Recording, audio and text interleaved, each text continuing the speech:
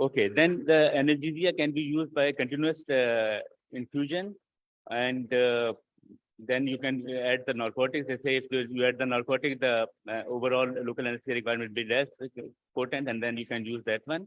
If you have to do spinal and do single shot spinal narcotics, then you should better to use facial point needed to reduce the chance of PDPH. And then there are centers that do CSC anesthesia also and patient control anesthesia also. They say patient control, the overall requirement of this local anesthesia becomes less with CC. If you do anesthesia for retained placenta, the same epidural catheter can be used for that, and G also can be given. There is no set rule for that.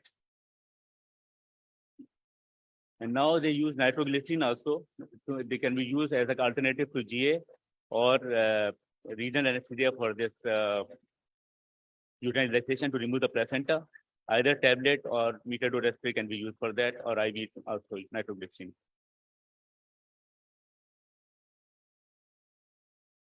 So for cesarean, you have the same equipment and facilities which can be available, which should be available in the normal OR. You should also have in obstetric suits, and all these requirements. And you have any toxicity measurement, any emergency you should be tackling with. Choice of general epidural spinal or CSC anesthesia is yours. Usually in difficult cases, you can still go for GA. Otherwise, renal anesthesia is a method of choice nowadays. If there is rupture uterus, profound fetal bradycardia, severe hemorrhage, and severe placenta ablation, you can still go for GA. So IV fluids, either preload or co-load, they said anything can be done, but there should not the initiation of the spinal should not be delayed because of this preloading thing for 6 volume. Ephedrine or phenylephrine, anything can be used, but they say if there is no bradycardia, better to use phenylephrine rather than ephedrine. For post-op anesthesia, after neonatal anesthesia, for cesarean, 5 minutes. Postpartum embolization, again, if it is just immediate post delivery, you can use the same catheter for that. Otherwise, you can go for GA, and but you should be aware that if the epidural catheter placed for labor may more likely will not work properly if it is delayed for 2-3 days. So now we come to what we should have for if we encounter any obstetric hemorrhagic emergencies. There should be large bore IV cannula, fluid warmer, force air body warmer, blood bank should be there, massive transfusion protocol, equipment of infusing IV fluids and blood products rapidly. This level 1 infuser or whatever should be there. And whichever institute providing obstetric care should have resources available to manage hemorrhagic emergencies. Type specific or O negative blood should be acceptable in these cases. And intractable hemorrhage, and if there is no patient doesn't accept the blood transfusion, you can use salvage technique. Then there should, if there is any airway equipment, we should have laryngoscope and different sizes, tube, oxygen source, suction source, self-inflating embo bag, and medication for blood pressure support, muscle relaxation, and hypnosis. So all delivery suits should have this personnel and equipment ready for that, and basic airway management equipment should be immediately available during the provision of neuraxial analgesia. Portable equipment of difficult airway should be readily available in operative areas of labor and veterinary delivery suits. Airway emergencies, pretty formulated strategy should be there for difficult airway. And then if tracheal intubation fails, then you should have any alternative airway like LMAs. And if not possible to ventilate or awaken the patient, surgical airway should be performed. Then again, what should we have there for difficult airway, rigid laryngoscope, video laryngoscope, and for tracheotomy equipment, we should all have. Okay, if patient, God forbid, go to cardiopulmonary arrest, then should be resources for cardiopulmonary resuscitation. Also, there should be a team available, and basic and advanced life support equipment should be immediately available. If cardiac arrest occurs, initiate standard resuscitative measures. Uterine displacement should usually on the left side should be maintained. If maternal circulation is not restored within 4 minutes, cesarean delivery should be performed by obstetric team. So these are the main sources of these guidelines which are just presented. If anybody wants to get the more scientific knowledge, they can go to these sites and get the references and the strength of the evidence which is behind these recommendations. Thank you very much. Thank you. Our third speaker of the session is Dr. Furqan Haider. He is a consultant anesthesiologist at Sindh Infectious Disease Hospital and Research Center and Cancer Foundation Hospital. He has 2 publications in Pakistani Journal, post FCPS, 2 years experience in oncology, dealing with gynae oncology, head and neck oncology, uro-oncology, general surgery oncology, and thoracic oncology. He is in charge of anesthesia department at Sindh Infectious Disease Hospital and Research Center. Dr. Furqan Haider. Assalamualaikum. I'm very thankful for the committee and the scientific committee that gave me opportunity to talk about standardized care for bariatric patients. Learning objective, understand the impact of obesity and related health condition upon provision of anesthesia, identify the high-risk obese patient, plan safe and individualized perioperative care determined by comorbidities and extent of surgery.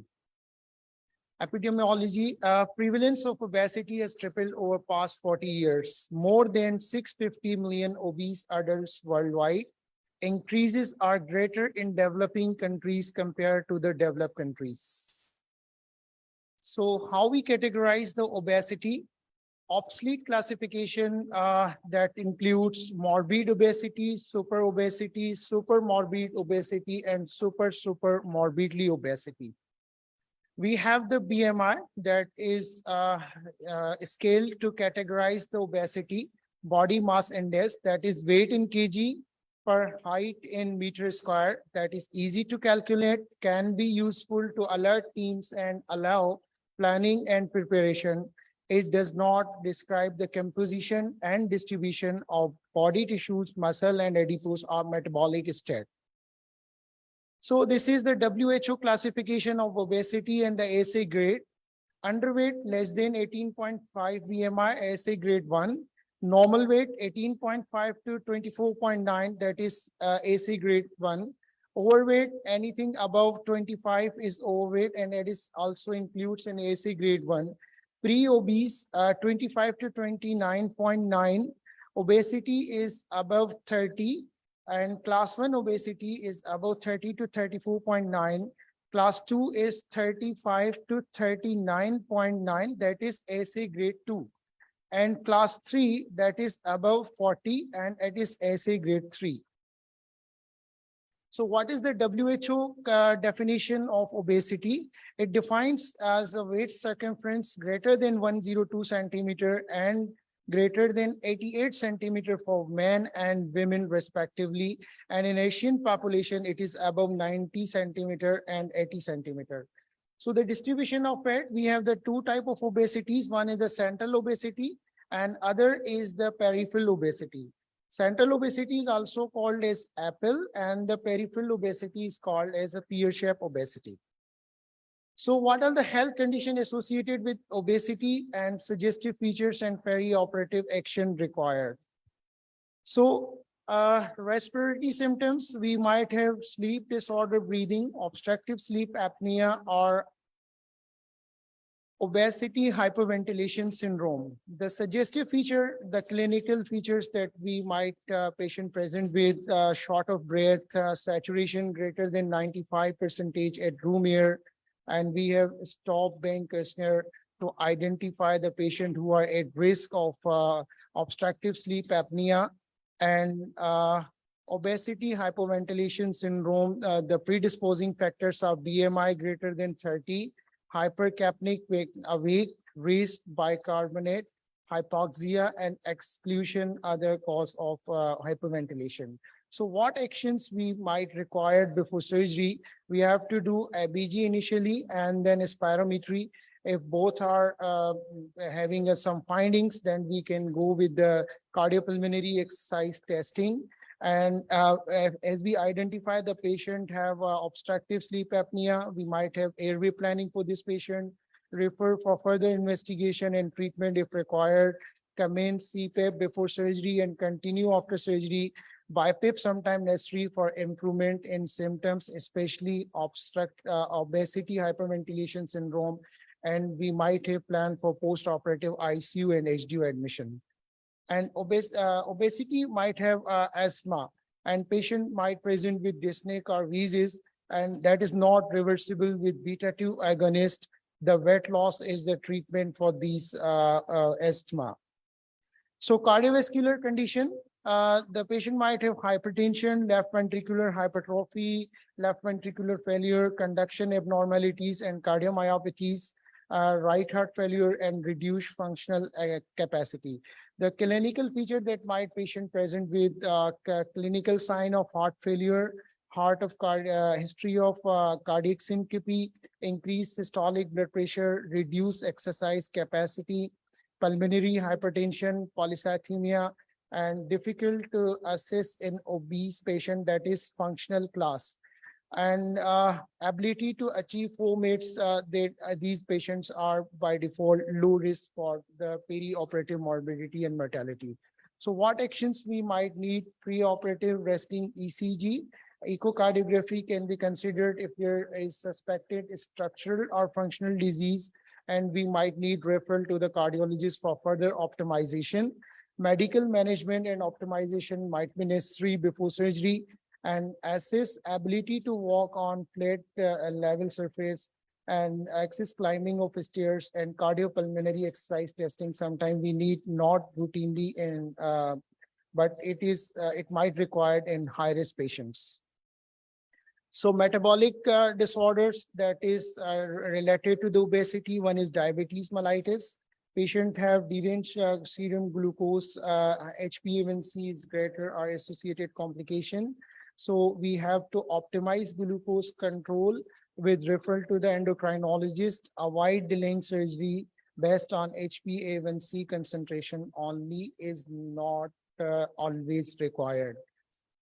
So liver involvement, evidence of cirrhosis and deranged LFTs, liver shrinkage diet, we might, that is high protein diet, less than 1000 calories per day. And other metabolic syndrome that are associated with obesity are central obesity, hypertension, impaired glucose handling of diabetes, increased triglyceride, and decreased HDL cholesterol.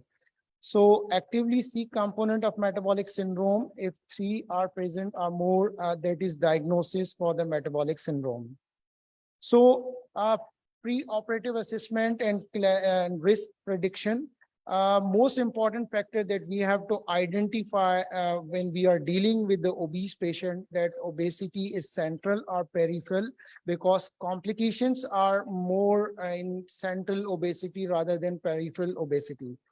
And metabolic, that is METs, ability to climb 4 flights of stairs, and peripheral oxygen saturation of less than 95% at room air. These patients are at low risk. So factor known to increase unanticipated admission to critical care, that is diabetes mellitus, chronic respiratory diseases, and open abdominal surgery. So this is one of the scoring that is obesity surgery mortality risk scoring system. We have the 5 components of it, that is BMI, if it is greater than 50, male, gender, hypertension, age greater than 45 years are risk factor for pulmonary embolism, just like previous venous thromboembolism, pre-operative vena cava filter, obstructive sleep apnea, or obesity, hypoventilation syndrome, right heart failure, or pulmonary artery hypertension. So each scoring of 1, if it is greater score, that by default, the patient is higher risk for the mortality for when we are dealing with the obese patient. So When we are giving the anesthesia for the obese patient after doing detailed preoperative assessment, organization and equipment, that is very important. One thing that is preparation of and the dignity. The dignity is very important in obese patient. We might need proper clothing for the obese patient. We might need proper stature, proper size of beds to dealing with the obese patient. Moving in positioning is very important because we need a lot of manpower to shift the patient from one bed to another bed and from OT table to the stretcher, and positioning because they are by default higher risk for the peripheral nerve injuries, compression injuries. And monitoring, we might need special monitorings like invasive arterial monitoring, and ventilation is quite tricky in obese patient. We might need high peak ventilation and ultrasound. And obese patient, as we know, we can't use much more opioids. So we can aid in the ultrasound guided regional blocks while dealing with the obese patient and the post-operative care. So monitoring, as we know, the standards of ASA, the qualified anesthesia personnel should always be present in the room throughout the conduct of all general anesthesia, regional and monitor anesthesia care. Apart from that, You are left with 5 minutes. oxygenation, ventilation, circulation, temperature, we might need central line monitoring, invasive arterial and WIS monitoring. So the conduction of anesthesia, the intubation is very important. I have posted 4 diagrams. There's a neutral position of head and head elevate and sniffing in the REM position. The REM position is always very good for the obese patient because it increases comfort. FRC is maintained, reduce chances of dyspnea, and backwash ventilation is facilitated and laryngoscopic view is improved. So airway, obese patient are by default having a difficult airway. Routine RSI is not indicated.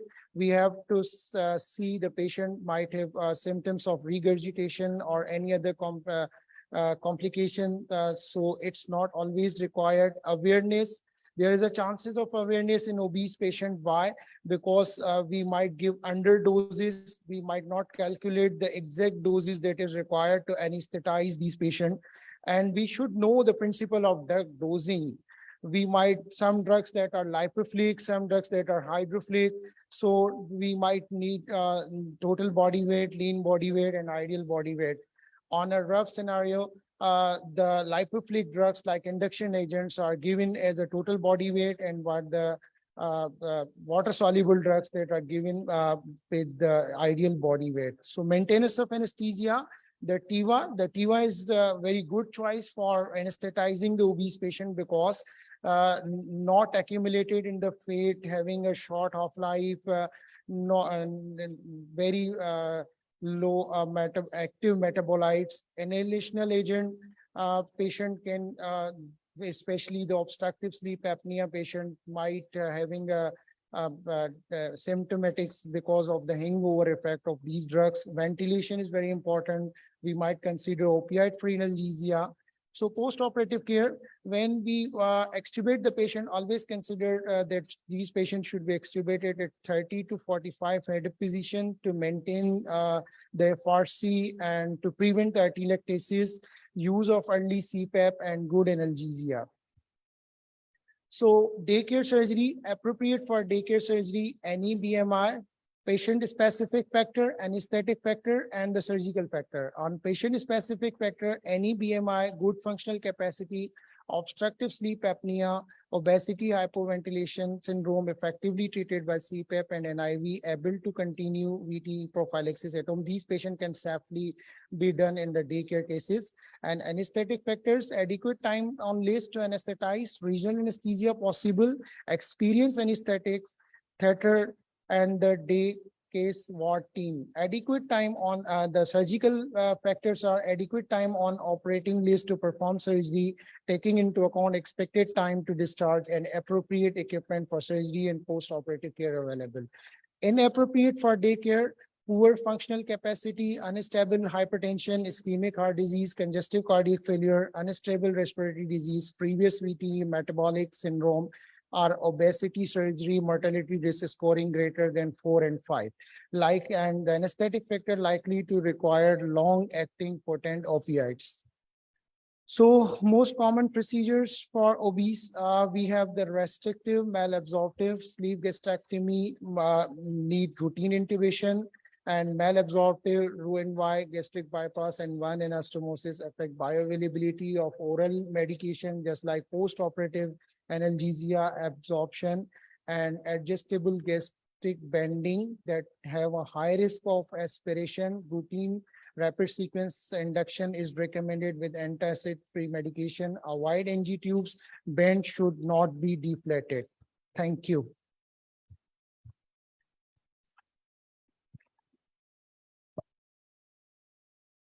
Okay, thank you, Dr. Furqan. So our next speaker is Dr. Samina Ismail. Dr. Samina Ismail holds the position of professor at the Department of Anesthesiology and Intensive Care, Khan University. Her main research interests are obstetric anesthesia, regional anesthesia, and pain management. She has contributed to a number of scientific publications and book chapters, and currently she is the reviewer of a number of national and international journals. Dr. Samina Ismail.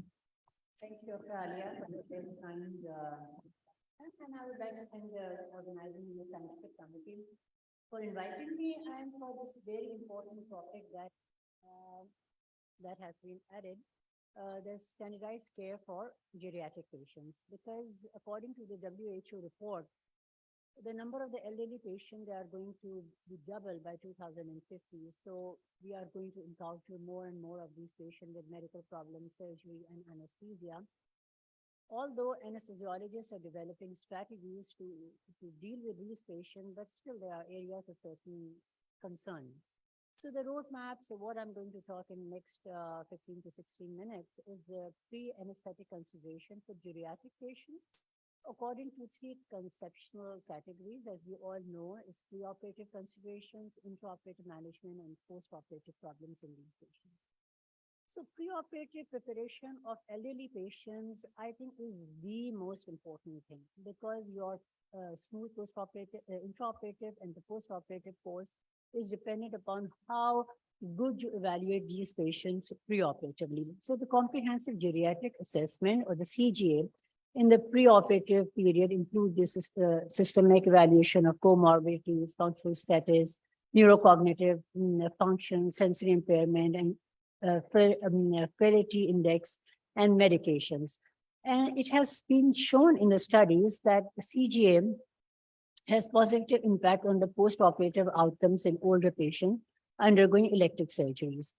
So this is a checklist for optimal CGM, and this is from the best guidelines, from the best practice guidelines from the American College of Surgeons, National Surgical Quality Improvement, and the American Geriatric Society. Excuse me, can you please either go out or just be quiet? Excuse me, the people at the back, because it's a little bit disturbing. So according to this checklist, in addition to the complete history and physical examination, we have to do cognitive ability and capacity, assess the patient for depression, delirium, any alcohol or substance abuse in these patients. Then you need to do cardiac evaluation according to the American College of Heart Association. Then we have to assess these patients for post-operative pulmonary complications. And then the functional status and frailty score that I'm going to talk about is very important in these patients. And then nutritional status, in the medication history, there are a number of, there are polypharmacy in these patients. And then you need to discuss the treatment goals and the expectations of the family and the patient, that what is required. So the neurocognitive assessment, the neurocognitive assessment is very important. So optimal geriatric assessment of geriatric patients, according to the recent American College of Surgeons, ACS, and Geriatric Society guidelines, they say that neurocognitive assessment before surgery is very much important in these patients. as dementia is associated with long-term care admissions, long hospital stay, higher mortality and poor prognosis in these patients. So we need to do neurocognitive assessment in these patients. So Mini-Cog is recommended as a short, easily applicable, well-studied tool. Now, this cognitive assessment has these are 3 items. A recall item, you ask the patients to give them a few words and ask them to recall. And then clock draw, you ask the patient to draw a clock and put the numbers in it. So these are the Mini-Cog, which I have given. It's easily accessible in the net, and I can even share my presentation with you. And how do you interpret this Mini-Cog? It is done by scoring. There's 3 items for the recall, and 2 points is given for the clock draw. And if the patient score is 2 or less than 2, then the patient has some possible cognitive impairment. And if it is more than 2, then the patient doesn't have any impairment. So Mini-Cog is recommended for every elderly patients. Then screening of depression is very important.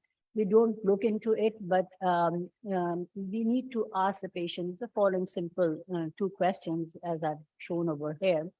And if the patient says yes to any of these questions, then further evaluation is definitely required in these patients. And then further, you need to refer these patients to specialized care in these patients. And then the risk factor. Now, these are all the risk factors for postoperative delirium in these patients. Now, which is you have already done the cognitive impairment. If the cognitive impairment, then these patients are going to develop postoperative delirium. Then any chronic diseases or metabolic or functional impairment in these patients. And if the patient is older than 70 years of age and number of polypharmacy, then these patients can develop postoperative delirium. And as I shown before, these patients, then the postoperative morbidity and complications, they increase in these patients. Then cardiac evaluation. Older patients are more vulnerable to perioperative cardiac events. So it's very critical to identify these patients who are at risk of developing cardiac complications.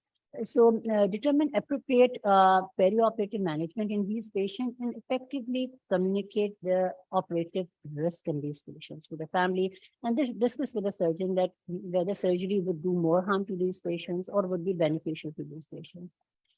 Then ideally, every patient who have evaluated the patient and you suspect that these patients have some cardiac risk, then it's better to undergo these patients. They should undergo cardiac test and risk stratification, and optimizing strategies should be developed in these patients. And a web-based risk calculator is available, which is ACS National Surgical Quality Improvement. It's available, it's web-based, and then every geriatric patient should be evaluated on these risk calculator to determine actually where we stand in these patients. Then pulmonary evaluation. Now, pulmonary function declines with age. Why? Because there is loss of both lung and chest wall compliance. There is problem with oxygen diffusion capacity, especially if the patient is a smoker. So studies have shown that pulmonary complications are an independent predictor of mortality in these elderly patients.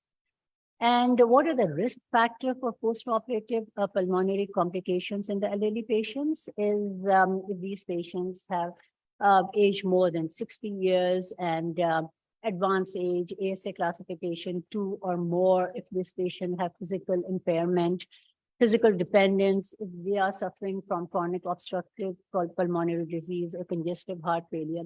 So all these patients are at high risk to develop postoperative pulmonary complications. Then frailty, frail, is from the English word frail.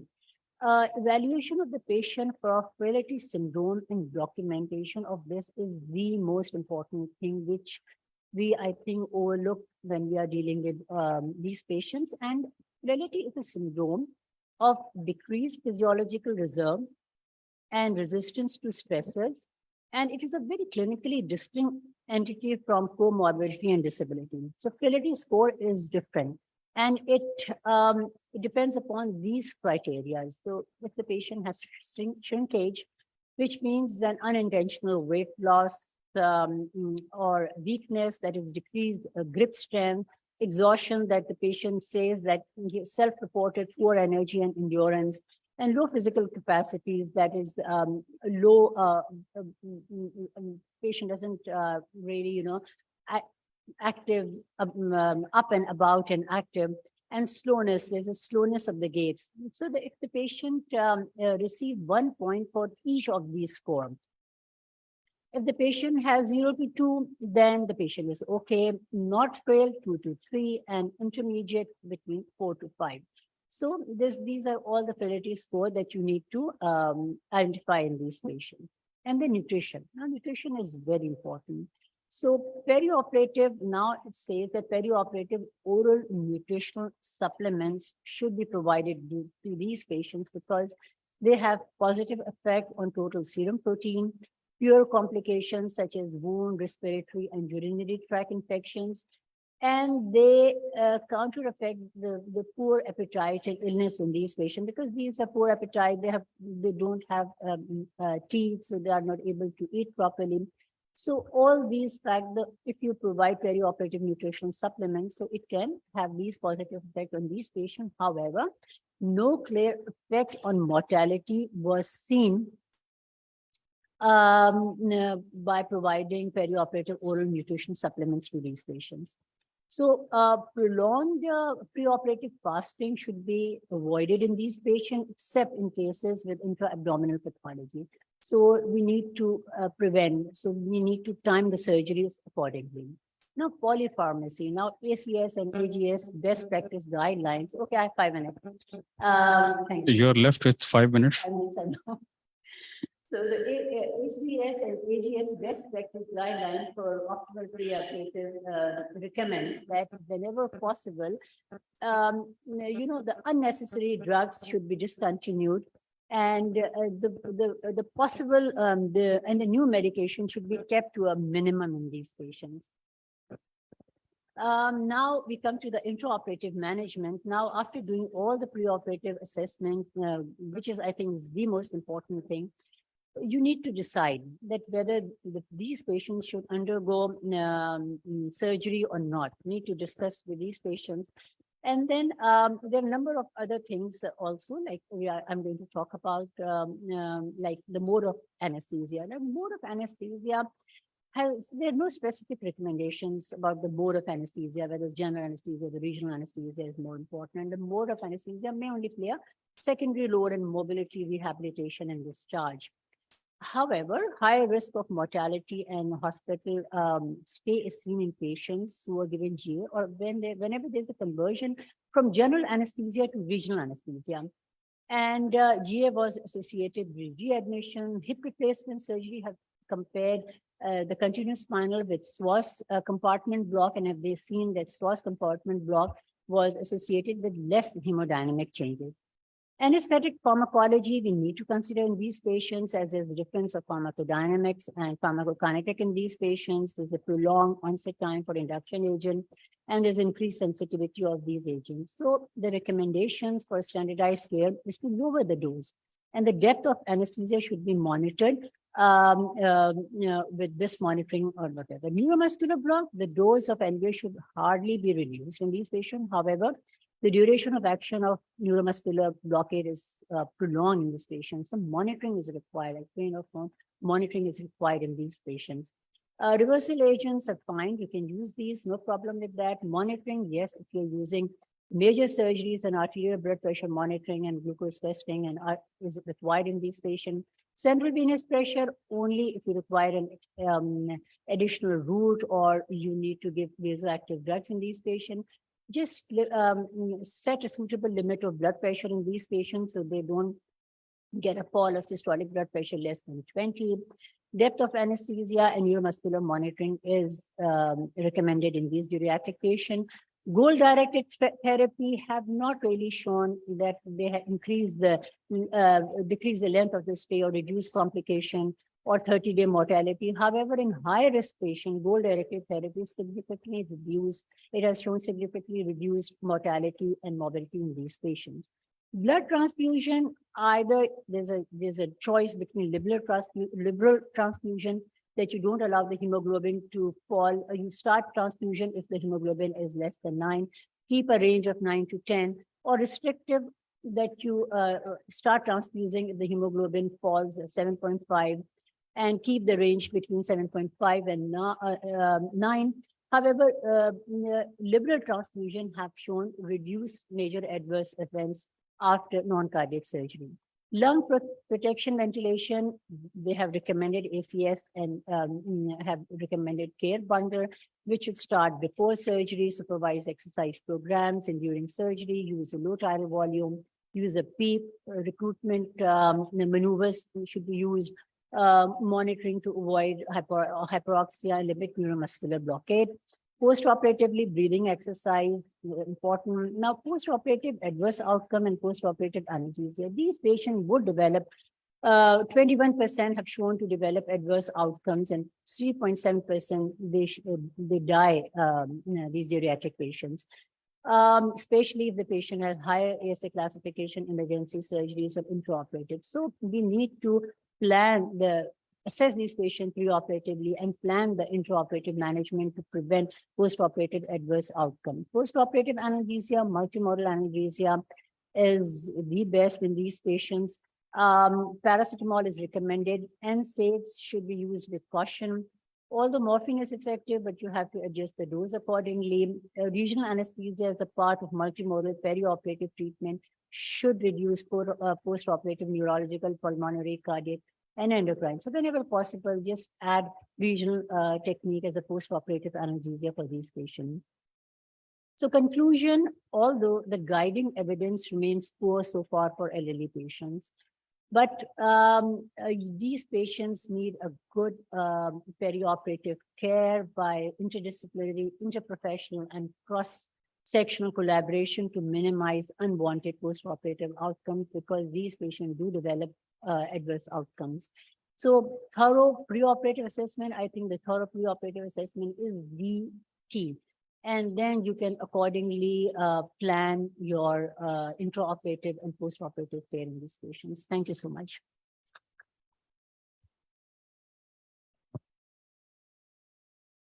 Thank you, all the presenters. Really, our presentations are very excellent, concise, and well correlating with the theme of the session, that is standardization of care among different populations. Now we have a 10-minute session for question answer. Being the chair of the session, I don't have personally any question, but rather a comment. Over the past few years, field of anesthesiology has made a tremendous development, and that is why now in modern world, we anesthetists are called as perioperative physician. So it is the right time to take it further for the standardization of care among different age groups.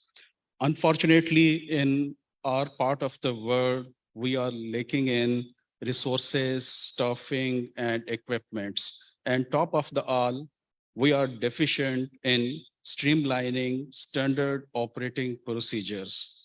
So to overcome these all, we need to have protocols, SOPs, basic equipment, and definitely standard monitoring throughout the operative period. Thank you.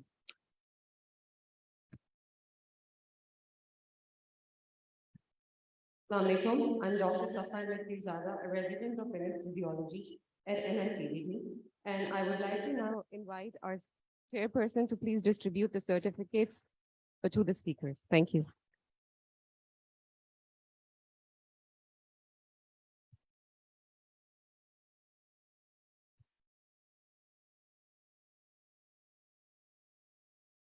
Firstly, I would like to invite Dr. Esam Abbas on the stage to please come and receive his certificate. Thank you.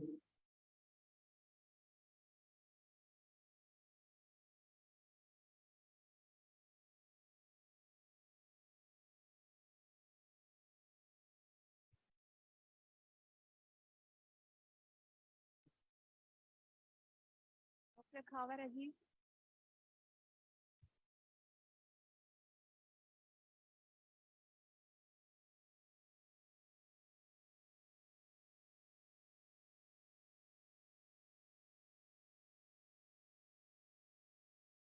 I would like to invite Dr. Furqan Haider to please come on the stage and receive his certificate. Thank you.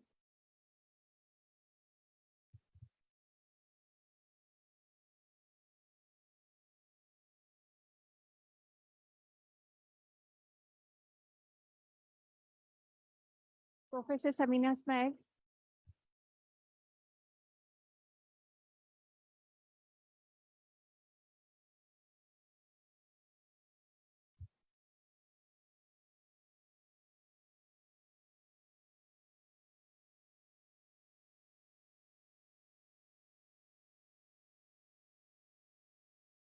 I would now request Dr. Saleh Khasteli to please come on the stage and distribute the certificates to our chairperson. Thank you.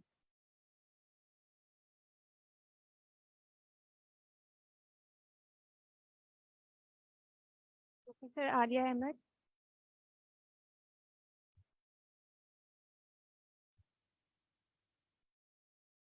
Dr. Mohammed Shera Ashraf.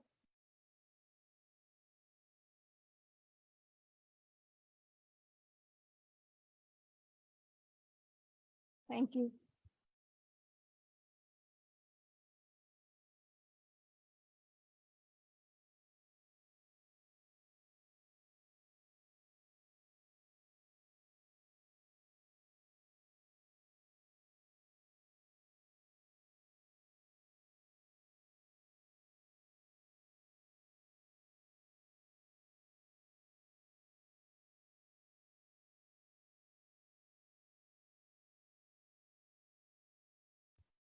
Assalamu alaikum. I'm Dr. Rabila Hashmi, second year resident in Jauddin, hospital. Assalamu alaikum. I'm Dr. Sadaf Khan, ART resident from Dr. Jauddin Hospital. I'll call Dr. Professor Noorul Haq on stage. He's HOD anesthesia and pain medicine at Hamdard University Hospital, Karachi. He is examiner of FCPS pain medicine. He has also worked as president PSA Center from 2018 till 2022. At that time, he has also worked at President SARC from 2018 till 2022. He is a regular examiner and paper setter of MCPS intermediate module and FCPS anesthesia since 2005. He has more than 25 research articles in national and international journals. He's an instructor of BLS, PTC review of different journal of Pakistan like JPMA, JCPSP annals. Please welcome on the stage. Thank you. I'd like to call Professor Nigat Abbas. She's a professor consultant at Liaquat National Hospital and Medical College, Karachi. She's also a principal in Liaquat National School of Medicine Technology since the last 6 years and till date. She's an ex-head of Department of Anesthesia, Critical Care and Pain Management. Moreover, she has multiple research publications at national and international journals.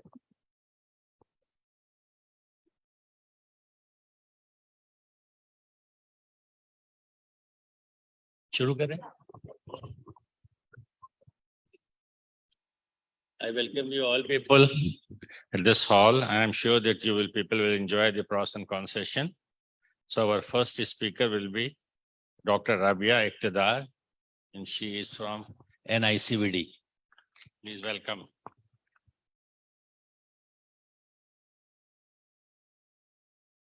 She will be talking on are all aseptic measures, including gowning and gloving mandatory for spinal, epidural, and central aligned placement.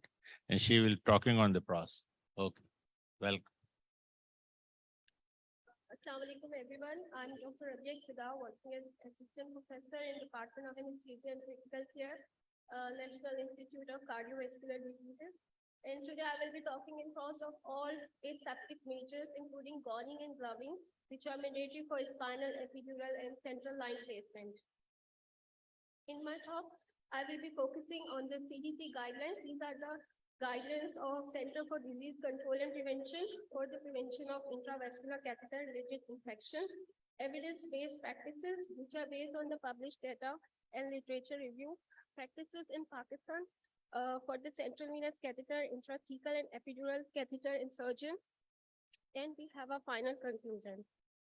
Okay, so CDC guidelines, actually these guidelines have been developed for the healthcare personnel who insert the catheter, intravascular catheter, as well as for the host person who are responsible for the surveillance and control of infection in hospital, outpatient department, as well as in home healthcare services.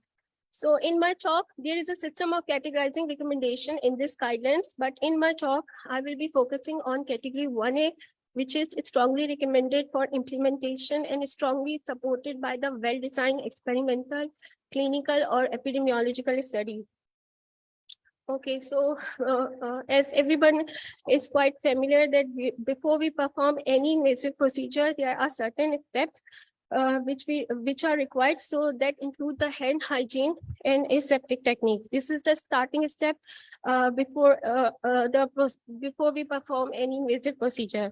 So the guidelines recommendation for the hand hygiene and aseptic technique is to wear sterile gloves. Sterile gloves should be worn for the insertion of arterial, central, and midline catheters supported by the category 1A, which is a strong recommendation. Regarding maximum sterile barrier precautions, use maximum sterile barrier precautions, including the use of a cap, mask, sterile gown, sterile gloves, and a sterile full body drape, which is similar to the drapes done in operating room for the insertion of CVC picks and guide wire exchange, supported by the category 1B.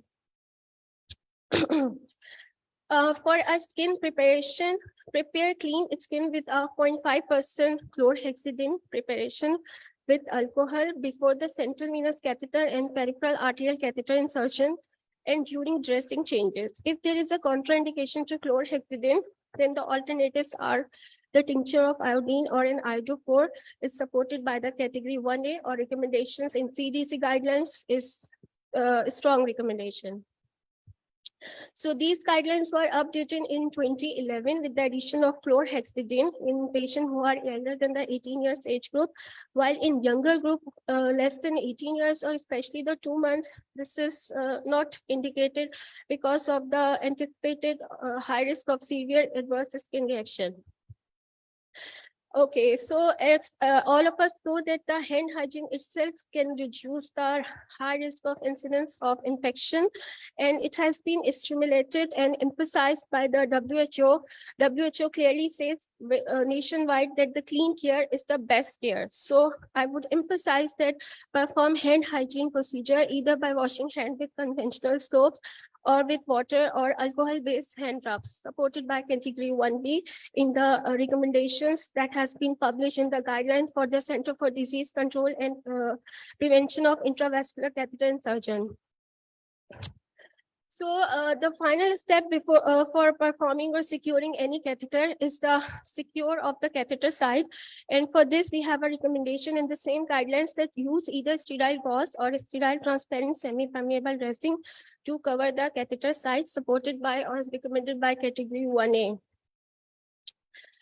So how can we improve our performance? In the same guidelines, there are the recommendations that use hospital-specific or collaborative-based performance improvement initiatives in which multifaceted strategies are bundled. Remember, the group of actions are required. So they are bundled together to improve the compliance with evidence-based recommended practices.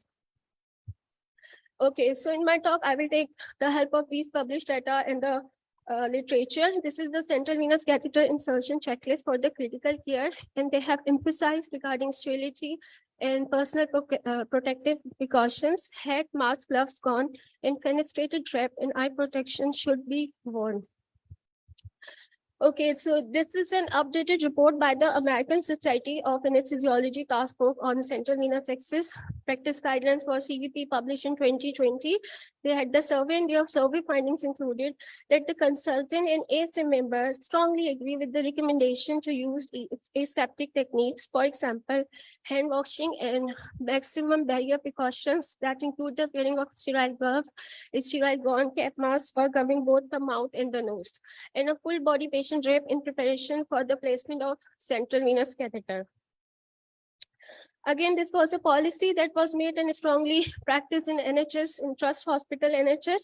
And they also had the strong recommendation for wearing of sterile gown, gloves, and large shapes for the insertion of central venous access catheter. So I'm quite clear here. This you can see a proper prep and rep is required prior to the insertion of central venous catheter line. And a person or a healthcare person must be wearing a sterile gown, a sterile gloves, and there should be no risk of contamination of the central venous catheter to come in contact with the foreign body or particles. So in this way, the healthcare personnel itself can reduce the risk of infection. So this is a complete sterile field for central venous catheter insertion. And in this diagram, you can see that the use of ultrasound machine in current era is indicated for more accuracy. But remember that the ultrasound machine probe should also be covered in sterile sleeve. It carries the high risk of contamination. So I'm done here with the central venous catheter. Let's start with the epidural block and spinal anesthesia. As everyone of us are quite aware that there are certain aspects that need to be considered, as it may carry the high risk of infection and can complicate the infectious process during the single shot puncture or while an epidural catheter insertion. Okay, so this is the regional anesthesia safety recommendation update published in Brazilian Journal of Anesthesiology, published in 2020. The main goal of this literature or the paper is to provide an overview regarding the diagnosis, infection, treatment, and the prevention of the complications that were associated with the neuroaxial anesthesia. Here you can see that the infection complication associated with the neuroaxial anesthesia can be devastating, such as meningitis. And remember that bacterial meningitis is a medical emergency, and if it is here, then it carries a high risk of mortality, 10 to 30%. Ultimately, paralysis and death, big mortality. The estimated risk of major infectious complication is about 1:40,000, according to the data from the third national audit project of Royal College of Anesthesiologists in the UK, in which 15 epidural abscesses and 3 cases of meningitis were reported in 700,000 neuroaxial anesthesia. So remember that literature include the big publication sources that were published in the year in between 2011 and 2019. And few of the publication in the same literature included from the year between 1965 to 2011. So according to the audit, epidural anesthesia or analgesia was associated with a high chance of complication when compared to the spinal anesthesia. This is because in a single shot puncture, you go in and you came out, while in epidural, the catheter stays here and there is a high risk of contamination because of the longer duration of exposure. Okay, these are the combined safety guidelines, which is formed by the combined efforts of obstetric anesthetists, pediatric anesthetists, and the regional anesthetists of the Great Britain and Ireland. Again, to emphasize regarding the infection control precaution for the central neuroaxial block. And these included that the thorough hand washing with the surgical scrub solution, the wearing of a cap, mask, sterile gown, and gloves, and the use of large sterile drape. Okay, these are the few tips that has been published in NITSORA. I have picked the one that sterile gown should be worn during the insertion of epidural or nerve block catheter. So these are the guidelines regarding the infection control. Actually, these were the broad guidelines, including both the general anesthesia and the regional anesthesia, and they have published regarding the infection control recommendation for regional anesthesia and included the maximum barrier precautions measures. Jewelry should be removed and hands should be washed. This is specifically for the anesthetists, as they are more commonly performing the 5 minutes more. invasive procedures. So don't forget to remove these products. Cap, mask, again, the maximum sterile barrier precautions, they should be wear sterile gloves and gown, and sterile drapes should be there. And the recommendations are mainly based on the practice advisory produced by the American Society of Anesthesiology, guidelines produced by the Association of Anesthetists of Great Britain and Ireland, Australian and New Zealand College of Anesthetists also had the similar recommendation. Okay, we all of us cannot forget the COVID. This is the practice recommendation after the emergence of COVID-19 pandemic. Shortly, I can review here. They did not say that the COVID patient is contraindication for the regional anesthesia. No, they can go with ahead but the personal protective equipment should be there and use of complete aseptic and sterile measures should be taken. And the patient who is positive should be wearing the surgical mask. Based on all the data that I have shown here, I think we all can easily conclude regarding the aseptic technique during the central venous catheter that central venous catheter are frequently required for the therapy in hospitalized patients. They may be present a source for the bloodstream infection, that is a central line associated bloodstream infection, CLABSI, and thus may increase morbidity and mortality of this patient. Hospital costs are directly related to CLABSI, and we all agree that the CLABSI have a significant impact on the overall healthcare cost. Therefore, the knowledge about the infection control, measure, and prevention for CLABSI is crucial for the best clinical practice. Regarding the aseptic technique during regional anesthesia, studies have shown that the patient develop infection after the neuroaxial anesthesia, and the epidural catheter infection can occur by dissemination of cutaneous flora that migrate along the catheter, contamination of infused solution either or with the blood-borne dissemination from a distant source. So therefore, the recommendations are intended to encourage quality care, patient care by practicing strict aseptic measures, thorough hand washing, and maximum barrier precautions that include the wearing of sterile gloves and gown. So what are the practices in Pakistan? As per our knowledge that we have gathered from the big tertiary care hospital, in most of the tertiary care hospital are religiously practicing all aseptic measures during central venous catheter insertion and neuroaxial block. So I think I'm quite clear here. This is a statement, that's not mine. This has been the statement endorsed by the American Society of Anesthesiology, European Society of Anesthesiology, Brazilian Society of Anesthesiology, and had been endorsed by the South African guidelines regarding the infection control. No question arises beyond that, that the strict aseptic measures with maximum sterile barrier precaution should be followed before the insertion of any invasive catheter, including the central venous catheter or central or neuroaxial block and spinal anesthesia. Thank you. Thank you.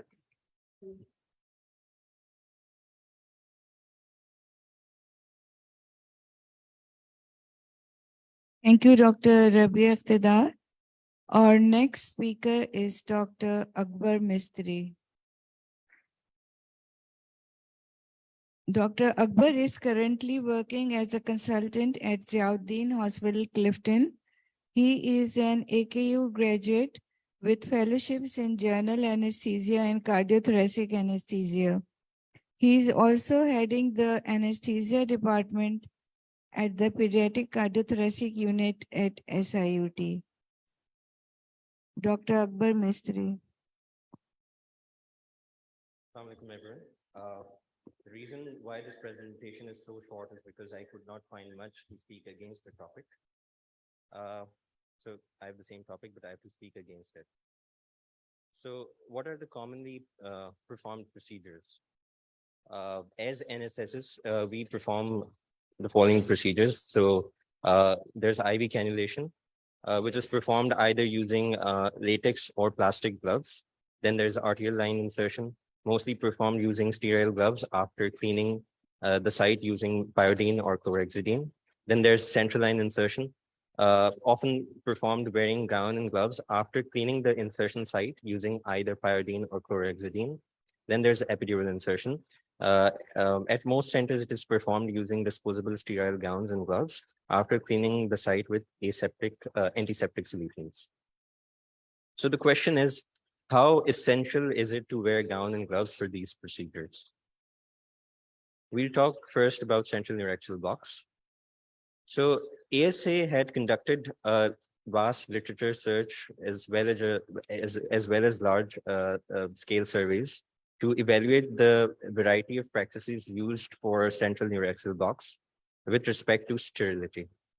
Literature shows no difference in the development of meningitis or insertion site infection between subarachnoid block when it is compared to epidural catheter insertion.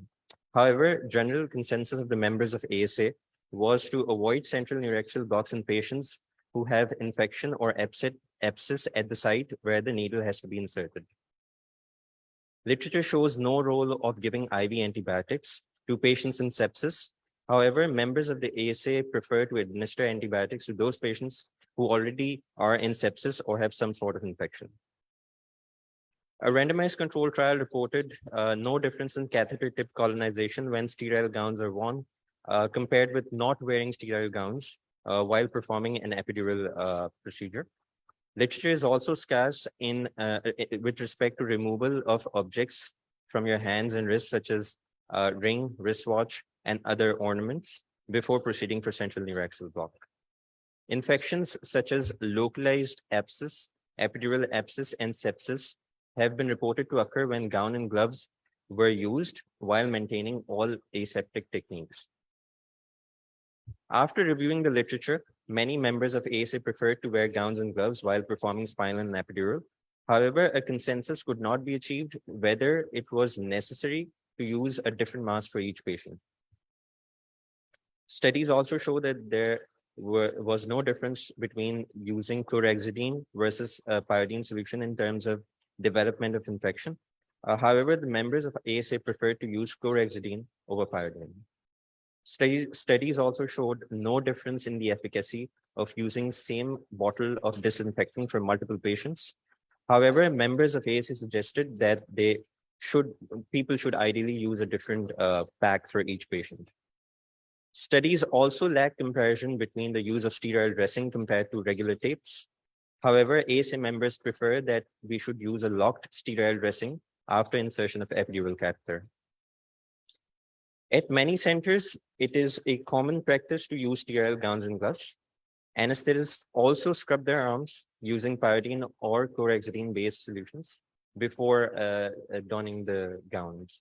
Literature does not show very strong evidence regarding comparison of using all aseptic measures for central neuraxial block versus performing the procedure with minimal aseptic technique. However, there was not a single paper that showed that you should proceed without any aseptic measures. In certain resource-limited setups, sterile gowns and gloves increase financial burden on patients, which is why some of us prefer not to use them. With recent restrictions on importing items from abroad, there is limited supply of disposable gowns, gloves, and sterile packs. A few centers in the country have stopped using chlorhexidine due to adverse effects as observed with some batches. And instead of chlorhexidine, they've started to use pyridine. Disposable gowns and gloves also add up to the non-biodegradable waste, ultimately which adds up to the pollution. And it also contributes to global warming if this waste is incinerated. Without a clear connection between sterility and development of infection, some anesthetists in resource-limited setups prefer to perform central neuraxial block without fresh gown and gloves. However, they wash their hands using alcohol-based solutions or soap before performing such procedures. Now we'll come to line insertion, and we'll mainly talk about central lines. Venous cannulas, arterial lines, and central lines are performed by anesthesiologists all around the world. Practices of maintaining sterility differ and from one place to another, depending on how the consultants have been trained and according to the availability of resources at each center. So this is how a central line is usually inserted. So after consent, the anesthesiologist wears a mask and cap. Both the arms are scrubbed using chlorhexidine or pyridine solution. Insertion site is cleaned using pyridine. A sterile drape is used to cover the site. Ultrasound guidance is recommended nowadays. And after insertion of central line, sterile dressing is done, and the dressing is labeled with date and time. Using all aseptic measures during central line insertion takes a few minutes. And if central access is required for patients who have drastically deteriorated during a procedure, every second spent is essential. CLABSI by definition is line-associated infection or sepsis that occurs 48 hours after insertion of a central line. Literature shows that majority of the line-associated sepsis occurs much later, which is after 2 days, and handling of the central line using multi-lumen catheter is more responsible for such an event. Cleaning the hub using alcohol-based solutions is recommended. Central lines should ideally be removed as early as possible once the indication for the insertion is gone. Subclavian and internal jugular sites carry less chance of developing infection as compared to femoral access. In patients who deteriorate suddenly or require inotrope or vasopressors, or in patients who develop massive air embolism during surgery, getting an early access is often given priority over taking aseptic measures. Now, my personal opinion, keeping the topic aside, I would strongly recommend taking all aseptic measures for central line insertion as well as epidural. It's better to be safe than sorry. Anesthesiologists have been sued by patients who develop sepsis or meningitis after CVP insertion. And documentation regarding the conduct of procedure using aseptic technique is the only way out of it. So these are the references that I've used. Thank you.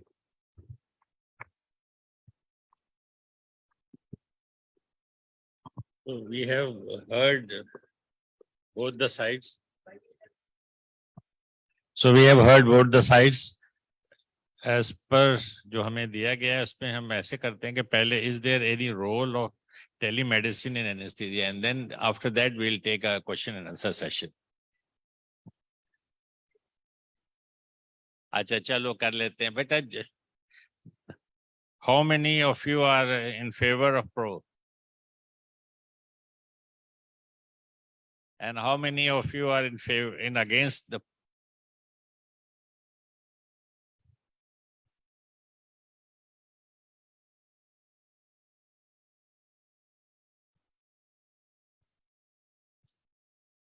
Let me make a very unpopular statement that of course theoretically कौन वो कर सकता है, negate कर सकता है that we should not be taking aseptic precautions, but practically what has happened, since we have not published, so we can't we have not documented, so publish or perish, so we can't say.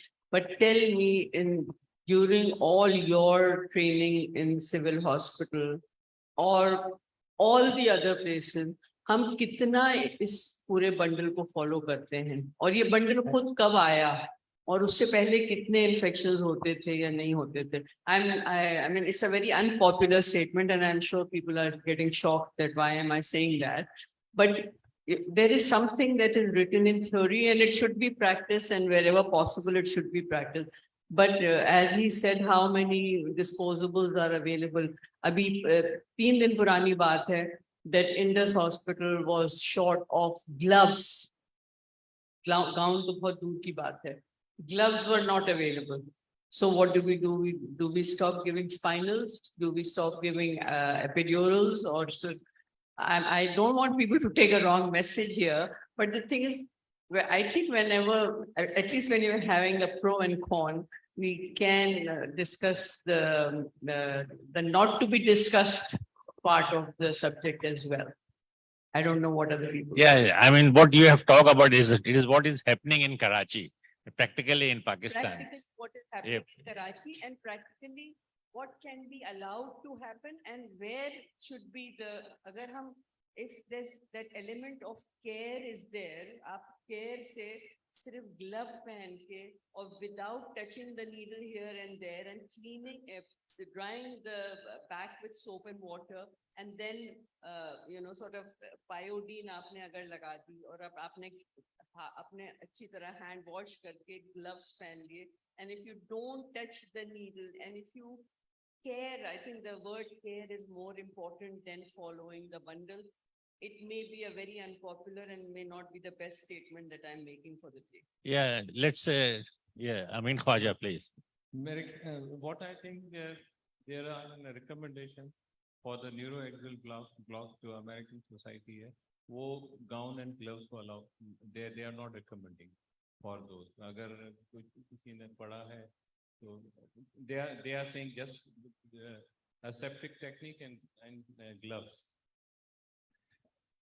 Dr. Fauziya, would you like to comment on it? लेकिन जो हमारी practice है, क्योंकि हम जो practice करते हैं, जो especially जो पाकिस्तान में है, उसमें तो we are using this one.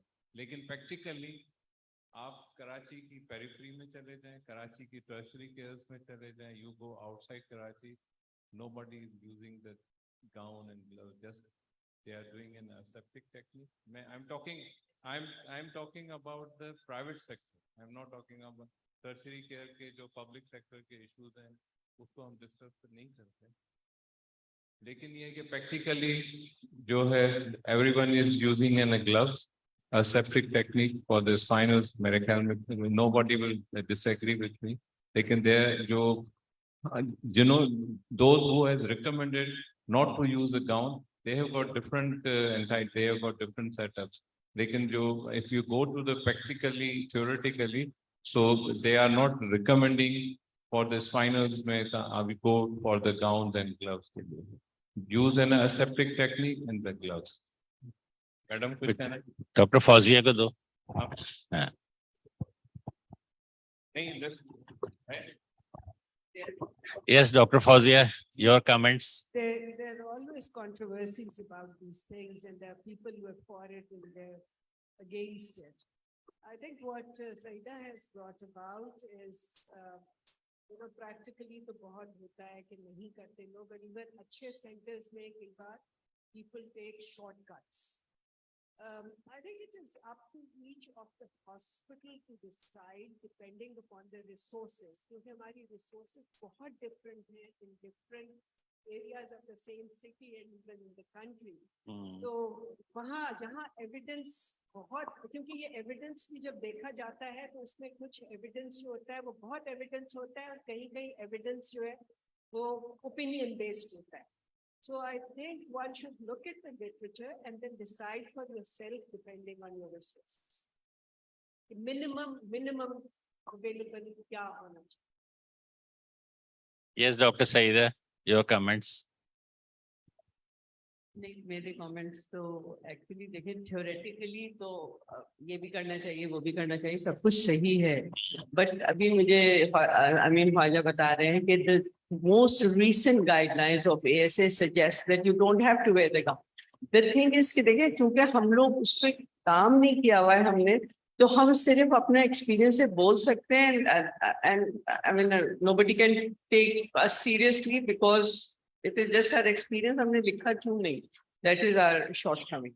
But the thing is कि मैंने सारी जिंदगी, I mean, I have worked in pediatric anesthesia for a very, very long time. I mean, all my life of anesthesia at least.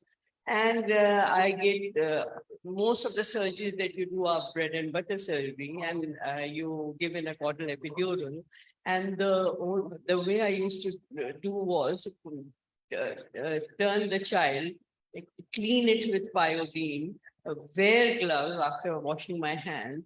I have not had a single, I've given thousands of caudal epidurals, but when I came to Indus, the surgeon, the urologist over there insists that gowning has to be done, the draping has to be done, and this has to be done, and that has to be done. Okay, so what we zarur kar rahe hain. So 1 hour is spent on giving a caudal epidural. So Yeah. I don't know if that waste of time, of resources is really beneficial, or we are doing it because that's the fashion. Private hospital में charges भी शुरू हो जाते हैं the moment the patient comes to the theater. Dr. Sadka, would you like to comment? And after that, Dr. Zahid Rao. Actually, I'm working in trauma में, लेकिन ये depend करता है circumstances कितने हैं. अगर OR में है तो you can follow the bundle, लेकिन अगर ER में हो रहा है तो you cannot follow. इसी वजह से वहाँ पर मैंने recommend किया है कि only femoral artery करें या femoral CVP डालें. Not central line में नहीं, subclavian मना कर दिया है और वो भी मना के because position नहीं होती, availability नहीं होती, सारे equipments वगैरह नहीं मौजूद होते. तो this depend on the circumstances कि कहाँ पर हो रहा है. OR में we can follow the bundle, but outside OR I think it is very difficult. In the ward या ER में बहुत मुश्किल होता है. Only ICU and OR में हो सकता है. Thank you, Dr. Sadka. Dr. Zahid Rao, please. Your comments. देखिए जैसे अमीन ख्वाजा ने बताया जो रिसेंट गाइडलाइन है कि उसमें से गाउनिंग जो है ना वो हटा दिया, लेकिन ग्लविंग जो वो तो मस्ट है कि ग्लव्स के बगैर तो आप कर ही नहीं सकते. तो ये ना हो कि ये टेक होम मैसेज ये लेके जाए जो हालांकि ये ग्लव्स भी नहीं पहनने हमने और हमने हमारे स्पाइनर लगा देना है, तो ग्लव्स तो मस्ट. बाकी इंस्टीट्यूशन की पॉलिसी पे डिपेंड करता है. Hand wash definitely hand wash ये भी मस्ट है, लेकिन गाउनिंग और ड्रैपिंग की बात कर रहा हूँ मैं कि गाउनिंग और ड्रैपिंग की बात है वो डिपेंड करता है इंस्टीट्यूशन की पॉलिसी के ऊपर, रिसोर्सेज हैं या नहीं है। लेकिन ये ग्लव्स ना पहनना ये मेरा ख्याल है क्रिमिनल है। ग्लव्स जरूर पहनने चाहिए और पूरा उसको वॉश करना। Thank you. Thank you.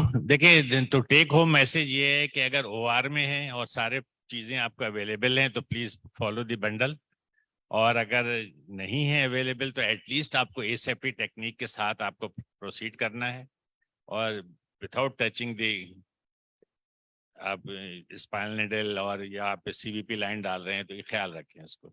Thank you very much. So will go to the second topic. Hello, periphery में क्या हो रहा है, किस तरह ये लोग फॉलो करते हैं? Anybody from periphery? पेरिफेरी में हम ग्लविंग पूरी करते हैं, सेप्टिक मेजर्स सब लेते हैं, गाउनिंग नहीं। अच्छा, ठीक है। I think okay, thank you.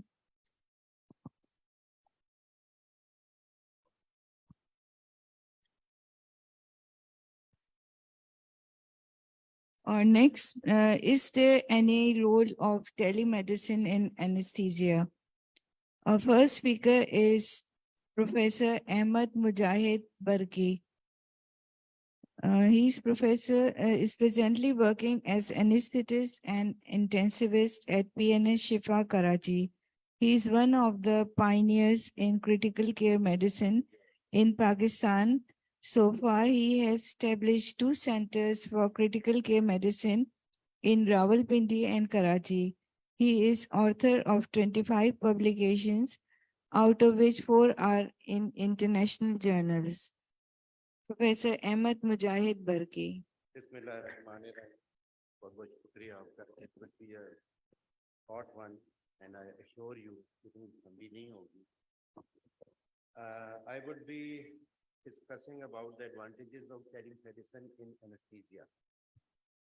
Sequences, definition, background, something about tele-anesthesia, literature review, and then question and answer. If you only focus on the definition of telemedicine, it is the delivery of healthcare services where distance is a critical factor, and it is used by all healthcare professionals using information and communication technologies for exchange of valid information for diagnosis, treatment, and prevention of disease and injuries, research and evolution, and for the continued education of healthcare providers, all in the interest of advancing the health of individuals and their communities. As you all know, ये कोई new happening है नहीं. It goes back to 1970s. This practice is on, and now it has got a pivotal role, and it has established itself in radiology, pathology, and eye. It is used with the help of video cards and handheld cameras, digital stethoscopes, otoscopes. Attachments are now available, and airway examination tools are also used, which are according to the ASA standards. In anesthesia, its role is still uncertain, and there is limited literature available. But in my opinion, it can be used in pre-operative phase, intraoperative, and post-operative phase. In pre-operative phase, it helps in decreasing the need for the patient to go out from the home to travel, and it is cost-effective. It helps in rehabilitation. Rehabilitation means that smoking अगर आपने रोकनी है, तो medication की अगर adjustment है, airway assessment भी हो सकती है आजकल, और उसकी और जो आपने प्री एनेस्थीसिया असेसमेंट में जो भी nitty-gritties हैं, I think it can be done. And countries like America have facilities of high resolution video cameras and electronic stethoscopes, which make airway examination and auscultation of heart and lung sound easier.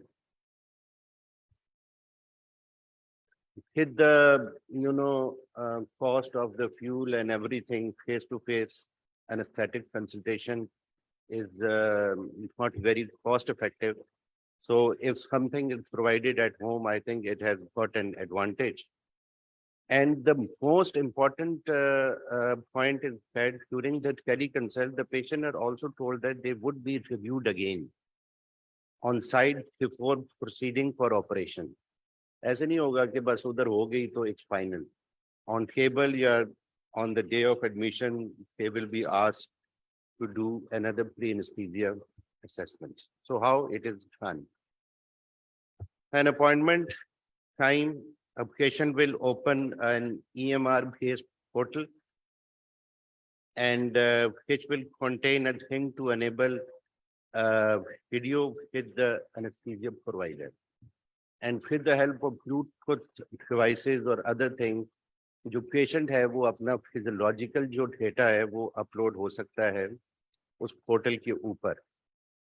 And then a video consultation can be made with an anesthetist if it is feasible enough.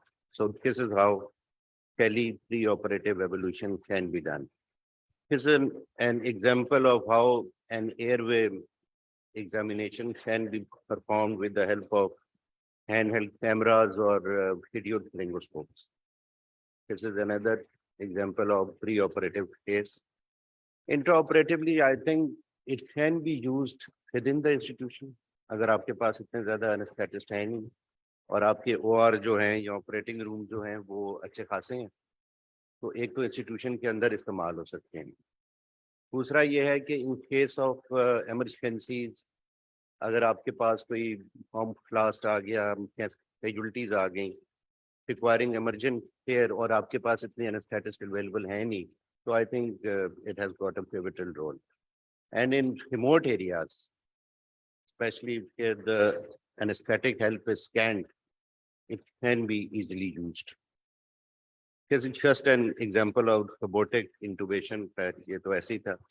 This is how tele anesthesia is used in advanced countries. The data is collected and it is transmitted, and it is available on smartphones, on laptops, on these electronic gadgets. अब तो दुनिया सोच रही है कि अगर astronaut अगर जाते हैं स्पेस पे और उनको कोई हेल्प की जरूरत है तो it can also be provided. Post operatively in intensive care unit and post anesthesia care unit by providing virtual surveillance, planning rehabilitation by recording post operative milestone and careful planning of pain management, especially in care surgery. So it has got a role post operatively also.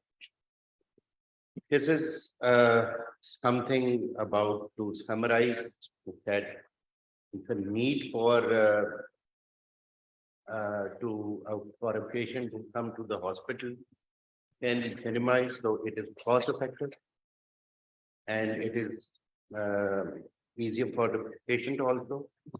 And you can virtually take the rehabilitation of a patient at home.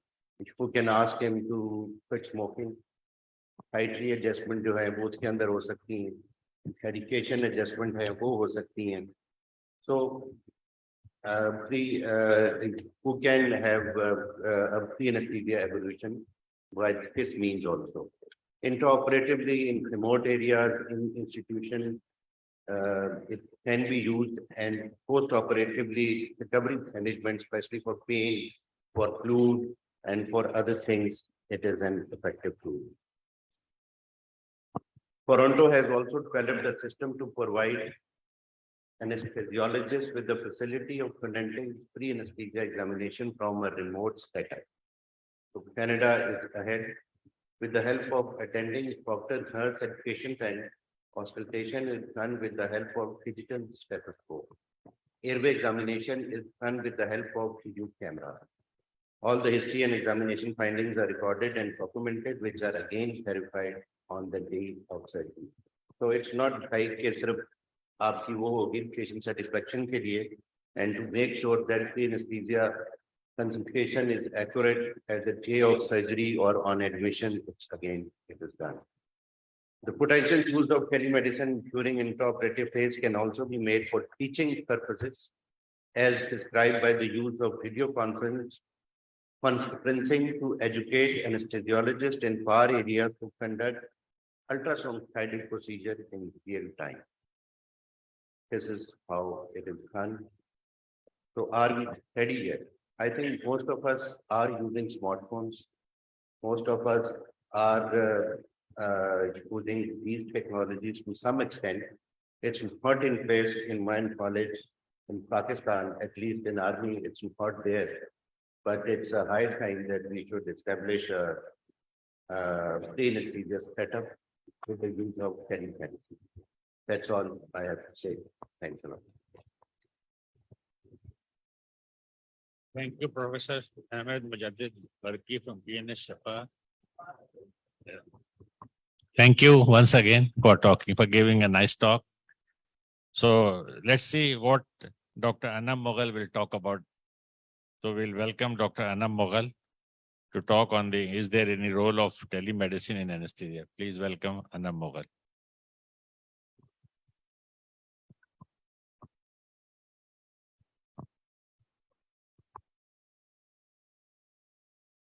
Thank you and Assalamu alaikum. I am Dr. Anam Mughal, Senior Registrar in Department of Anesthesiology, Surgical ICU and Pain Management. So my topic of discussion here is about the role of telemedicine anesthesia, and I'll be discussing about its disadvantages. So as Sir has already told about the history, telemedicine started back in 1950 with several hospital systems that shared images along with information by telephone, and with new equipments and devices, remote physicians were able to visit the patients in highly resource limited and expensive places. Telemedicine broke out its limited utility with the development of internet. As such, both the parties can enjoy several benefits, whether using telemedicine for follow-up visits, remote post-hospitalization, or school-based services, providing an alternate to in-person with access to care they might not have had across both the primary and specialty care. However, everything comes with its own price. There are certain issues of concern which need to be addressed while considering telemedicine in our community. Some significant issues are reimbursement policies, the policies related to patient privacy, diagnostic accuracy, lack of physician-patient relationship, liability and regulatory issues, and above all, the technology-related barriers. I'll be taking the help of certain articles for justification of my talk. The first of all, I'll be discussing about patient privacy. Renita Solemni, in her survey, showed that the ethical and legal issues related to the practice of telehealth or telemedicine services, these still need to be standardized and specific rules of application in order to guarantee equitable access, quality of care, professional liability, respect of patient privacy, data protection, and confidentiality. Another issue which was raised was about the liability and security issues. As we all know that it has been increasingly practiced in recent years, all the data sent electronically is subject to being intercepted, stolen, or misused in some fashion. These same requirements mandate that the data be encrypted end-to-end to protect patients' privacy. During COVID-19 pandemic, telemedicine turned into indispensable service in order to avoid contagion between the healthcare professionals and patients, involving a growing number of disciplines. But there were reasons which lended its questionability. This is one more study that highlighted the issue of storage adaptability. Yu Chen, in his study, shows prospects and challenges of telemedicine in the cloud era. In addition to telemedicine, there needs to be a combination of cloud computing for transforming healthcare delivery in a more effective and sustainable manner. It also presented numerous challenges, including how to achieve assurance, interoperability, security, and storage adaptability. One more literature indicating telemedicine and its role in plastic surgery, its implication and limitations were discussed, which found out that only 17% reported a statistically significant satisfaction compared to standard cohort face-to-face interactions, while 51% reported on adverse effects that included misdiagnosis, additional time consumption, additional training, technical and cost issues. So this showed that there is critical analysis on the benefits and risk of telemedicine. Its legal implications need to be carefully considered if it is to be practiced daily in our routine practice. A few studies shared by Joanna Iwu about barriers and policy recommendation for COVID-19 in sub-Saharan African countries. In the same light, another concern is the technology itself, specifically the accessibility and usability. Software must be easily operational and straightforward to be functional. Some clinicians get intimidated by the complex feature overload and graphical user interfaces. So this report highlighted the technological, organizational, legal, and cultural aspects which identified as the major barriers to successful implementation of telemedicine in these countries. This is the pie chart that is showing the percentages. One more important issue is the presence or access of internet to all the communities of the population. This narrative view shows that lower socioeconomic class has lesser accessibility to the broadband internet. So now the question arises here that do we have access of internet to all the socioeconomic classes? And do we have that literacy rate to make them follow the prerequisites of connectivity? Another issue addressed by Berry was about the regulatory. The major regulatory considerations which were given thought was about the informed consent of the patient, licensing of the physicians, the clinical privileges, internet prescribing, and malpractice insurance. This is one more issue which was addressed. The general population is also at risk of being overwhelmed. So this is a partnership needs to be created among the government agencies, clinicians, and researchers, and private sector organizations to rapidly test, evaluate, deploy, and pay for the two new telemedicine care models. This is the report shown by Sheetal, in which there are no universal federal standards for reimbursement of telemedicine visits or services, and each state is held responsible for addressing their own rules and approaches to this matter of monitoring funds. This is one more literature highlighting the same issue. The uncertainty about insurance coverage and reimbursement policies has historically been a major barrier to adoption, especially among physicians in private sectors. The most important and top priority issue is physician and patient relationship. The lack of direct contact between the patient and physician provider can create problems of its own regarding the diagnostic accuracy and physician-patient relationship. A study was done in which experience with the virtual assessment, both by service users and providers, were addressed.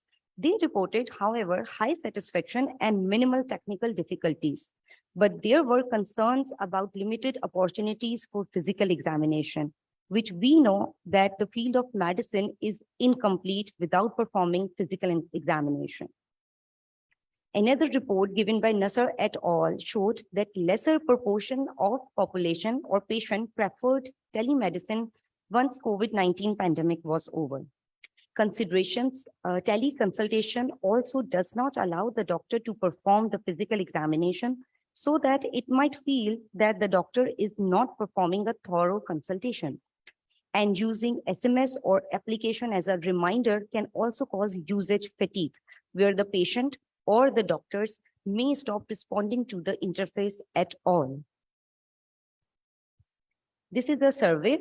A satisfaction survey was done among the patients and medical staff for telephone-based telemedicine during hospitalization closed during COVID-19, and it showed negative views for safety and inconvenience, resulting in greater proportion of dissatisfaction among the medical staff. One more is the face-to-face encounter. There were critics about telehealth because they were worried that the telehealth may adversely affect the continuity of care, arguing that the online interactions are impersonal and dangerous, in that the virtual provider does not have the benefit of complete history and physical examination to aid with the diagnosis and treatment. These are few more legal implications that argue the same. This is a 5 report- minutes more. Yes, this is a report that shows medication abortion through telemedicine. So encounters are, however, necessary in many circumstances in which auscultation or palpation is necessary. Telehealth should be considered as an adjuvant and best used to supplement with in-person visits. One more issue is about the misdiagnosis and data accuracy. I study investigating the accuracy of physical function measurements revealed that the internet bandwidth affects the validity and reliability for fine motor task measurements. This can result in healthcare practitioners making clinical treatment judgments and recommendations based on potentially inaccurate patient data if they were ignorant about the differences of technology. This is a survey that was done for quality improvement report showing preoperative anesthesia assessment. However, only patients who were proficient with mobile application and English language were eligible for the survey, highlighting the issue of literacy and language barrier in our setup. This warranted clinical efficacy and economy. So for the survey to be effective and for telemedicine to be effective, it requires good patient collaboration, which may include remote patient-directed assessment of temperature, BP, and pulse rate. And issues may also arise about inability to conduct physical examination, particularly airway and cardiopulmonary. Telemedicine with respect to hospital, Al-Manahil in her report highlighted that lack of knowledge on telemedicine and its benefits and lack of time to learn how to adopt the technology contributed to more training and workshops, and this resulted in increasing cost for the healthcare facility.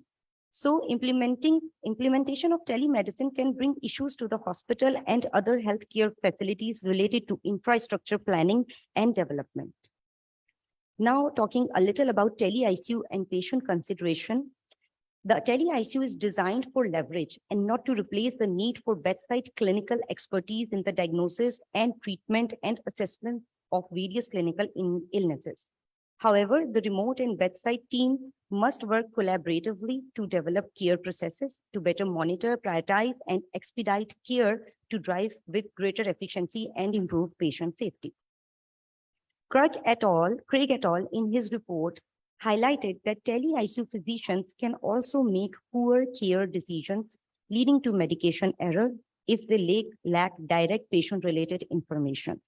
Moreover, the tele-ICU has no impact on care processes and outcomes when the technology is not accepted or used by the staff. That means we are so much dependent on tele-ICU staff for proper delivery of information of the patient to the tele-ICU physician. We will be viewing the patient from their perspective. These are some of the recommendations that needs to be implemented once we are going into the implementation of tele-ICU. The management unit, teamwork, collaboration, and patient care, each has to be addressed separately.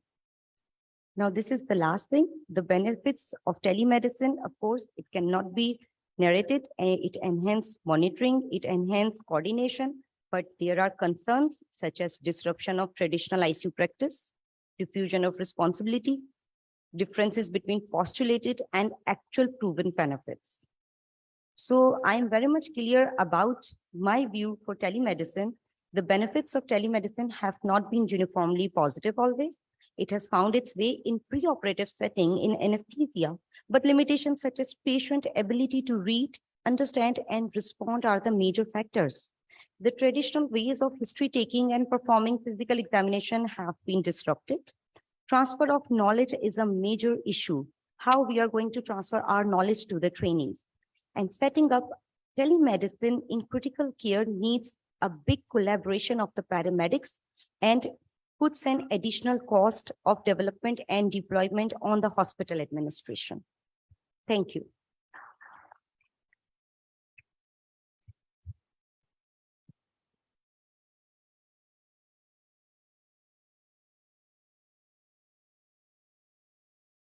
Any question from the floor?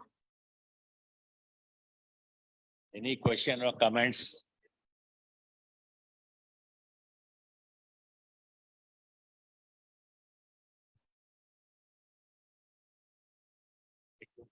तुम लोग ये पहले से तैयार क्यों नहीं रखते हो? सो रहे होते हो क्या?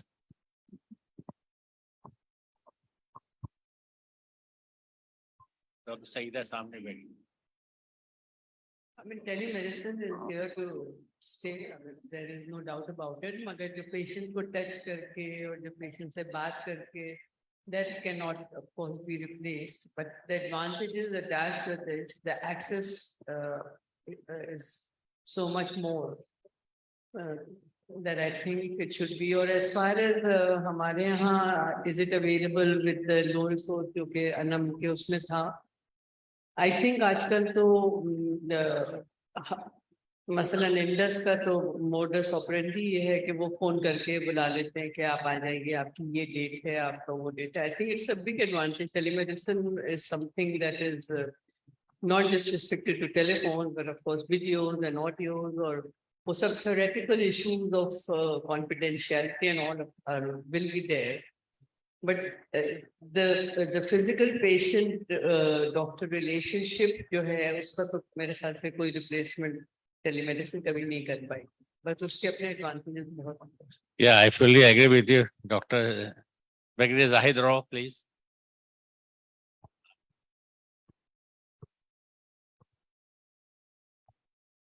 Yeah, I must congratulate both the speakers, last speakers. They have presented very well, even pro and con. Depending on the situation, just like our country, definitely future is the telemedicine. But there are lot many limitations to be carried out with telemedicine. Yes, partially we can apply in our setup. But as a fully, there are so many language barrier, internet facilities, illiteracy, and our patients. They are major barriers which can hindrance for a long time, not in future. I won't see in next say 10 years it will be implemented into space. But definitely future is with telemedicine. There are so many benefits. So I think both are right in the way. Thank you. Dr. Saleh, would you like to comment? आप कर रहे हैं? Anyone wants to talk?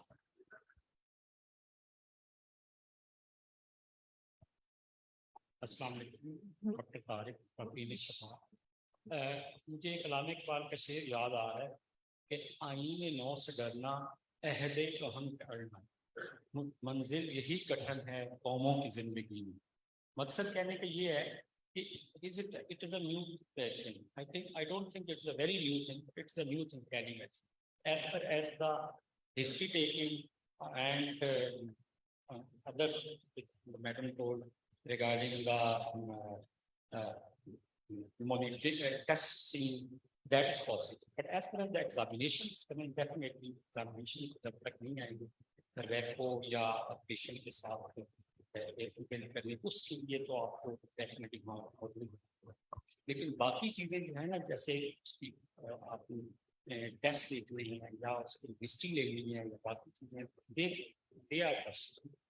या अगर आपका कोई वहाँ पे रहता है आपको आप उसको गाइड करके कैसे है वो तो भी इसको समहाउ जहाँ पे डॉक्टर या एनेस्थेटिस्ट की जब वहाँ पे अच्छी तरह इम्प्लाई कर, जैसे फार फ्लंग एरियाज वहाँ भी सर्विस वहाँ भी आप इसको गाइड कर सकते हैं। दूसरा ये कि वीडियो अगर आप उनके पास अवेलेबल है गाइड कर सकते हैं। मेरा ख्याल में ये दोनों चीजें इसको करना चाहिए। वैसे जैसे शुरू में किसी को मोबाइल यूज करना नहीं आता था, फिर वो आ गया, फिर ऐसे आप इतने ज्यादा डिपेंडेंट हो, हर चीज आप वहीं से, इसलिए मैं मतलब what I think is that अगर कोई पेशेंट इलेक्टिव केसेस है, सर्जरी होनी है और he or she is unable to visit your clinic, तो ये हो सकता है कि मिसाल के तौर पे एक लैब कोली होनी है, तो you can take a history on telephone and then you can advise some investigations, and with those investigations she will come to your clinic later on, and then you could do the physical and general examination and physical examination and proceed accordingly. तो ये हो सकता है कि मतलब अभी इतना तो एडवांटेज हमें मिल रहा है कि एटलीस्ट हम टेलीफोन पे बात कर सकते हैं और हम कुछ एडवाइस कर सकते हैं अकॉर्डिंग टू हिज और हर कोमॉर्बिड्स. And then when she comes with all those investigations, then we can examine the patient and then we can assess कि कहाँ किस स्टेज पे वो पेशेंट है और हम वो सर्जरी प्रोसीड कर सकते हैं या नहीं, या किसी और मजीद एडवाइस की या रेफरल की जरूरत है. एक विजिट कम हो सकता है उसका, तो फर्स्ट टाइम आप उसको गाइड कर सकते हैं. हाँ, फर्स्ट टाइम ये है कि आप टेलीफोन पे बात कर ले. So you all agree with that कि that telemedicine should be there in anesthesia? Thank you. So we are closing the session.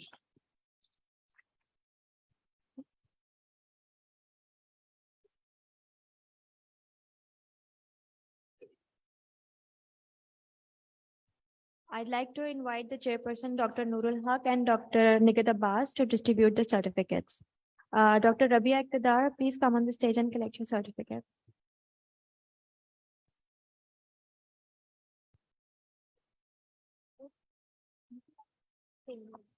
वहीं रख दीजिए.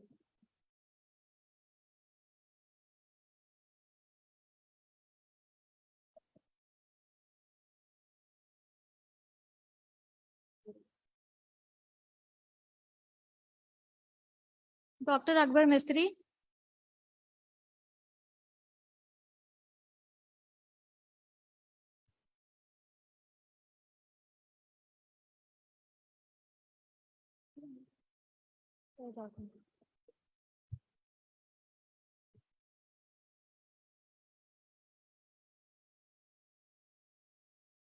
Next, we have Dr. Ahmed Mujadad Burki.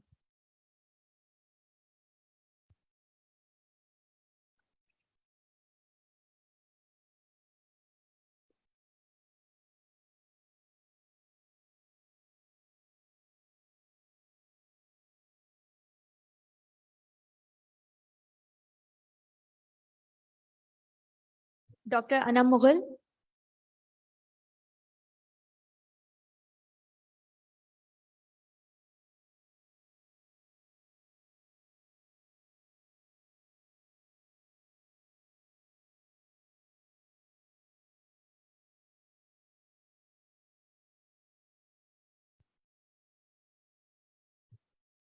Dr. Sadaf Khan.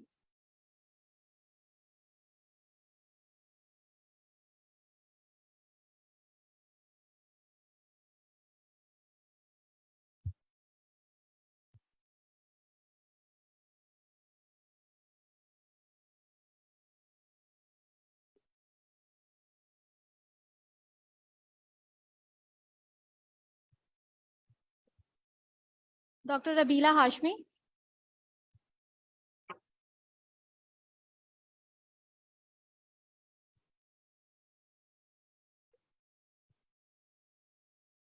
Now I will call Dr. Rafia Tabassum on the stage to distribute certificates to our chairperson.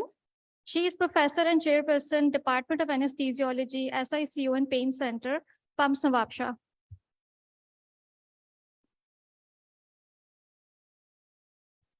Professor Nurul Haq.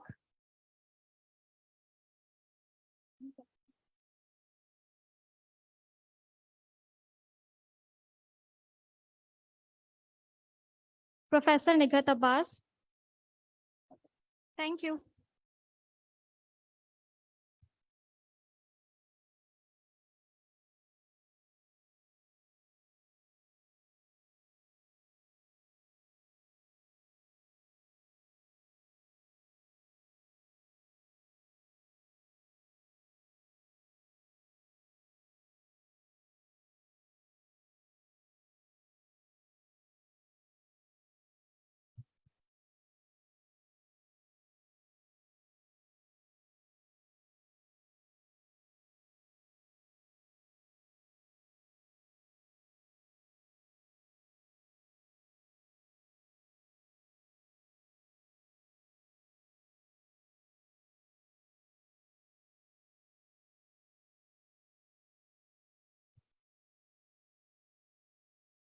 Assalamu alaikum. My name is Dr. Nalini. I'm resident year 1 from Asian Institute of Urology and Transplantation.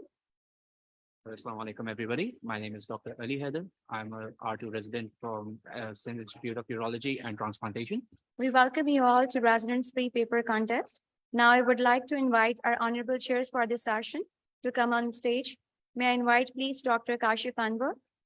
He is the HOD of Anesthesia and Intensive Care at Peshawar Institute of Cardiology. He is a fellow of College of Anesthetist Ireland and president of PSA KPK. He is also the author of a handbook of cardiac anesthesia. I'd also like to request Dr. Ahmed Somro to come up on stage. He is Associate Professor plus Head of Department and Chairman of Department of Anesthesia plus Intensive Care at Chanta Medical College, Shahid Mohtarma Benazir Bhutto Medical University, Barkana. We would like you guys, sir, to please take over the proceedings and hopefully we'll have a good session.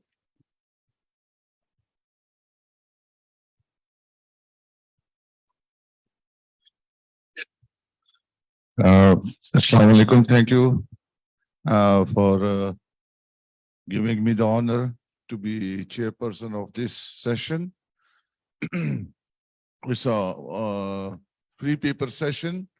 We have a jury for this free paper session, which consists of Professor Sareh Khashali, Pro Vice Chairman PUHMS, former Registrar PUMHS, and HOD Anesthesia and Critical Care.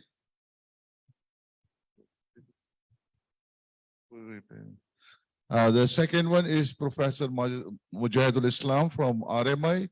He's a professor of anesthesia and head of department at Rahman Medical Institute.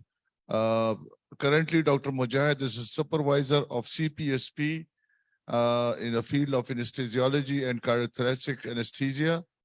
Dr. Mujahid area of expertise include cardiothoracic anesthesia with focus on critical care.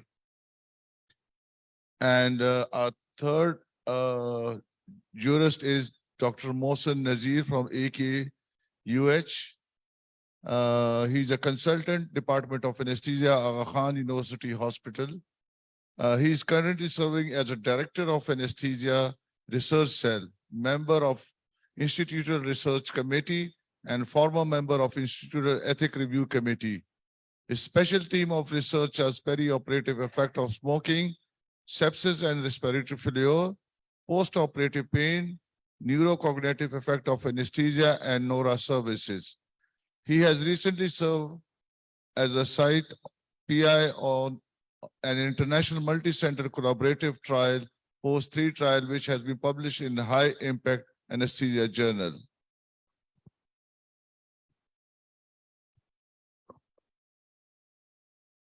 अस्सलाम वालेकुम दिल थाम के बैठे कि अब आइए residents की बारी आफ्टर सीनियर्स प्रेजेंटेशन और सबको पता है कि it's a very stressful session for resident but rewarding session at the end we have a gold medal so our first presenter is Huba Ahmed from CHK. The topic of presentation is identification of factors and outcome of obstetric patient surgical intensive care unit. Is it 10 minutes time, 7 for presentation and 3 minutes for question answer. Dr. Huba Ahmed. Assalamu alaikum everyone. My name is Huba Ahmed and I'm from Dow University of Health Sciences, Civil Hospital, Karachi. I'm here to present a study in which we identified the factors and outcomes of obstetric patients who were getting admitted into the surgical intensive care unit of our hospital. So pregnancy, as you all know, is a physiological condition which, when associated with certain diseases, necessitates ICU admission. These young, healthy individuals exhibit rapid worsening of their pre-existing comorbidity or develop major complications, which pose challenges for both obstetricians and intensivists. These critically ill obstetric patients who are otherwise healthy require prompt recognition of their disease and early treatment for their better management. This cohort of patients is different in their management, not only because of their physiological conditions, but also the well-being of their fetuses are of concern. In order to provide them with specialized care and reduce their morbidity and mortality, high dependency units and ICUs should be established. So our objective was to identify the factors that led to their admission in the ICU and their outcomes, As we receive population from all over Balochistan and Sindh, we needed to have an idea of the burden of diseases that we were dealing with so that our resources could be planned according to ameliorate their mortality and morbidity. And statistics would definitely have played a very important role in directing our resources towards that. So we planned an prospective observational study in which the sampling technique was non-probability consecutive type. The data was collected from the surgical ICU of Department of Anesthesiology, Surgical ICU and Pain Management, Civil Hospital, Karachi. The data was collected over a time span of 6 months from June to December 2022. We had a sample size of 138 patients. All the patients who were aged between 18 to 45 years and were peripartum, that were NT or postpartum, were included, while all those obstetric patients who were admitted due to some non-obstetric causes like RTAs, medical diseases, or general surgery were excluded. After the approval by the Ethical Review Board and written consent from the next of kin of patients, our patients were included in the study, and the primary obstetricians and the anesthetists were thoroughly asked for the history and the reason for bringing them to ICU. This data was collected in pre-designed performance, and their outcome as being discharged back to ward or expired was also documented. So analysis was performed using SPSS version 23, and all the qualitative data was analyzed using chi-square test and was expressed in terms of mean and frequencies and percentages, while all quantitative data was analyzed using student t-test and was expressed in terms of mean and standard deviation. The effect modifiers like comorbidities, booking status, gestational age were controlled through stratification, and a p-value of less than or equals to 0.05 was considered as significant.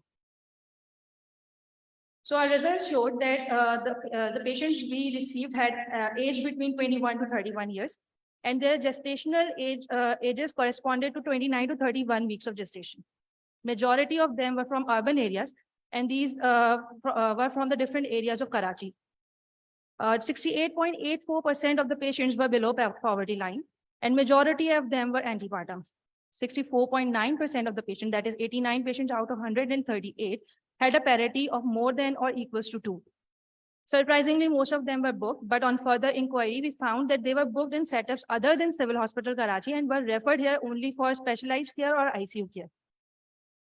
47.8% of our total population had pregnancy-induced hypertension as comorbidity. The commonest factor identified was hypertensive disorder of pregnancy, and when we further evaluated, we found that most of these patients were non-compliant with their medications. This was followed by obs hemorrhage and sepsis. When it comes to outcomes, 84.06% of the patient, that is majority of our population, got discharged from ICUs after treatment, while 15.94% patients, that is 22 out of 138, got expired. The rate of mortality was highest among obstetric hemorrhage, that was followed by sepsis. The rate of discharge was highest among hypertensive disorders. Only one patient with hypertensive disorder expired, and she expired because she developed extreme complication of intracranial hemorrhage.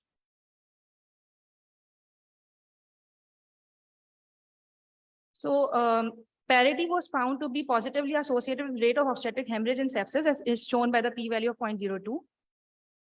And factors leading to ICU admission were significantly associated with pregnancy-induced hypertension and parturient status as being antepartum, as shown by the p-values.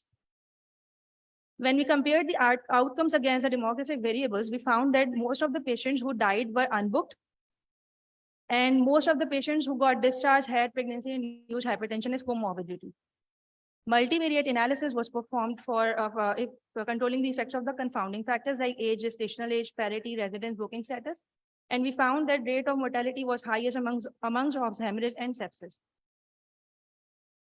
So varying maternal mortality has been reported throughout the world, from being 0% in developed countries like Australia to 40% in developing countries like India. As far as the data of Pakistan is concerned, there is a few literature available, and the last study that we found was in AKU, was published in 2016, and it had obstetric hemorrhage as the commonest cause of admission as per ours are hypertension. Most mortality was positively associated in some literature to advanced age, but we did not find any relationship. Gomber et al. And Dasgupta et al. Found primary parity was the common population in them. Ours were multiparous. Hypertensive disorders were the commonest factor leading to ICU admission worldwide as ours. Renoca's study population showed obs hemorrhage followed by hypertensive disorder as commonest causes of mortality, while in our situation, we had sepsis as the second most common cause of death. So we conclude that hypertensive disorder pregnancy are the commonest factor leading to ICU admission, while mortality is common among obs, hemorrhage, and sepsis. And we tend to share this data with public health services so that steps could be taken to generate awareness among the obstetricians and obstetric population for better antenatal care and compliance with medications. As this data was only collected from the surgical ICU of our setup, it could not be the representative of all term participants. These are my references. Thank you. Any question from audience?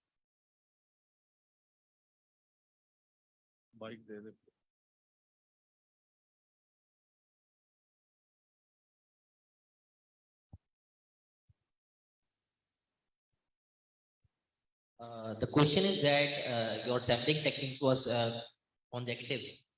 I think. Sampling technique was non-probability consecutive. Why? Because non-probability sampling is when that researcher identifies that this population will be included in my study. And most of the literature that we found worldwide was based on this type of study, when outcomes and where outcomes and the factors that were leading to death were identified due to the same pattern. Non-probability consecutive sampling will include every patient. All the patients in my sample size is not obstetric patient that comes to your setup. all obstetric patients till my sample size is not completed is the consecutive type of Okay, so what was the filter that identified that the patient is an ICU candidate? This was the decision of the primary anesthetist who was bringing the patient to the ICU. We were just identifying. Was there any criteria? Was there any criteria? There was the only criteria was the anesthetist who operator who. There was no definition to identify that this patient is an ICU candidate or not. But this was not our objective. Our objective was that How can we consider a patient an ICU candidate? That's a question. That's not the part of our study. We were just including those patients who were coming to our ICU study.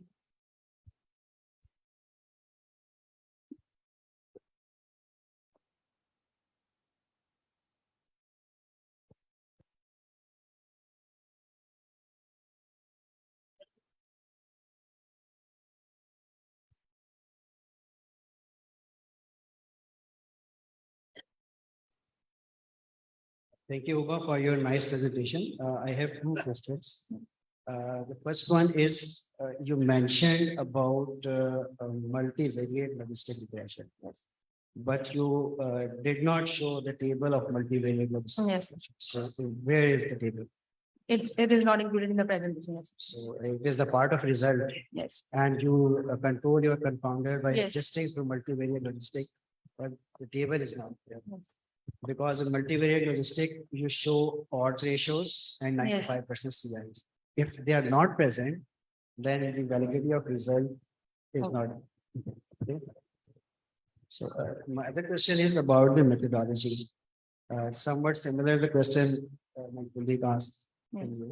So how you selected the patient, how you approach the patient for data collection, and what number of variables did you collected initially? Okay. So all those patients who were coming to our ICUs were obstetric patients who were coming were included in consecutive manner till my sample size was not completed. There was a data collection sheet in which there were various variables like age, parity, socioeconomic status, and all the other variables like were the patient's APH with the antepartum or postpartum, and their outcomes were mentioned there, and we collected the data according to them.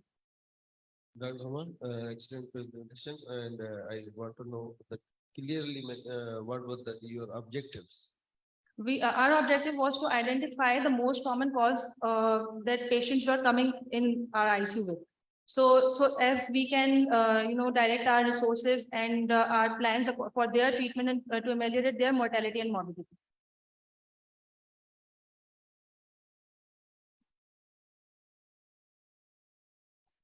Thank you.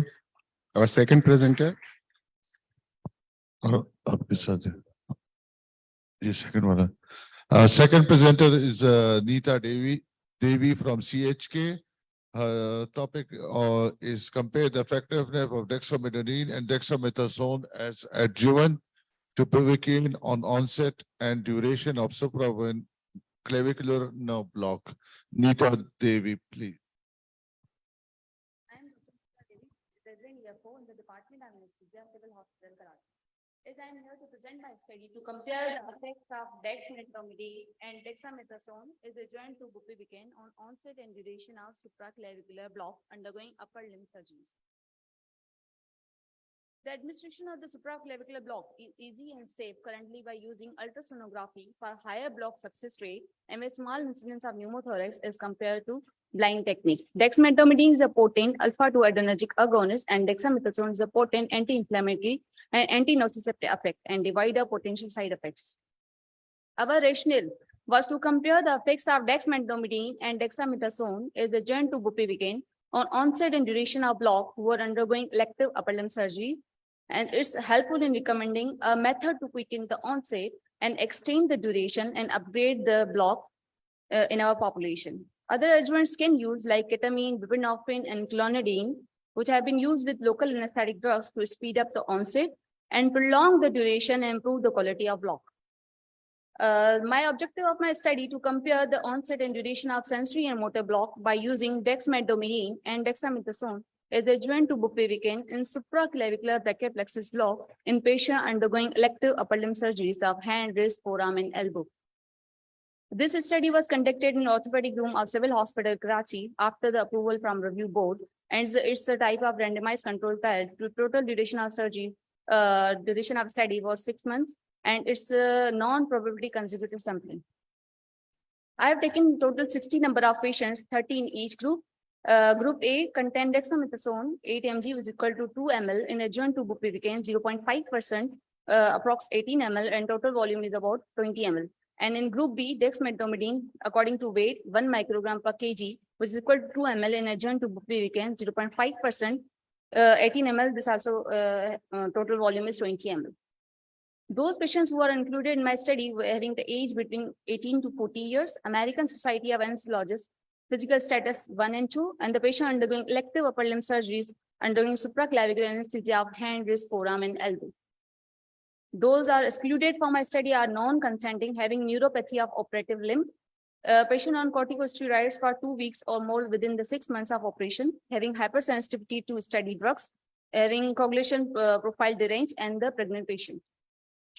After standard pre-medication was given on the night before surgery and fasting guidelines was followed, procedure was explained to all participants in their own language, written and informed consent was taken. In the OR, the standard monitors like NIV, pulse ox, and ECG was attached. IV midazolam of 0.05 mg per kg was given to all participants before procedure. Nerve identified by the ultrasound in supraclavicular region by the implant technique, nerve stimulator applied by using 5 mm stimulating needle observed for muscle twitches of 1 Hz of intensity of 1 milliampere. After achieving a twitch, the current intensity was decreased to 0.5 milliampere, and if continuation of twitches at an intensity of less than 0.5 milliampere, a test dose of 0.5 ml of the study drug was injected. The entire volume of the study drug was injected superior and inferior to the artery after careful negative aspiration. The onset of sensory block was assessed via the pinprick sensation and motor block assessed via the modified Bromard scale, and the surgery was proceeded. Post-operatively, patient was observed in PACU and orthopedic ward for duration of sensory and motor block. Now the results were analyzed in statistical package for social sciences 19. Relevant description, statistics, percentages, and frequency was computed for qualitative variables like ASA status, diagnosis, and gender. And the mean and standard deviation for normal data or median for non-normal data was computed for quantitative variables like age, weight, height, BMI, and the onset of sensory and motor block was discussed. T-test was applied to compare the onset and duration of sensory and motor block between the two groups, and the p-value is less or equal to 0.05 was considered significant. These are the demographic variables which shows there is no statistically significant demographic differences in the p-value, which is insignificant, and there's no such difference in the gender. The main slide of my study was to compare the onset and duration of sensory and motor block. Like in group A, dexamethasone, total number of patients was taken 30. The onset of sensory block checked in minutes, like 18.91 minutes with dexamethasone, and with dexmedetomidine, it is approx 24.71 minutes. And the duration of sensory and motor block was assessed. It seems that dexamethasone taking 537 minutes, and with dexmedetomidine 743 minutes. It means that duration of dexmedetomidine group was prolonged. Regional anesthesia and orthopedic procedure superior to general anesthesia in terms of sensory and motor block lace and impression defects. For surgeries on the upper limb, the brachial plexus block is practical and supraclavicular approach is preferred. Is the neurous part of the plexus located there, and anesthesia will be rapid, dense, and predictable for the entire upper limb. In our study, we aim to compare the effects of dexmedetomidine and dexamethasone agent to bupivacaine on onset and duration of motor and sensory block. Our study showed the same results like MS et al. Revealed that the mean duration of sensory and motor block was significantly prolonged in dexmedetomidine group as compared to dexamethasone, and the onset of motor and sensory block was shorter in dexamethasone than dexmedetomidine.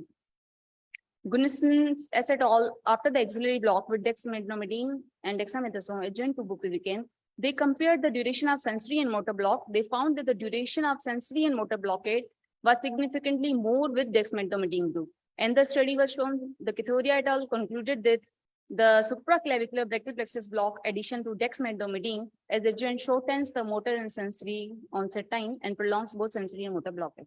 Our strength of my study was using ultrasound, so drug administered perineurally, so nerve integrity maintained and minimize the patients from complications. Another study strength is peripheral nerve stimulator we use in our study, so nerve injury, discomfort, higher failure rates was avoided. Limitations: use of only fixed dose of dexamethasone 8 mg as compared to dexmedetomidine 1 microgram per kg. Fixed rescue analgesia and patient satisfaction was not seen. Only orthopedic surgeries were included. In conclusion, the addition of dexmedetomidine to bupivacaine prolonged the duration of block than dexamethasone, but the onset of block was shorter with dexamethasone when added to bupivacaine. These are my references. Thank you. Thank you so much. Question answer. पहला तो मेरा question है कि डेक्सामेटामेटाइन तो एक ही company ने पाकिस्तान में launch किया हुआ है और पब्लिक सेक्टर हॉस्पिटल में डेक्सा डिफरेंट कंपनीज की अवेलेबल होती हैं, तो आपने किसी एक को फोकस किया था? नहीं, पिसिडेक्स तो एक ही है ना, ब्रूक्स कंपनी की तरफ से सब पे पूरे कंट्री में, लेकिन डेक्सा की बात कर रहा हूँ, डेक्सामेथाजोन तो किसी दूसरी कंपनीज की थी या एक ही कंपनी की? Might be a quality is different. Only one. Okay. Question from audience. Thank you very much, Nita. Very good presentation. Tell me, what is the most important step in the method of randomized control trial? I am considering my study through taking the randomly allocated patients. Like I am not specifically doing, like I am only taking my patients which are undergoing the elective upper limb surgeries. Okay. The prime thing in randomized control trial is the randomization. Randomization, yeah. So did you mention how you randomize your interventions? Yes, I am mentioned. So which method you used? I am only randomly allocated the patients who are undergoing elective upper limb surgeries. There is random allocation, but randomization is a different thing, which is a prime thing, a prime process called randomized control trial. So did you use any method, any specific method for randomization? No, computer setted method like. How you distributed it in two groups? What? Which patient will be in group dexamethasone and which patient will be in dexmedetomidine? How you separated or included in two groups? In two groups, like I am taking the elective upper limb surgeries, like in orthopedic ward, orthopedic ER. Total patients were coming, like I have daily like 2 patients. So I am using dexamethasone in one group and dexmedetomidine in another group. Like that, I am taking my data. On your own, that whom to use. It's your choice that Yeah. you are going to use.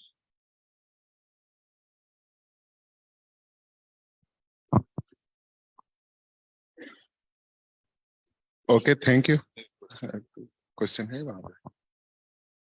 भाई को दो दे.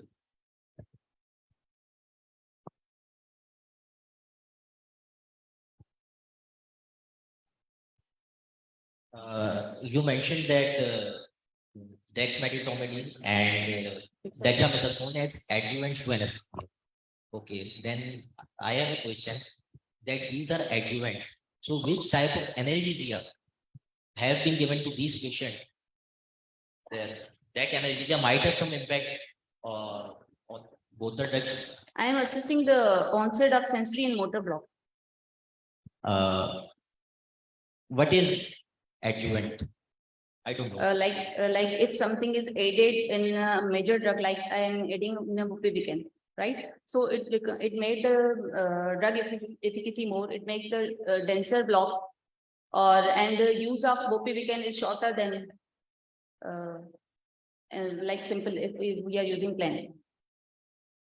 Acha, why modified Domini scale is used to assess the, because we usually study it in the intrathecal administration of drugs, that modified Domini scale is used to assess the quantity of. Okay, sorry, time is over. तो आप ये इनका बाद में answer कर दीजिएगा. Our third presenter is Mahabatul from Trauma Center, Karachi.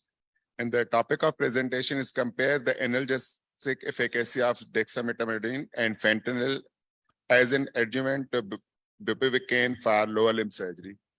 Dr. Mahabatul.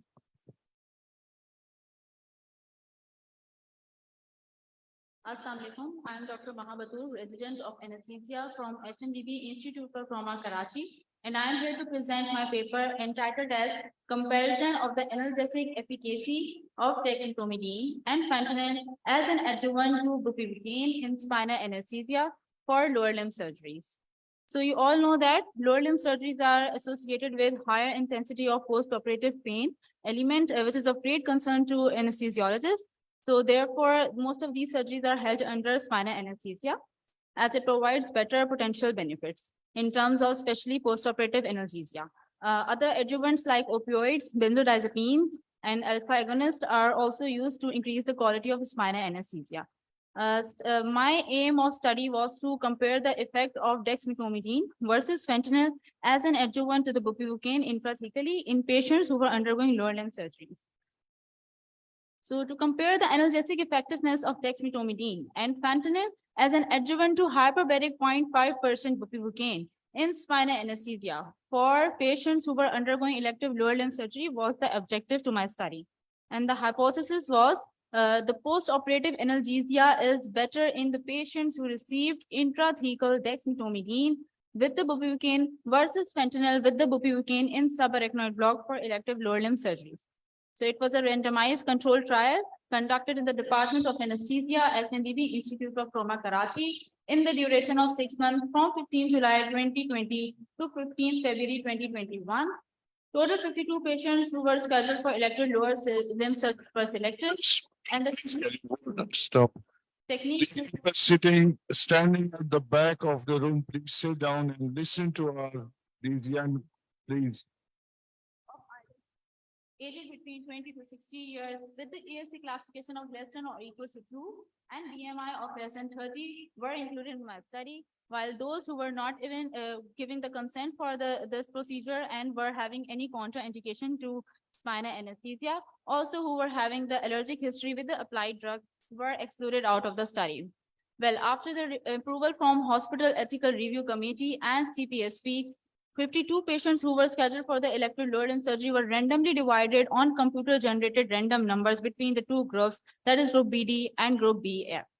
Informed consent was taken in the preoperative area, and there they were described briefly about the procedure. Then they were taken to the OR, where standard monitors were applied, that is NIVP, ECG, pulse oximetry. Initial vitals were taken. All the patients were given injection ringers lactate as preloading, 10 to 15 ml per kg. After that, group BD received injection dexamethasone 10 mics with 12.5 mg of 0.5% hyperbaric bupivacaine, while the fentanyl group received 25 mics fentanyl with 12.5 mg of 0.5% hyperbaric bupivacaine. None of the patient was aware of the allocation used. Pain intensity was assessed by visual analog score at the time of recovery and at the 12th hour postoperatively. Time to receive first rescue analgesia in these postoperative hours was noted as a VIA score of greater than 4. The drug used for the rescue analgesia was IV tramadol 50 mg, and time to achieve sensory onset was also noted. For statistical analysis, SPSS 24 version was used.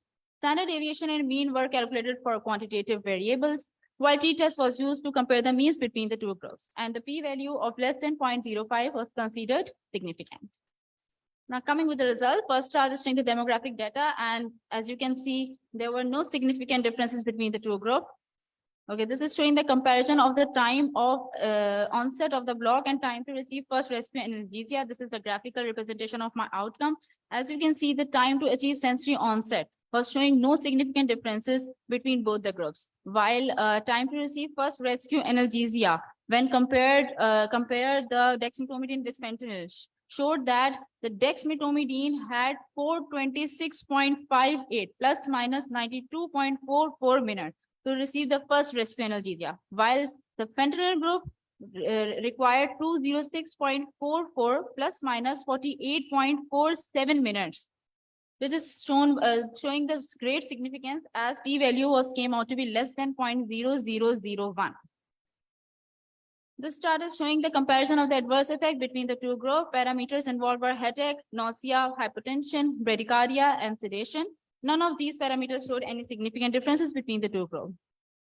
Well, my study suggests that both fentanyl and dexmedetomidine can be used safely as an adjuvant to the intrathecal bupivacaine for spinal anesthesia. However, dexmedetomidine at the dose of 10 mics can use to increase the duration of block and decrease the time of requirement of rescue analgesia.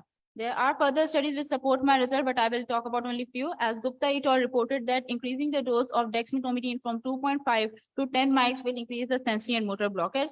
Also, it has the side effect of hemodynamic variation, that is decreased heart rate and decreased blood pressure. But in my study, this effect was negligible.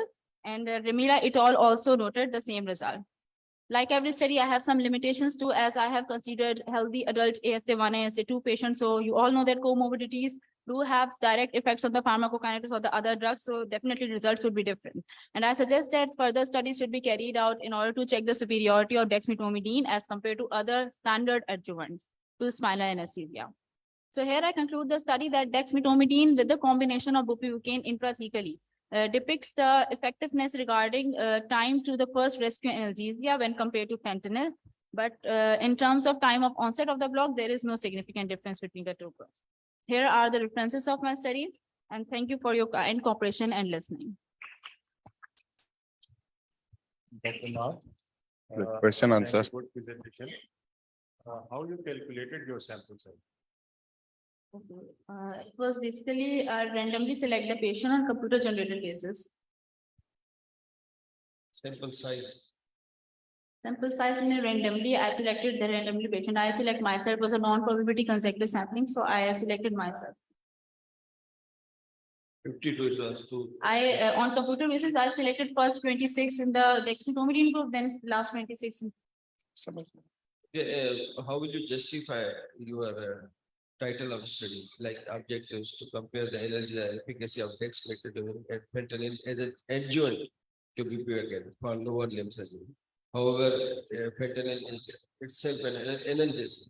How can you justify it? No, I did not use it as analgesic. I use it as additive to the analgesic. I use it as additive to the bupivacaine intrathecally to increase the duration of block and to decrease the rescue analgesia requirement. I use it as an adjuvant, not as an analgesic purely. By adjuvant, what do you mean by adjuvant? Adjuvant and additive. Analgesic. Sorry? It's purely analgesic. No, not rescue analgesic as. I'm not saying rescue, it's analgesic. Fentanyl is analgesic. And you are using it in this your study as an adjuvant. As an additive to the another analgesic agent to increase the efficacy of that another agent. I used it in that term. So what is the clinical significance of your study? Sorry? What is the clinical significance? What impact your study will have in the literature? Well, other adjuvants do have so many severe side effects, like in opioids, you can see pruritus, nausea, vomiting, hypertension, which have been reported in so many case reports, so many previous literature. When I studied literature about the dexmedetomidine, especially international literature, which is full of the dexmedetomidine use, and they are coming with a good result. So I thought that in our setup, like in Asia, these studies have not been done regarding dexmedetomidine, that is alpha-2 agonist, and it has not much side effect in comparison to the other adjuvants. So what about bradycardia and hypertension in dexmedetomidine? The effect was not very negligible. This type of effect was very negligible. I did not count it as the significant result. Both groups showed some side effect, but they were not significant. Thank you. Our next presenter. Thank you very much. Our next presenter is Dr. Zainab Afzal from FRPMC. The topic of presentation is comparison of prophylactic use of ketamine and dexmedetomidine for prevention of shivering after spinal anesthesia. Dr. Zainab Afzal. Good afternoon, ladies and gentlemen. It is both an honor and a privilege to present an article for the brief paper competition at the PSA 41st Annual Conference. I'm Dr. Jennifer Pataya from Medical College, and I'm presenting the study on comparison of prophylactic use of ketamine and dexmedetomidine for the prevention of shivering after spinal anesthesia. So I can not view the presentation.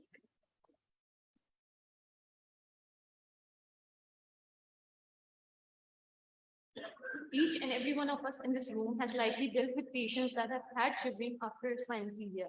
It is one of the most problematic and troublesome things that a patient faces intraoperatively after spinal anesthesia, the etiology of which is not understood sufficiently.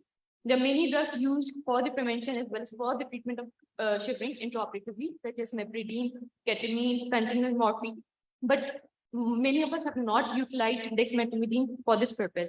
Also, there is more research conducted on ketamine as compared to dexmedetomidine in our local population.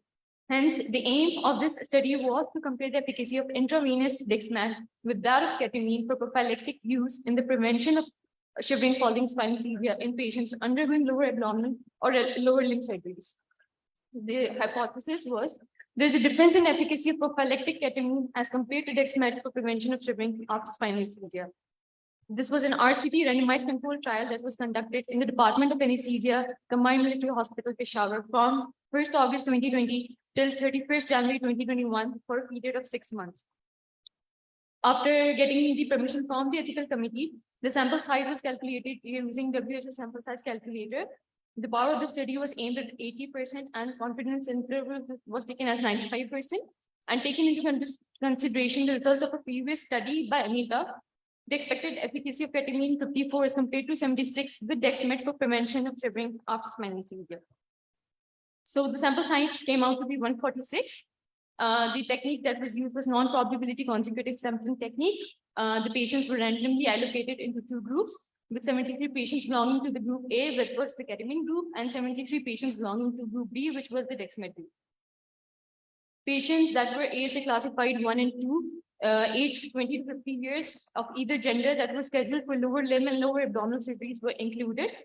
Those that had thyroid or neuromuscular diseases, pregnant females, patients on narcotic sedatives, patients that required blood transfusion intraoperatively, patients with an initial core body temperature greater than 38 or less than 36, or patients that had known allergy to the study drugs were excluded. The randomization was performed by the anesthesia assistant who was not involved in the study. Patients meeting the inclusion criteria were selected and randomly placed into 2 groups, 73 each, in a 1:1 allocation ratio via the lottery method. The anesthesia assistant randomly chose the concealed opaque envelopes to determine the assigned group, prepared the drug, labeled it, and handed it over to the anesthetist for the administration. The study subject as well as the clinician were blinded to the group assignment, that is double blinding. The demographic information of the patients as well as the informed written consent was taken after ensuring confidentiality. Group A received injection ketamine at a dose of 0.5 mg per kg, diluted in 10 ml of normal saline and was given as an infusion over 10 minutes. Group B received injection dexmedetomidine at a dose of 0.5 mcg per kg, diluted in 10 ml of normal saline and was given as an infusion over 10 minutes. The infusion was administered just before administrating the spinal anesthesia. A spinal anesthesia was given using 2.8 ml of heavy 0.5% glutathione. The temperature, which is the core and surface, both core and surface temperature, heart rate, blood pressure, mean arterial pressure, oxygen saturation, and level of sensory block were assessed before administration of spinal anesthesia and at 5-minute interval. The ambient temperature of the OT was measured using the wall thermometer and was maintained at 24 degrees Celsius plus and minus 1 degree Celsius. All the patients were draped using a single layer of surgical drape sheet. The presence of shivering was observed after 45 minutes of the spinal anesthesia as per the operational definition. The Crossley and Mahajan scale was used to assess for the data collection and for assessment of the shivering. This is the scale. The presence of shivering was observed and graded from 0 to 4, where 0 indicated no shivering and 4 indicated shivering all over the body. The data was analyzed using the SPSS software version 22. Mean and standard deviation was used for the presentation of quantitative variables. Chi-square test was applied to compare the efficacy of both the groups. Stratification was done with regard to age, gender, ASA classification, history of smoking, initial body core temperature, and BMI to see the effect of these variables on the efficacy. Post-stratification, chi-square test was applied and the p-value of 0.05 was taken as statistically significant. The results were as follows. The mean initial core body temperature in group A was 36.965 plus and minus 0.22 degrees Celsius, while it was 36.931 plus or minus 0.21 in group B. A statistically significant difference of p-value of 0.03 was observed in group B and group A, with higher efficacy in 56 patients in group B as compared to group A. Hence, the prophylactic, it could be concluded that prophylactic use of IV dexmet was more effective than IV ketamine in preventing shivering. These are the limitations of the study. The longer duration of surgery has been associated with shivering, but in this case, the duration of surgery was not included. The conflicts of interest were none. These are the references, and thank you so much for your attention. Dr. Zainab, nice presentation. Did you use any measures to prevent inadvertent perioperative hypothermia like warm air blankets, bed warmers, thermia, even space blankets? I think the rape shift was made. That was constant for all the reasons. Good presentation, Zainab. One thing that you mentioned, the objective of prevention of shivering among two groups. That was your objective. And your results showed the poor body temperature difference. So did you observe the prevented shivering, which was more in dexmet group as compared to other group, according to the scale you mentioned? Or you only measured as an outcome the core temperature of both? Because core temperature is different than the perception of shivering is different. And your objective is somewhat in between. So the scale was basically used and the performer was based on the scale, and shivering of grade 1 was considered significant in patients, and for those patients, the rescue drug was given. Yes, sir? Yes, sir.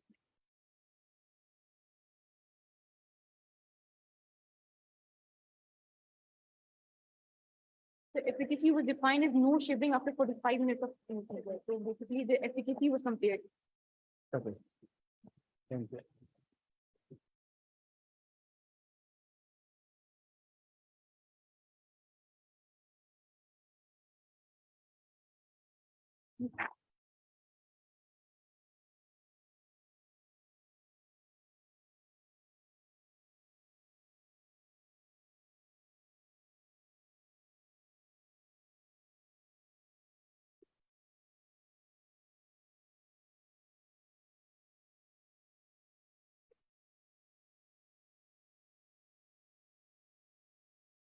Dr. Anila Munawar from Multan. Assalamu alaikum. I am Dr. Anila Munawar from Mr. Hospital, Multan. The topic I'm going to discuss here is comparison of the effect of thoracic epidural analgesia and thoracic paravertebral block on post-op analgesia duration in the patients undergoing thymectomy. Thoracic surgeries, one of the most painful surgeries, as the incision is also long, include thoracotomies and VATS. But patients who are presented with the large size thymomas, we have to undergo sternotomy for those patients. So what are the factors that cause pain in all these surgeries? There are skin incisions, intraoperative tissue retraction, dissection, cannulation, and drainage. All these factors contribute to the pain in these patients. This pain, if not being treated properly, what it can lead to? It can lead to chronic pain syndromes. It can increase the hospital stay of the patient. That might be cost effective for the patient as well as on the hospital side. And it can also lead to increased post-op morbidity. So to counter this post-op pain, we have several analgesic techniques. We have thoracic epidural, we have thoracic paravertebral block that I have discussed in this study, serratus anterior plain block, pleural block, and systemic and intrathecal analgesia as well. The main objective of my study is to compare the effect of thoracic epidural analgesia and thoracic paravertebral block in terms of VAS score, consumption of opioids, the time for first rescue analgesia, and side effects of drugs in the first 24 hours in the patients undergoing thymectomy. The study was conducted in National Hospital Multan, and we have undergone a randomized controlled trial study in a duration of 12 months. The sampling technique was the non-probability consecutive sampling. We have selected 64 patients. Sample size was calculated using OpenEpi calculator. Patients were divided into two groups, Group A and Group B, by the lottery method. Group A, we have 32 patients which will be undergone thoracic epidural analgesia. And in Group B, we also have 32 patients for thoracic paravertebral block. This is the epidural analgesia. This is how an epidural catheter is being placed in the epidural space. The next is thoracic paravertebral block. Thoracic paravertebral block is being given at the level of T4, 5, 6, and 7. We will apply this in this study. Now, all the patients will be given general anesthesia according to the hospital protocols. Epidural will be given to the Group A patients by hanging drop method, and paravertebral block to be given in the Group B patients from T4 to T7. We will give this block when surgery has been completed and the patient is just going to for dressing. After that, we have given the epidural, we have given the paravertebral. Now block will be activated and catheter will be removed immediately. Time will be noted. In this study, the primary variable and the secondary variables that we have discussed. First, in the primary variable, we have discussed using WAS scoring. We have compared the pain. And in the group, both the groups, total duration of analgesia and the time for rescue analgesia in both groups. As far as the secondary variables are concerned, we have taken these patients for hemodynamic parameters, consumption of narcotics, and side effects of drugs. This is the hemodynamic parameters of the patients we have taken. Time duration was about 24 hours. We have followed all those 64 patients for up to 24 hours. So mean arterial pressure, heart rate, SpO2, and respiratory rate, they have been shown in this figure. This is the result. Pain was measured by WAS scoring. And then both these tables were organized about how much pain control we have achieved in both groups. In thoracic epidural analgesia, as shown in the table, we have 38.3% accident pain control, while we have 47.8% good pain control in thoracic paravertebral block. The rescue analgesia, the analgesia that was first given in both groups, at which time it was given, it was earlier in the thoracic paravertebral block as compared to thoracic epidural analgesia. Patients were hemodynamically more stable in the epidural analgesia, but one thing, side effects were less as with the thoracic paravertebral, but they were not statistically significant when compared with thoracic epidural analgesia. These are my references. Thank you so much.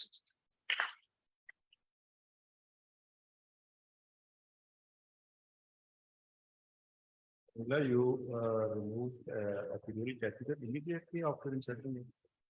Sorry, sir, please repeat. When you remove epidural catheter. So we have removed epidural catheter after when we have given the drug, and after that check the response and remove the epidural catheter. Improperly. So we have given this patient after the catheter. We have inserted the catheter after completion of surgery. After that, patient was extubated, followed in the post-anesthesia care unit. After block was achieved, the fact was checked, we removed the catheter. And you gave bilateral parametric blocks. So, sorry? You gave bilateral parametric blocks as it was for Norton cases. Yes, sir. Which side is it? For parametric blocks? Sir, at which level, T4, T5, T6, T7? Side. Close to the vertebral, close to the vertebral canal. Thank you. Welcome. Thank you, Dr. Neela, for your presentation. We have few more questions for you. Dr. Neela. Still, you have a time for question answer. We have few more questions for you.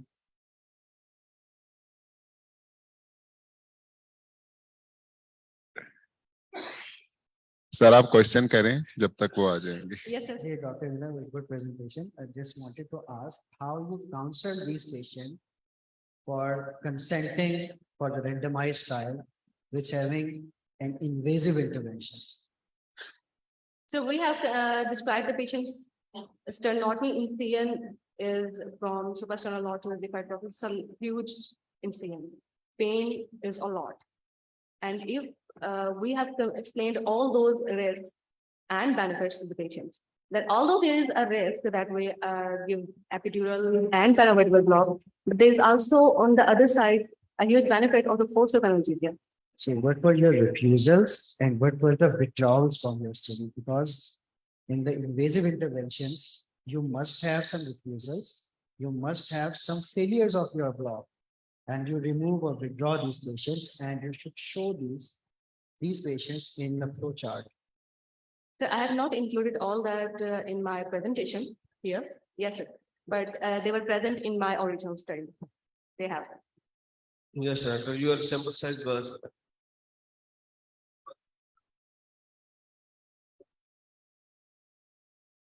12 months, sir.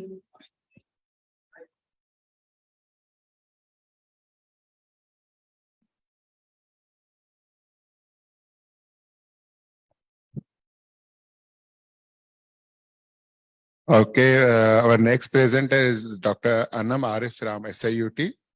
The topic of presentation is role of dexmedetomidine in attenuation of hemodynamic response to laryngoscopy. A dose finding study, Dr. Anam Arif.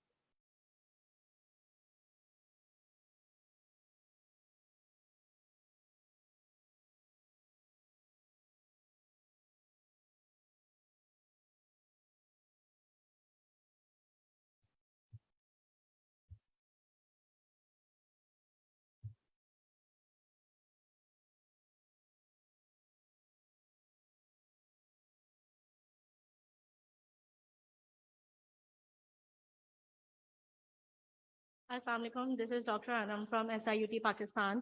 And the topic of study we did was the role of dexmedetomidine in attenuation of hemodynamic response to laryngoscopy, a dose finding study. The objective was to determine the effectiveness of preoperative bolus dose of dexmedetomidine 0.75 microgram per kg and 0.5 microgram per kg as an infusion and compare it with placebo in attenuation of hemodynamic response to laryngoscopy and tracheal intubation. As we all know that stress response to direct laryngoscopy is a well-known phenomena in anesthesiology. It was first described by Reed and Brace in 1940. The stimulation of proprioceptors at the base of the tongue causes marked increase in heart rate and blood pressure just after the laryngoscopy, and which may last for 5 to 10 minutes. The consequences of this profound change in cardiovascular physiology is well tolerated by the healthy individuals. But the patient who have cardiovascular risk factors and diseases, in those patients, it could be detrimental. So we did a study for this purpose. We included 1 of 5 adult patients in our institute, that is Sindh Institute of Urology and Transplantation. It's a prospective randomized double-blind study, and the patients were divided into 3 groups. Group A was placebo, who received 20 ml normal saline solution. Group B and C received dexmedetomidine 0.5 microgram per kg and 0.7 microgram per kg, diluted in 20 ml normal saline solution, and were given over a time period of 10 minutes respectively.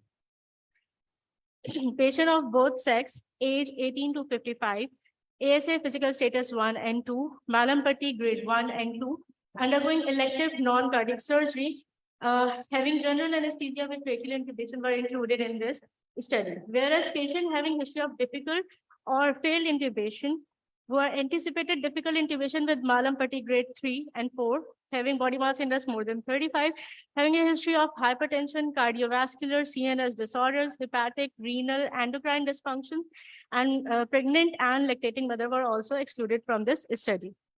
The patient was taken on the OR table, and the vitals and sedation score were recorded at 0, 1, 3, 5, and 10 minutes during this infusion. And once the infusion was ended, the patient was given general anesthesia using a protocol, using drugs, injection nalbuphine, propofol, atracurium, after checking a back mask ventilation, kept on isoflurane and 100% oxygen. Then the patient was intubated, and the time of intubation was kept less than 15 seconds. It was done by one of the 3 senior anesthesiologists at our setup.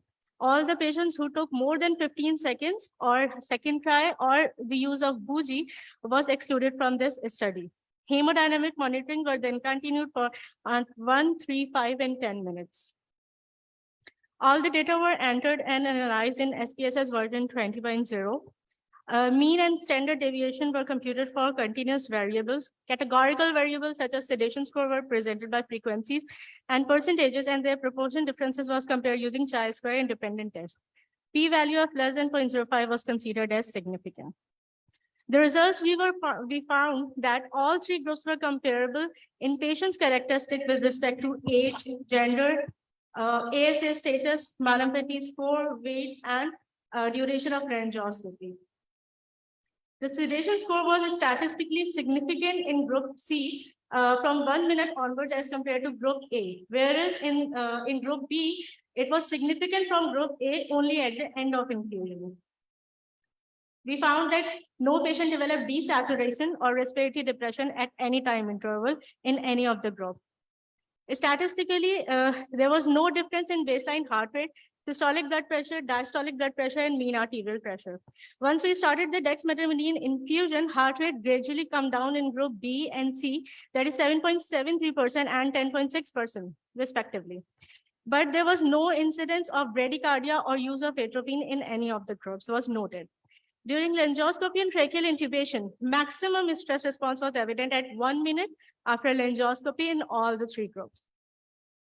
1 minute after laryngoscopy, the mean heart rate increase in group A was 38 beats per minute, group B was 20.3 beats per minute, and group C was 10.3 beats per minute. The systolic blood pressure rise was 35.23%, 26.93%, and 15% in group A, B, and C respectively. Similarly, the diastolic blood pressure rise of 1 minute post laryngoscopy and tracheal intubation was 17.3%, 13.98%, and 9%. And the mean arterial pressure rise was 23.87%, 18.77%, and 11.72% in group A, B, and C respectively. Although there was a reduction in systolic, diastolic, and mean arterial pressure, but we did not observe the phenomena of transient increase in heart rate and MAP, which was studied in various other studies. The reason of this could be because we use low dose, slow infusion rate, and a population of normotensive individuals. There was another study by Gulrani et al. In which he compared dexmedetomidine infusion 0.5 microgram per kg, 1 microgram per kg, and lignocaine 1.5 microgram per kg, and found that 0.5 microgram per kg was not very significant than the rest two groups. We also in our study found the same, that dexmedetomidine 0.75 microgram per kg was more effective. Another study by Silveraj et al. Who compared dexmedetomidine significant in reduction of heart rate, systolic blood pressure, diastolic blood pressure, and MAP, whereas asmolol was effective in attenuating the response of heart rate, systolic blood pressure, and MAP, but does not reduces diastolic blood pressure effectively. But in our study, we found that diastolic blood pressure was better controlled. So we concluded that dexmedetomidine, when given pre-operatively in a dose of 0.75 microgram per kg, obtended the hemodynamic response to laryngoscopy and tracheal intubation satisfactorily without causing any side effects, whereas 0.5 microgram per kg was only partially obtended this hemodynamic response. Our limitation is that we did this study in a normotensive individual, and if we would have done it in a hypertensive patient, it can infer valuable evidence. These are my references. Thank you.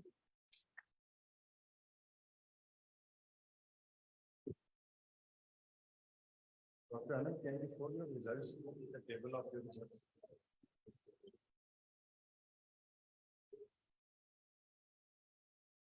There is no significance, but in your conclusion, there is a significance of Sir, I couldn't hear you, sorry. Is there any significance in this table? Statistical significance in three groups? Sir, we found that almost all the patients in all the three groups were comparable, like they are having same AS status, myelopathy, and everything. But all the data we included were comparable. There was no vast differences in it in all the three groups regarding the AS status, myelopathy, age, gender, and all this. And after giving dexmedetomidine, after how much time you intubated the patient? Sir, we started the infusion at 0 minutes and then given over a time period of 10 minutes. And just after that, we intubated the patient and then monitored again for 10 minutes. Understand your methodology. What was the intubating conditions? Did you use any twitch monitor, train of 4 or something before laryngoscopy? Or you just saw the time after giving the trachelium dose and then you intubated? So we just checked the time. We don't have the strain of 4 in our setup. So we just checked the time and the variables like heart rate, systolic blood pressure, the non-invasive monitoring, and then we intubated the patient. You think there might be some effect of different type of drug, different temperature of drug, different company? So we kept it constant because I have shown it that we have given a constant formulation of drugs, like the nalbuphine was 0.15 mg per kg, propofol was 2.5 mg per kg, and atracurium was 0.6 mg per kg, and it was given for all the patients. So we kept it constant so that there is not a major difference. Plus, the drugs coming to our setup is usually of a similar company and kept at a similar, cold storage area. So it was kept constant. So one more comment about this, such type of study which showing the hemodynamics of different interventions. If you found statistical significance in the heart rate or systolic or diastolic pressure, it may not be clinically significant. Okay, because if there is a change of heart rate of 5 beats per minute or 6 beats per minute, but with the respect to the sample size, the difference is significant statistically, but 5 beats per minute heart rate is not statistically, not clinically significant. And the similar, if a systolic blood pressure of change of 5 millimeters of mercury or diastolic blood pressure change of 5 millimeters of mercury may be statistically significant, but may not be clinically significant. Much. The time is up. Thank you, Adam. Thanks. The next presentation is from Dr. Mariam Riaz, and CH Multan. Comparison of ketamine versus dexamethasone as adjuvant to 0.25% bupivacaine in type 2 block on post-operative analgesia duration in patient undergoing breast surgery. Mariam Riaz. Thank you for giving me a chance to present my topic. I am Dr. Mariam Rayas from Anesthesia Department, National Hospital, Multan. The topic of my discussion, though not a very complex one, a very simple one, but an important one. The topic is the comparison of effect of ketamine versus dexmedetomidine as an adjuvant to 0.25% bupivacaine in PEC2 block on post-operative analgesia duration in patients undergoing breast surgery. We all know that breast surgery is an extensive surgery, and the patients undergo a lot of pain after this breast surgery, and there are many components that contribute to that pain. So firstly, what are the PEC blocks? Pectoral nerve blocks are the newer ultrasound-guided regional anesthesia techniques that are used for the analgesia of thoracic wall.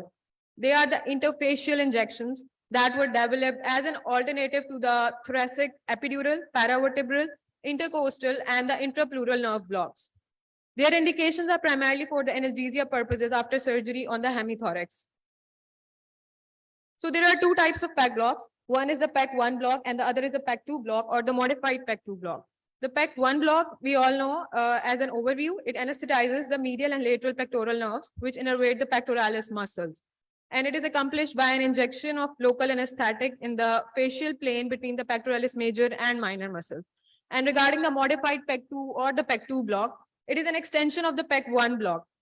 It involves a second injection lateral to the injection point of the PEC1 block between the pectoralis minor and serratus anterior muscles to block the upper intercostal nerves, often at the level of the third rib.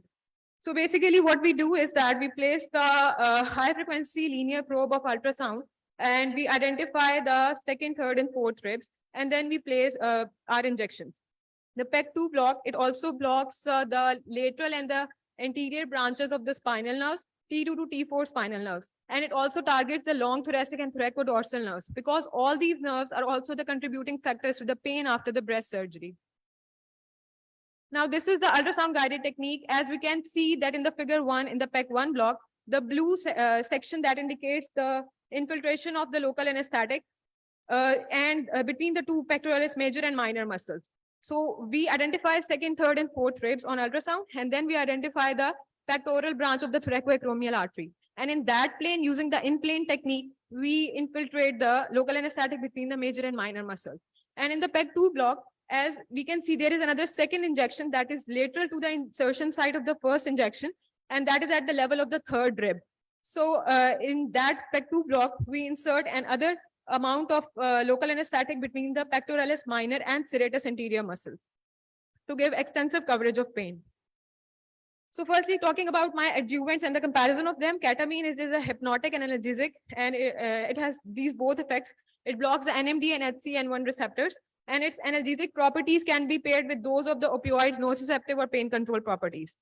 And talking about dexmedetomidine, it is a very potent alpha-2 adrenergic agonist, and it has 8 times greater affinity for alpha-2 receptors than clonidine. And it has broad range of qualities, as we all know, like sedative, analgesic, and anesthetic sparing without the respiratory depression.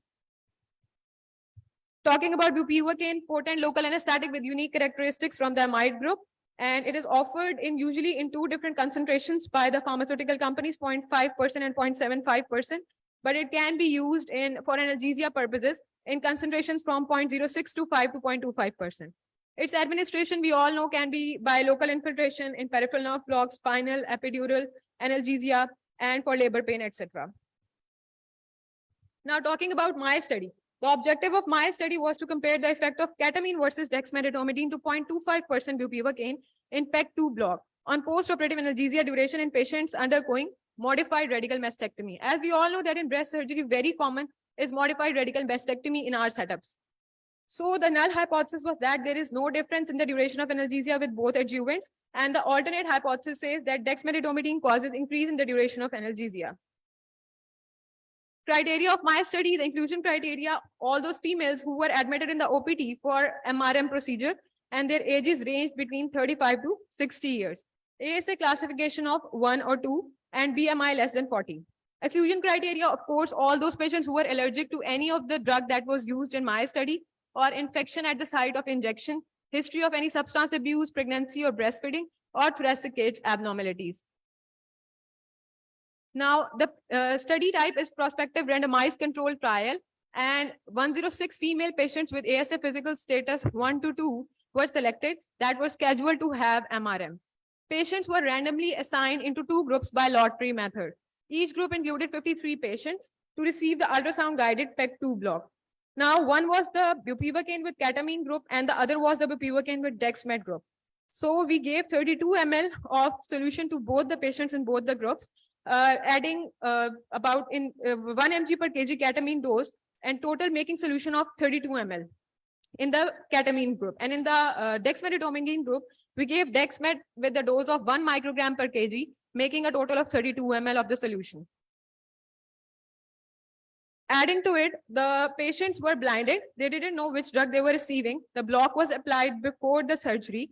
The pre-op assessment of the patients was done before 1 day before, and all the patients were taught about the visual analog score, in which they marked their pain on a line for up to 10 centimeters. 0 means no pain, and 10 means the worst pain possible. The outcome, the primary outcome, was to study the time for the first request of analgesia after the block was applied, and the visual analog score was assessed. Assessment was done at 15 minutes, first, fourth, and sixth hour, respectively, in the post-anesthesia care unit. So I observed the patients for 6 hours in the post-anesthesia care unit. The results were that the duration of post-operative analgesia was significantly prolonged in the dexmed group as compared to the ketamine group. So it was approximately 21.6 with a standard deviation of 1.6 hours in the dexmed group, while in the ketamine group, it was 16.7 with standard deviation of 4.5 hours. Adding, there were no significant differences in the perioperative hemodynamics, oxygen saturation, or the post-operative sedation scores or side effects in any of these 2 groups.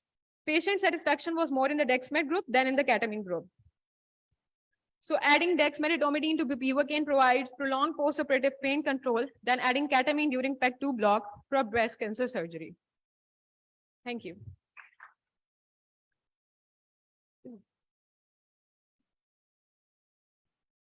Thank you very much, Mariam, for the presentation. Just mentioned that you have done a randomized control trial, and you elaborate the process of randomization. So the patients, all the patients who were booked for modified radical mastectomy. Every patient that was booked for modified radical mastectomy and that was included in my inclusion criteria, that fall into my inclusion criteria, that was considered for the study. And I selected 106 patients on a consecutive sampling. This is not randomization. This is selection. So I used the lottery method for randomization in the 2 groups.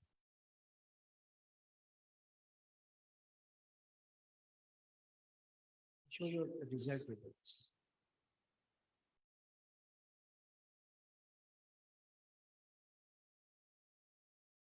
You mentioned there is no difference, no significant difference in perioperative hemodynamics, post-operative sedation, or other side effects. You should also mention the table of these perioperative. So I can provide that to you for sure. You should show here. So, what type of side effects do you observe perioperatively, especially for tax benefit? So no side effects as such were observed in both groups. No fall in the blood pressure, oxygen saturation, or any hemodynamics was noted.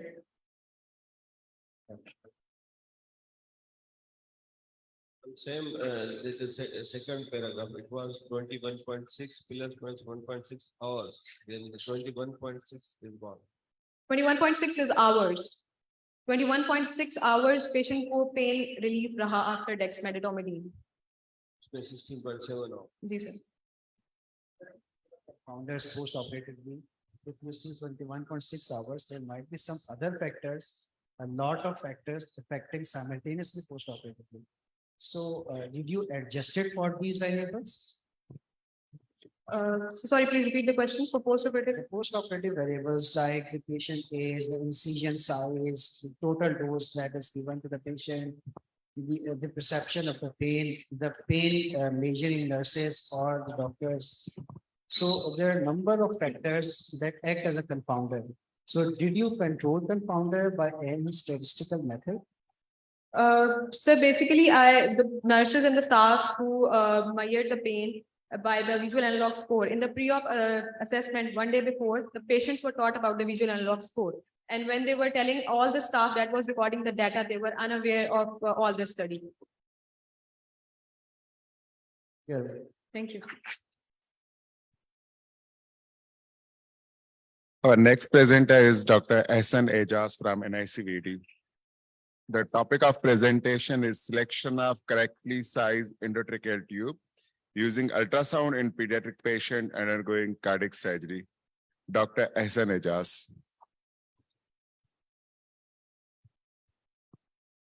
Assalamu alaikum, everyone. My name is Dr. Ehsan Ejaz, and I'm a resident from Anesthesiology Department in ICVD Karachi. Okay, the topic I'll be presenting today in front of you all is selection of correctly sized endotracheal tube using ultrasound in pediatric patients undergoing cardiac surgery. All right, introduction. So incorrect endotracheal tube size leads to air leaks in cases of small or not well-sized tubes used, repeated laryngoscopy, and increased risk of airway trauma if the tubes are used, which are bigger for the trachea in cases of children especially. Difficult endotracheal intubation under general anesthesia can cause intubation failure and delays, and these can lead to unwanted and unforeseen and even fatal results, especially in children. The assessment of subglottic diameter is important for determination of ETT size in children, and ultrasound is a technique that we can use to actually evaluate the anatomy. And this anatomy can be this ultrasound can be a helpful tool to analyze the anatomy and use the correct size tube for the kids, for the pediatric patients. Cardiac patients present with increased risk of airway anomalies mainly and poor lung compliance, and they require higher inspiratory pressures as well. Ultrasound is a portable tool that can be used in many parts of the hospital. They can use in OR. It is regularly used for A-lines and CVPs as well, and it would be recommended. It's very useful, and there's increasing evidence that ultrasonography is reducing intubation time and hence preventing prolonged hypoxia and ischemia in children as well. So the objective of my study was to determine the frequency of correctly sized endotracheal tube selection using ultrasound in pediatric patients undergoing cardiac surgery in tertiary care cardiac hospital, Karachi, which was NICVD. Operational definitions. Ultrasonography measurements. The measurements was made at the level of cricoid arch, and the air column appeared hyperechoic and created posterior equistic shadows. Unstable cardiopulmonary conditions included heart rate of less than 40 and more than 140 beats per minute, respiratory rate of 8, less than 8, or greater than 36, and saturations of less than 85%, blood pressures of systolic less than 80 or higher than 200 systolic. Continued. The correct ETT size is defined as the size which allows an audible air leak around the tube at an inspiratory airway pressure, excuse me, of 15 to 30 centimeters of water, and the head and neck were positioned in a neutral position, not very extended, but in a neutral position. The presence of an air leak was assessed by allowing the air pressure to increase slowly and until an audible air leak was heard using a stethoscope. Materials and methods. The study design was a cross-sectional study, and the setting was conducted, this research was conducted in ICVD hospital for over a period of 6 months. And the sample size was calculated using World Health Organization sample size calculator version 2.0, with having expected frequency of correctly sized endotracheal tube on ultrasound as 60%. This figure was obtained from the past research articles, 95% confidence interval and 8% margin of error, and the sample size came out to be 145. Sampling technique was non-probability observation and convenience sampling. The inclusion criteria was having both the genders included and children of ages between 1 to 8 years. And elective surgery patients were considered and not the emergency cases who were already admitted in the hospitals. Exclusion criteria included consent refusal if the patients did not give the consent, emergency surgeries because it can actually be difficult for them to actually sustain these experimental procedures, and patients with anticipated difficult airway due to the presence of neck mass or visual or even ultrasonographic assessments. So if we found, because cardiac anomalies do present with, for example, we have cleft lip and cleft palate and many other anomalies that can be seen on the ultrasound as well. So they were excluded from the study. Okay, the data collection procedure, hospitals, ethical committee approval was taken and CPSP approval was also taken. All the patients involved in the study were informed and written consent was observed and taken from them. and the patient's information and all the data was kept securely and was accessible for the authorized personnel only. Age and gender were recorded, and ultrasonographic measurements of the transverse diameter of the cricoid cartilage level was performed using a linear probe on the middle of the anterior region of the extended neck. Okay. And a continuous positive airway pressure of 10 centimeters of water was maintained during the measurement. As we can see, the linear probe was placed at a short axis and in the middle of the anterior region of the neck, and the neck was extended in this case. Data collection procedure continued. Okay. All measurements were performed by the same practitioner having a 5-year, at least a 5-year experience in the working field. After finding the vocal cords, as we can see in this slide as well, linear probe was moved caudally to visualize the cricoid arch. The transverse air column diameter, as shown between the space between the two axes, as we see on this slide, it was the subglottic diameter, and this was used to determine the ETT size for the kids, the pediatric patients. Following intubation, correctly sized ETT was assessed, performing the air leak test as described earlier. To minimize the bias, this test was performed by 2 professionals, and all the collected data was recorded on a pre-designed performer, which can be provided to you upon request. Confounders were controlled and strictly following inclusion-exclusion criteria and stratification. Data was analyzed using SPSS 21 and Shapiro-Wilks 1965 was applied to check the hypothesis of normality for age, and were expressed using appropriate descriptive statistics such as mean plus standard deviation, median, and maximum and minimum. Frequency and percentages were calculated for categorical values such as gender, age group, and the correctly sized intubations. Effect modifiers like gender and age group were controlled through stratification. And post-stratification, appropriate chi-square test and Fisher exact tests were applied. The two-sided p-value was taken as less than 0.05. Okay. Age range in this study was 1 to 8 years, and the mean was around 5 years with a standard deviation of plus minus 1.9. The majority of the patients, that is 73, were between 6 to 8 years of age, as shown in the table. 62.76% of the patients were males, and 64.14 was our the correct outcome. The correctly placed intubations were 64.14, and the failure or not correctly sized tubes were 35.86 according to our study. Correctly sized endotracheal tubes selection for the age group between 1 to 5 was 65.28%, and correctly sized for 6 to 8 years was 63% with a p-value of 0.76. And correctly sized ETT tube selection for males was 64.84, while for females it was 62.96, again an insignificant p-value of 0.820. Selection of correct endotracheal tube size is a crucial step for pediatric patients because incorrect size can cause harmful and may cause complications. Different physical indices, formulas that are used for prediction of endotracheal size tube these days are not very accurate.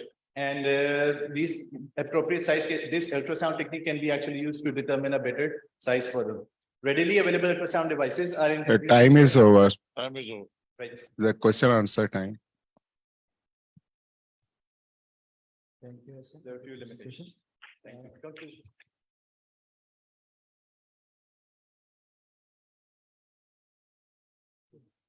Just want to ask, did you use cupped endotracheal tube? Or Yes, we use cupped endotracheal tube.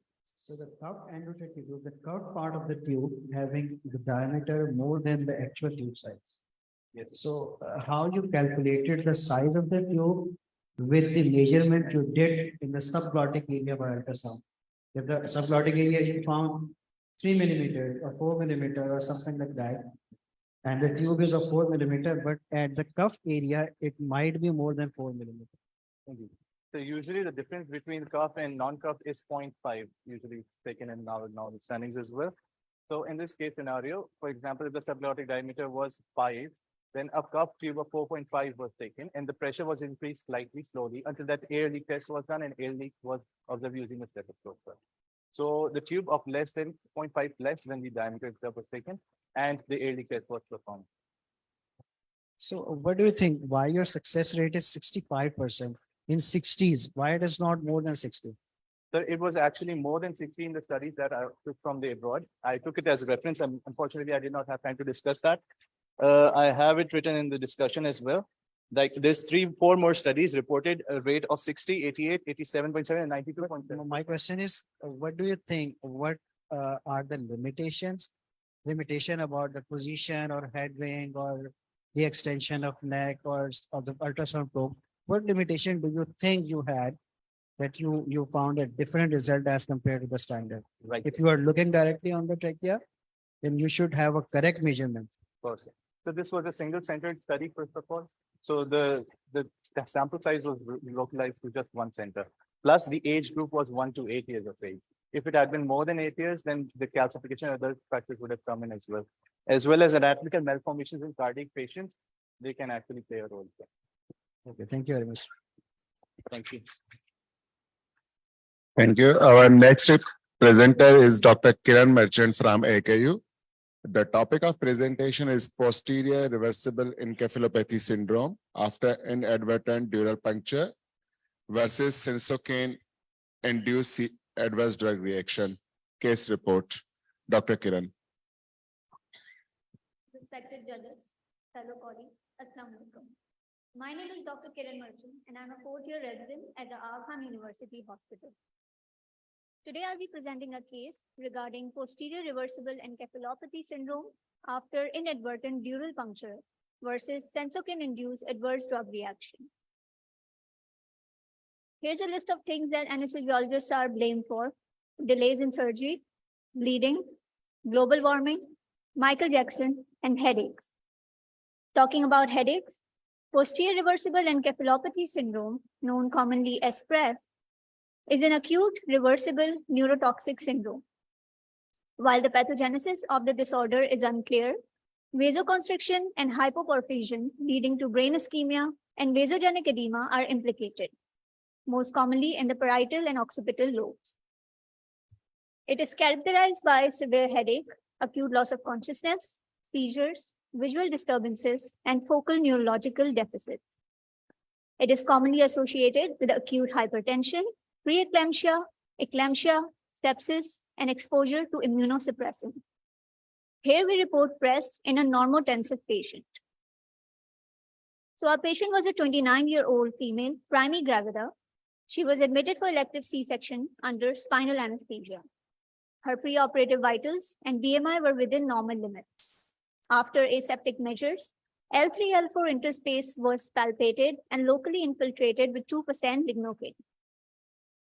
The introducer needle was placed and CSF flow was observed. So 0.5% of hyperbaric bupivacaine, 11.5 mg was injected through the introducer and adequate block was achieved. The patient remained stable throughout the surgery. But after 48 hours, she developed severe bifrontal and occipital postural headache, vomiting, dizziness, diplopia, and photophobia. She was initially being managed along the lines of post-dural puncture headache conservatively and was being planned for an epidural blood patch, provided her symptoms did not resolve after 48 hours. But then she developed generalized tonic-clonic seizures with uprolling of eyes, which were managed with benzodiazepines. Her MRI brain was done, which revealed features suggestive of PRES. With anticonvulsant therapy, neurological symptoms resolved, and she was discharged home symptom-free.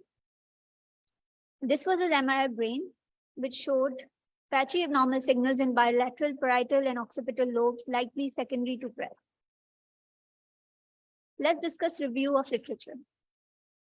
So PRES was first described in 1996 by Hinchy et al.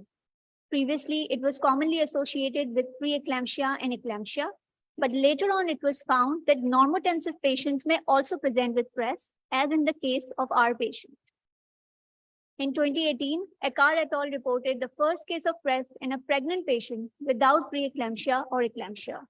Then in 2019, in another case report, Qureshi et al. Presented an atypical case of PRES in a pregnant patient without preeclampsia. And more recently, in 2022, Zhang et al. Reported a similar case of PRES.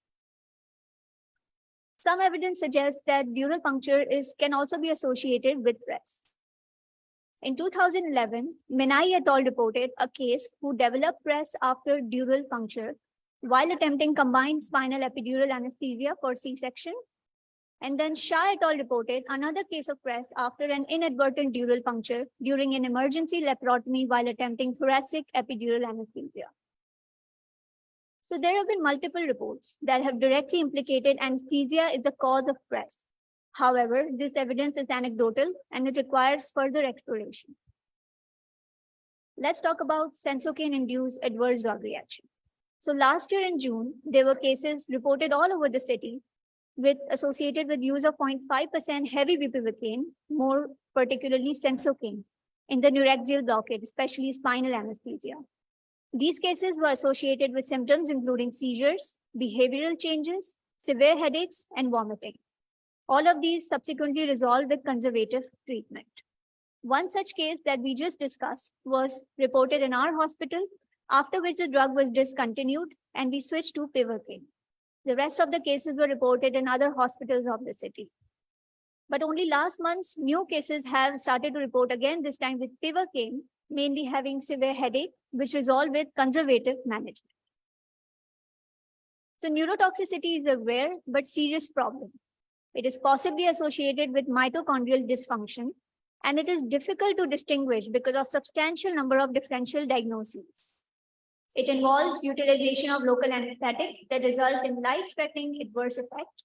Pregnancy has been found to increase patient sensitivity to local anesthetics, and it can present immediately or up to an hour after the local anesthetic injection. In 2022, when Mark et al. Reported a case of status epilepticus following intrathecal bupivacaine in hip surgery, and then another case was reported where patient developed generalized tonic-clonic seizures after spinal anesthesia using bupivacaine for cesarean section. So to conclude, we highlight the significance of suspecting press in obstetric cases with an inadvertent dural puncture in a normotensive patient, the critical role of neuroradiology in the confirmation of the diagnosis, and lastly, keeping in view the potential medical-legal implications in such cases, further research seems crucial, especially in our population. Thank you for listening.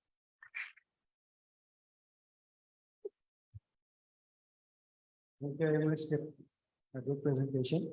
Actually, we selected your presentation for oral because of the ongoing issues of sensitivity and highlight these issues in the forum with the use of anything. So my question is that you mentioned that you diagnose press by neuroradiology, but in the area, source limited areas where facilities of neuroradiology, what are the clinical signs and symptoms that you predict a patient is developing press? Okay, thank you for your question, Dr. Mohsen. You are right. Most of the hospitals in our city are low resource areas, and where you cannot have an option for neuroradiology, you can look deeply at the signs and symptoms of the patient. So initially, our patient presented with a postural type of headache, but later on, that's why we were suspecting that it was PDPH. But later on, it turned into an atypical type of headache, which was not postural. And then she also developed generalized tonic-clonic seizures. So the point of presenting this, I know that this is very difficult to have press in the list of diagnoses where there is a big list of diagnoses. But the whole point of presenting this case is to have these diagnoses in our minds so that in future, if we ever come across this type of case, we can think about this diagnosis as well. So if you had the only thing that we should emphasize and all the other have the take home message is that whenever there is a change in the pattern of headache in 24 to 48 hours, if postural component eliminate completely, because only postural component is indicating us that it is a PDPH.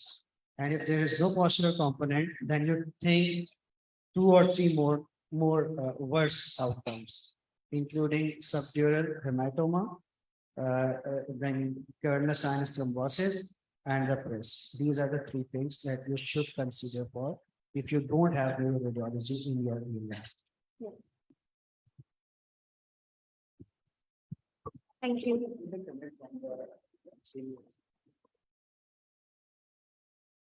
Thank you very much, Dr. Kiran. And now our Last presenter is Dr. Khushbu Dilawar from NICVD. A prospective comparison of ultrasound guided versus palpation method of radial artery catheter placement. Dr. Khushbu. Thank you so much, sir. I am Dr. Khushbu Dilawar. I am FCPS resident in anesthesia department from the NICVD hospital. I am going to present the prospective study, that is the comparison of the ultrasound guided versus the palpative method for the radial artery catheter placement. Introduction, as we all know, the arterial cannulation is essential and necessary for the hemodynamic monitoring. For the invasive blood pressure monitoring, we use the arterial lines like the radial artery, brachial, femoral, posterior tibial, and the axillary artery. The other radial artery is the ideal location for the arterial cannulation insertion because most patients have the collateral blood flow and the compressibility for the hemostasis. Unfortunately, the anatomical landmark sometimes may not detect the radial artery in up to the 30% of the patient. Arterial cannula placement by the palpation method continue to pose a challenge to even the most experienced anesthetists. The repeated successful arterial cannulation attempt causing the potential complication like the arterial hemorrhage, spasm, and the hematoma. Ultrasound is increasingly being employed in vascular access. Several systemic evaluations have demonstrated the effectiveness of using the ultrasound for the arterial line placement. Some studies have compared the traditional blind palpation with the ultrasonography, have shown improved ultrasound outcomes. Although the ultrasonography guidance has been successful in the arterial axis, there is a little information available regarding the use of the ultrasound in the peripheral axis. We are not aware of any locally published prospective study that compared the placement of the radial arterial cannulas by using the palpation versus the ultrasound guidance approach. The objective of my study is to assess the effectiveness of the ultrasound guidance versus the conventional palpation method by the newly inducted anesthesia resident during the radial artery cannulation in the operating room for the patient undergoing the elective open heart surgeries. Material and method, the study was the prospective observational study conducted in Department of Anesthesia and ICU at an ICVD hospital for the periods of 6 months after the approval from the ERC. The total 140 patients included in our study, we randomly divided the 70 patients in each groups. Those patients having the age range between the 18 years to 75 years, undergoing the elective open heart surgeries and classified as 3 and 4 included in our study, while the patient undergoing the emergency surgery arterial cannula passed after the induction, INR ratio more than 1.5, previously angiography done by the radial artery access in last 7 days, and the patient on the continuous heparin infusion were excluded from the study. Data collection procedure, ethical committee approval, and the written as well as informed consent was taken from the all patients involved in the study group. We divide the patient into 2 groups on the basis of the cannulation technique. All cannulation procedures were performed by the newly inducted anesthesia resident under the supervision of the senior consultant. Every patient received the lorazepam 2 mg 1 hour prior to the surgery in the ward. Standard monitoring such as ECG, saturation, and intravenous cannula were then applied in the operating room. Allen stress was performed. Skin close to the insertion site was cleaned with chlorhexidine and infiltrated with 2% xylocaine. To preserve the wrist extension, the wrist was extended and tape on board. The radial artery was percutaneously punctured with 20-gauge Vigo needle. For the ultrasound guided radial artery cannulation technique, the radial artery was imaged in short axis and was used to place the needle. Evaluation time is basically the time from the application of the portable ultrasound to locate the radial artery till the skin punctured by the Vigo needle. While the cannulation time is the interval of the time between the first penetration of the needle through the skin to the successful cannulation of the artery. While in the conventional palpation method, the radial artery was located by using the palpation technique and the Vigo needle was guided by continuous sporadic palpation of the arterial pulse. Evaluation time is the time between the operator initial placement of fingers on the patient wrist and the needle puncture the skin. While the cannulation time is the interval of the time between the first penetration of the needle through the skin to the successful cannulation of the artery. The primary outcome of my study was a successful arterial cannulation, while the secondary outcome include the number of the attempts, duration of the screening and cannulation, and need to change the operator as well as side and frequency of the problems. Operational definition: the successful arterial cannulation surveys endpoint for both approaches. Success rate was defined as successful cannulation of radial artery in 2 attempts, while the failure rate defined as inability to cannulate successfully after the 2 attempts. Data was analyzed by the IBM FPSS version 21. Ultrasound group and cannulation palpation method were compared with the help of independent t-test, U-test for the continuous response variable, while the chi-square test, Fisher test used to compare the categorical response variable. The p-value of 0.05 was taken as the criteria for statistical significance. The results, the demographic between 2 groups were comparable as far as p-value is insignificance. While the p-value for the cannulation time in the ultrasound guided and the cannulation palpation method was significant, that is less than 0.001. Discussion: ultrasound guidance replaced the conventional palpation method in arterial cannulation because of its widespread use. Our study is among the few in the world and first in our department, which basically involved the newly inducted anesthesia residents. The result of both groups shows the ultrasound required twice time as much than palpation, less than 10% complication rate linked with the ultrasound guided cannulation that was higher than palpation approach. According to the meta-analysis by the UWJ et al., the ultrasound is preferable to the palpation approach, but our study shows the ultrasound takes the longer time and more skills to perform the cannulation. While the Betterji et al. Found no significant time difference between the ultrasound and the conventional palpation method, that is opposite to our study. While the Amar et al. Analyzed decreased amount of complication was found in the ultrasound guided radial artery cannulation, but in our study, complication rate was higher in the ultrasound guidance technique. Our study shows that the residents at the end of the day were learning the new skills in the form of ultrasound guided radial artery cannulation and more comfortable in palpating method. This is single center study due to observational nature of the study. Operator Time is over. The question answer. Dr. Khushbu, nice presentation. ये बताएं कि operator same था study में? नहीं, different operators थे, लेकिन newly resident जो use हुए थे R1 resident. They were used to arterial lines. So basically इस स्टडी से पहले हमने एक वर्कशॉप हमारे इंस्टीट्यूट में कंडक्ट किया था. उसी रेजिडेंट से हमने पहले तो अल्ट्रासाउंड में आर्टिरियल कैनुलेशन अल्ट्रासाउंड गाइडेड करवाई थी, उसके बाद पैल्पेटिंग मेथड से भी करवाई थी.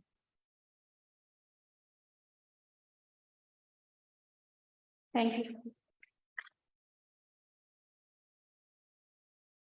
Thank you very much.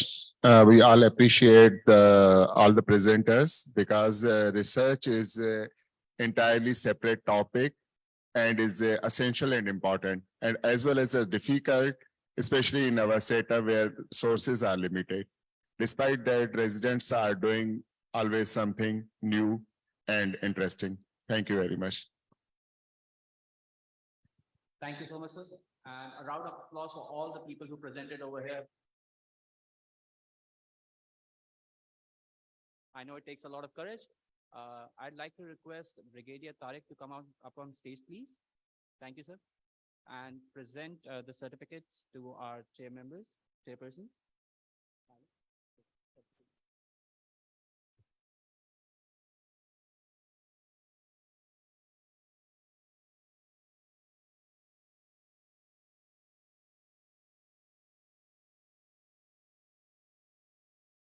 Dr. Ahmed Somro.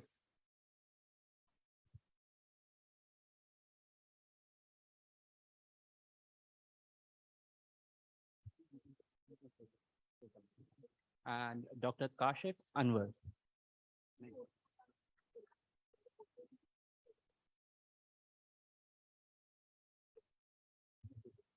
I'd like to request the chairpersons to please stay and hand out the certificates to our jury members. Our honorable jury, can you please come up on stage?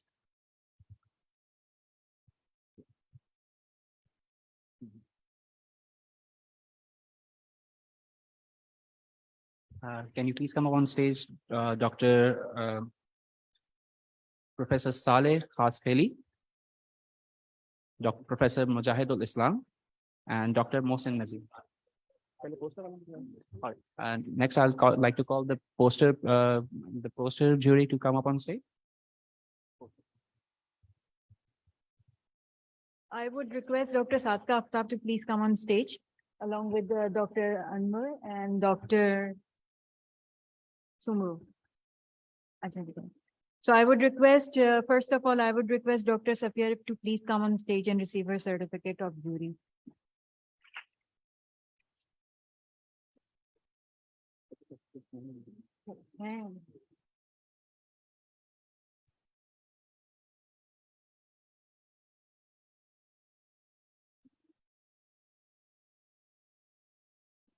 जी अभी पहले jury members को certificate है and then every resident who has presented the poster तो आप लोग please यहाँ आ जाएं आगे जिन जिन लोगों ने poster किए हैं आप लोगों को उसके बाद poster का certificate मिलेगा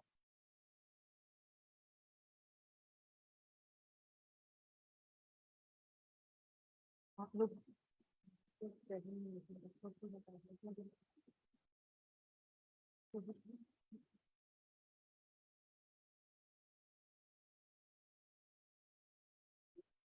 कोई बात नहीं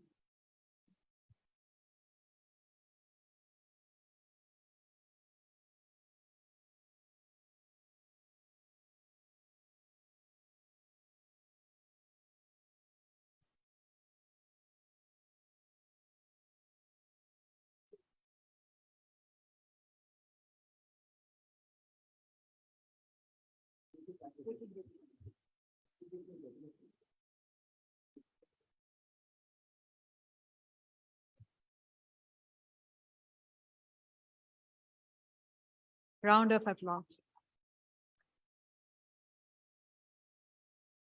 Dr. Amir Furqan.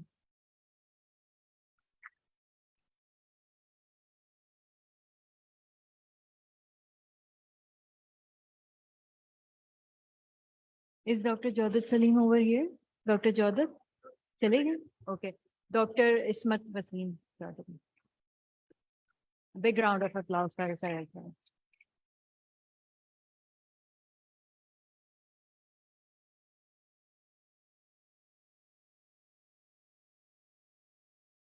Can I please request the poster presenters? Okay. Huba Ahmed.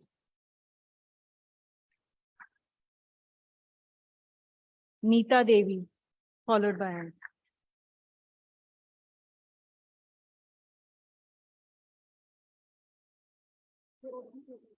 इनको भी दे दो कोई बात नहीं it's okay certificate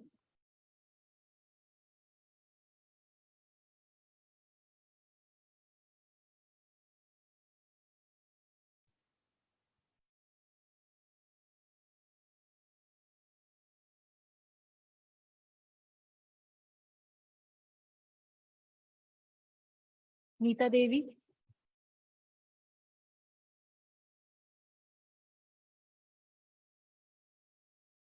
Mahabatul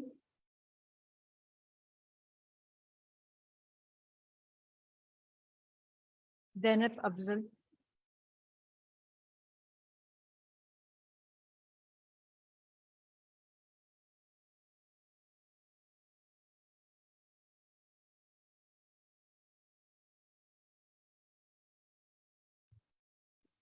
Anila Munawar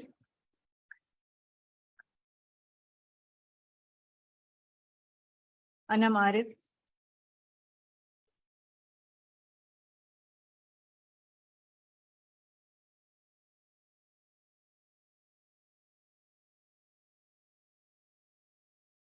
Mariam Riaz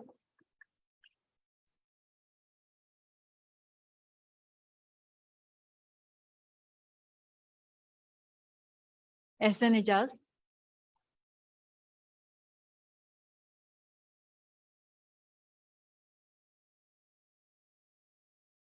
Kiran Merchant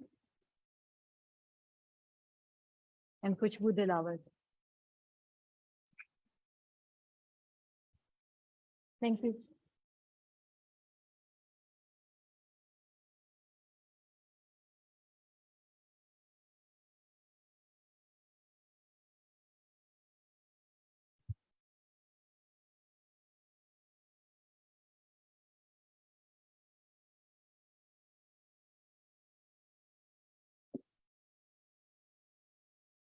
Thank you so much. And now I would request Dr. Amir Furkan, Dr. Safia, and Dr. Noor to please come on stage for the distribution of the certificates for posters.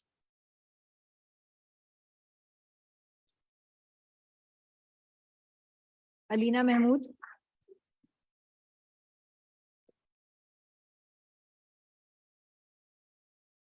Fatma Faruqi. Huba Ahmed.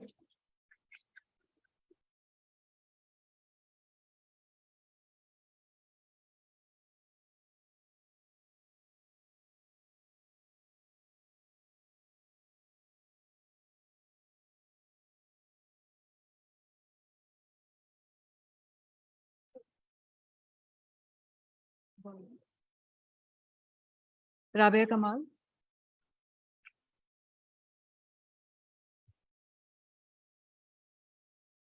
Tuba Jafar.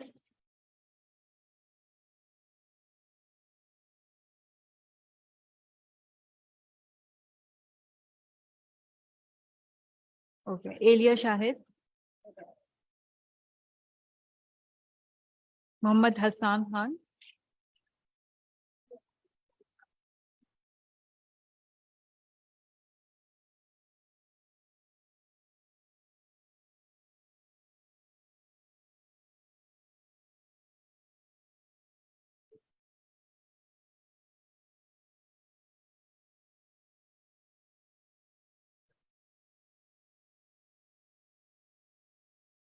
Sidra Nazir. Sidra Tahir.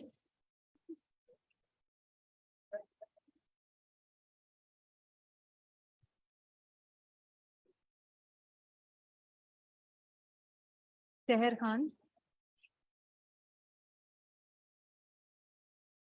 Wajiha Nasir.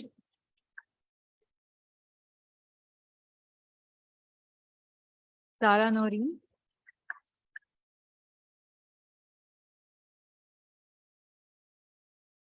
Safa Pirzada. Mahnoor Bilal.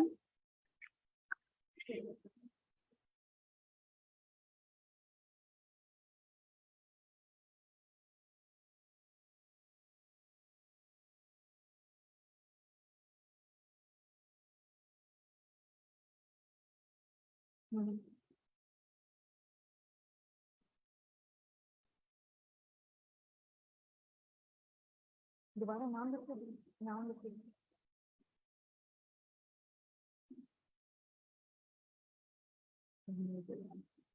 Javeria Bakhtawar Ramla Shahzada Arsalan Zahid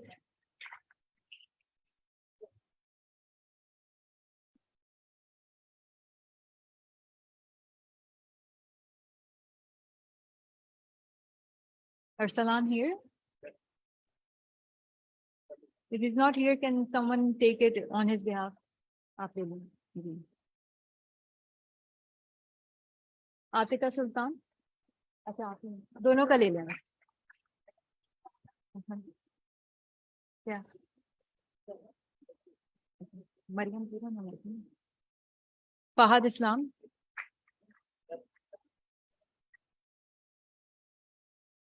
Ayesha Akhtar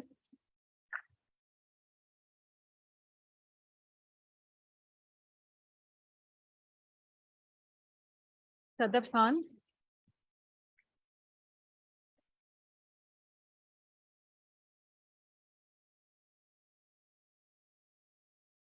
Sadia Suhail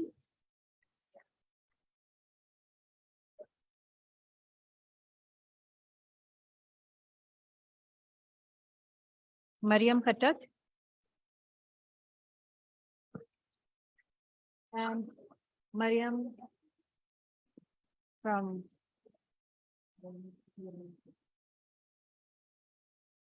Mariam Vyas.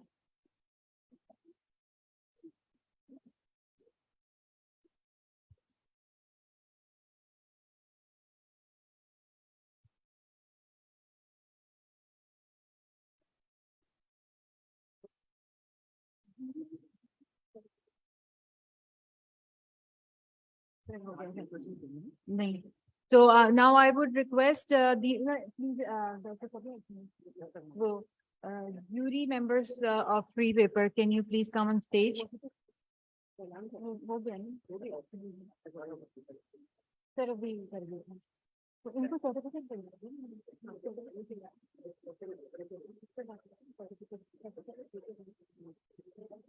So Dr. Mohsin Nazir, please come on stage for your certificate.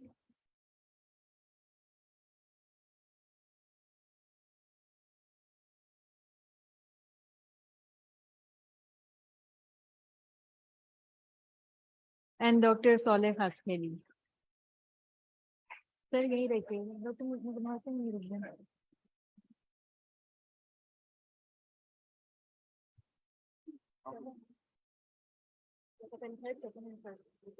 वो खुद ही बुलाएंगे. अच्छा अब आता है. Now I'd like our esteemed judges for the poster competition to announce the results and decide who won the third place, the second place, and who got the gold.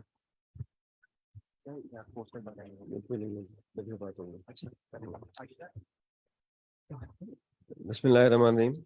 I am here to present the results of resident free papers contest. It was a very healthy and informative contest. And as we all know, research is a very difficult as well as challenging thing. And all the presenters who were here, they dared and they presented above average. It was very difficult for all of us to decide, but we had a set criteria already given by the committee.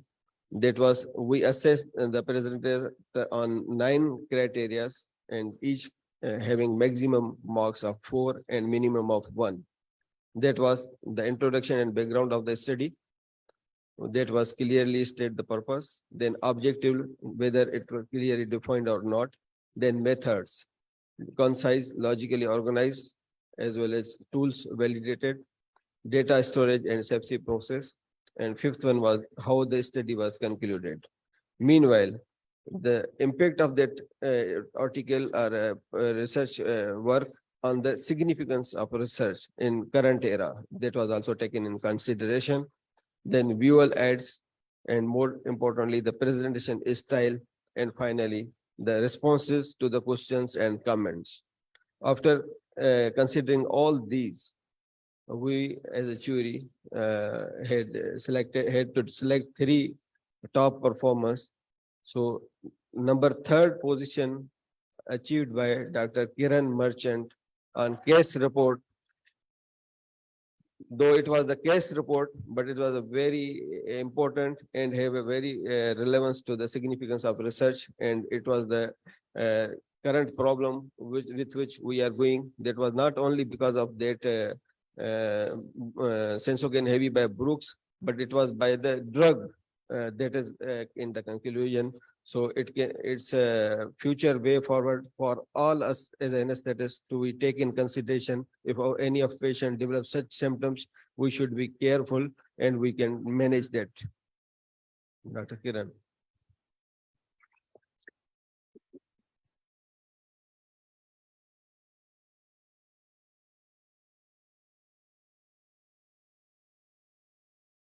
And then second position goes to Mr. S.N. Ejaz from NICVD. That is selection of correct size ETT for feeds, ultrasound guided. That was also very relevant, logical, as well as patients morbidity morbidity related issue and well presented, and he stood second in position.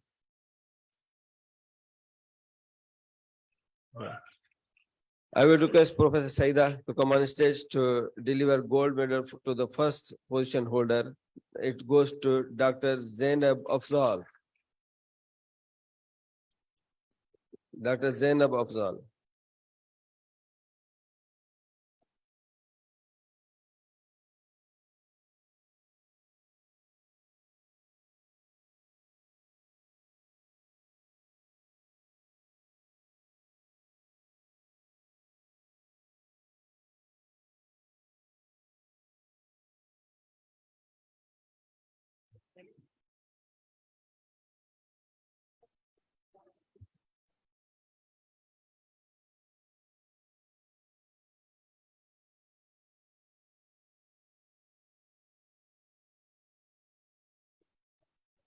Thank you very much.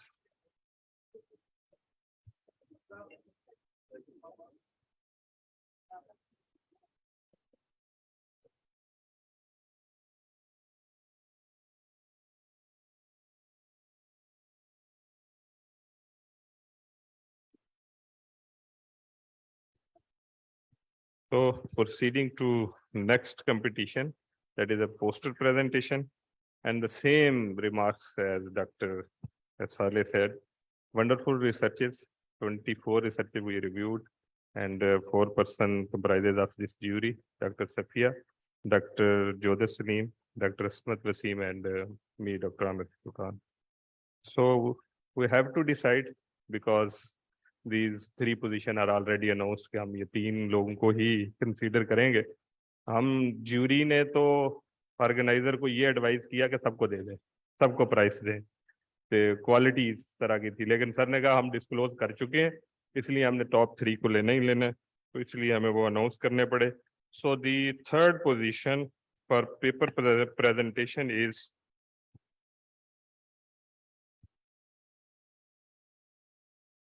Sadia Sohail, Hamdard university.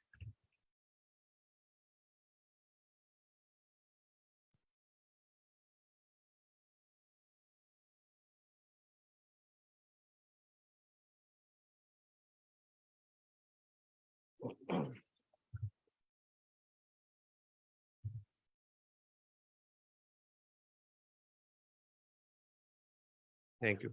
And the second one is from Multan, Dr. Aisha Akhtar.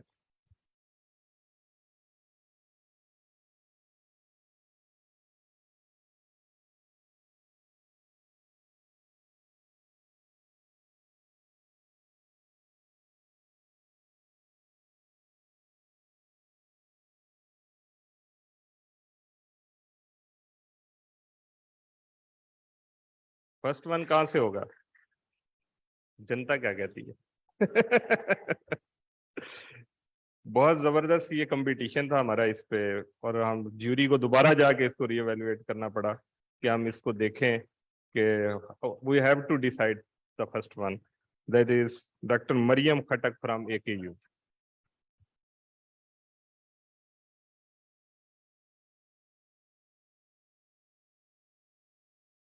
Many congratulations to all presenters.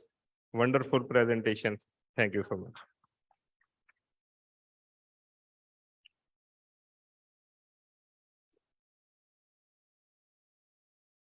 Thank you, ma'am. Thank you so much. Once again, a round of applause for all the participants. We are going to start ending our proceedings, but once again, I'd like to thank you all for your patience and for your undivided attention during this entire proceedings. Thank you so much. Yes. Yeah. Please come upstairs, madam. Can we all get a group photo session upstairs, up on the stage? No? Okay.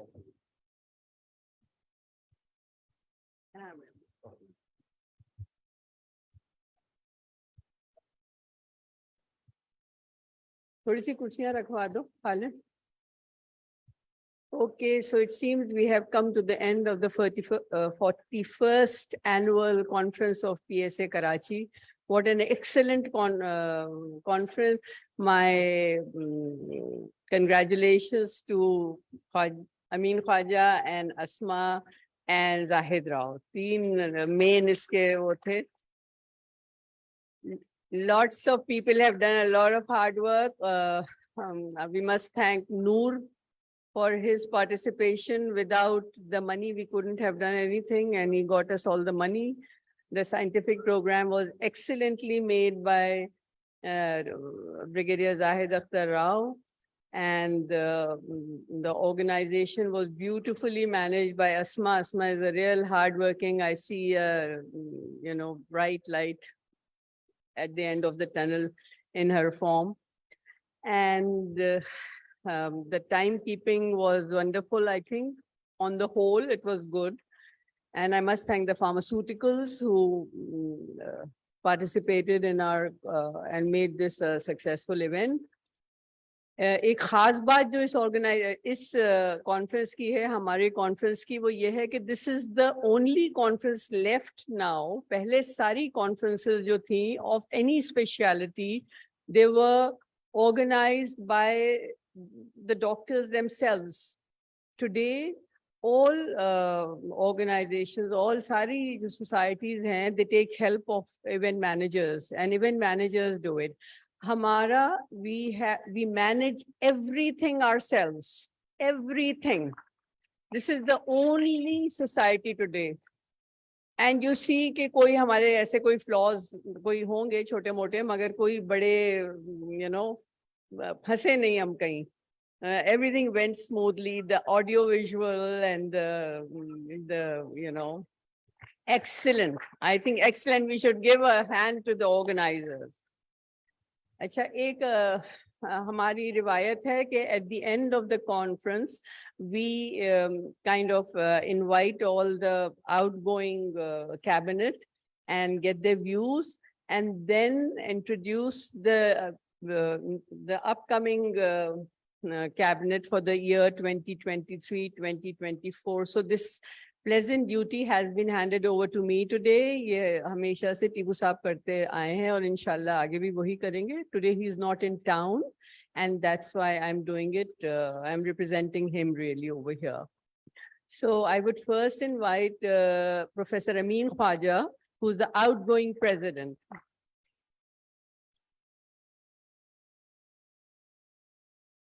The vice president, outgoing vice president, Dr. Ali Sarfaraz.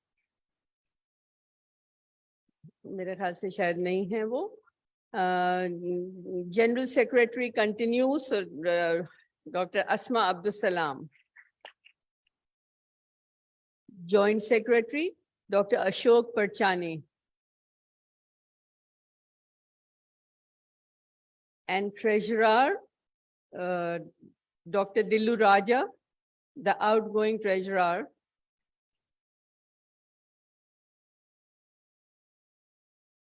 I will also announce the names of those people who are now going to take over, and then we can hear some comments. Or should we hear the comments first and then invite the new cabinet? I think I'll request Professor Amin Khwaja for his comments. Thank you very much. This conference was not possible without the support of Executive Committee, Cabinet members, and patron Dr. Saida, Tipu Saab, and a lot of other colleagues who were supporting us. The top of that, this was extremely important to appreciate our youngsters who, since last 1 week or more than that, working tirelessly for the scientific program, printing and publications. And I think for last 48 hours, they are staying here for these stalls and all the things.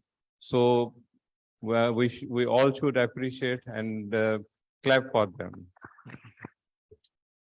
The important thing, very important thing is we have organized this conference without the event managers.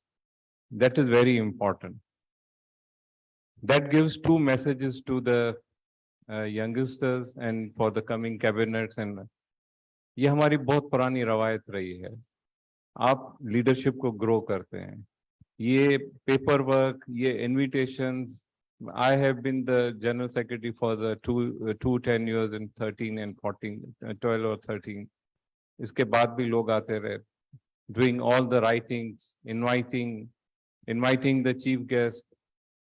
You get a message from the PS of the high dignitaries to you. You have to write the speech for all the things. And after that, scientific program, although the scientific chairperson is one of the senior person, but again, he goes to the general secretary, he asks for the vice president. So काम इतना है, and that helps to bring the new faces or नई generation. They know how to do the communication, how to write the things. So the beauty of this conference, Dr. Saida ने कहा, हमने अपनी meetings में भी ये बात की थी. आप believe करें, कि यही कॉन्फ्रेंस अगर हम इवेंट मैनेजर से कराते तो it is in a business of more than 10 million, more than 10 million. I'm just saying, but we have done very, very less amount. ज़्यादा हमारा खर्चा होगा तो होटल का होगा, जो रेट्स हैं, otherwise there's nothing. तो ये ट्रेडिशन बरकरार है और ये कमिंग डेज में भी बरकरार रहेगा क्योंकि लीडरशिप तैयार हो रही है, यंगस्टर्स आगे आ रहे हैं और टॉप ऑफ दैट इससे एकेडमिक एक्टिविटीज भी बढ़ रही हैं. आई डू रिमेम्बर आज से अगर हम 30 साल पहले चले जाएं तो MCPS वाज द बेंचमार्क. अब फेलोशिप तो everyone is doing the fellowship. So this is because and society is providing a platform, academic activities, और ये सब जैसे जिस तरह से poster presentations हुई हैं, oral talks हुई हैं, you can see, or that reflects your hospitals, what they are doing in their hospital. कि आप अगर international studies को compare करें, आप अपने बच्चों को देखें कि they all are doing same thing. So congratulations to all the seniors who have looked after their juniors during this. और इसके बाद I am thankful to cabinet, इसके बाद executive committee, Dr. Saida, Dr. Tipu, and this conference की सबसे अच्छी बात, जिसी भी कामयाबी ये है कि आपके senior colleagues out of city और दूसरे provinces से आए.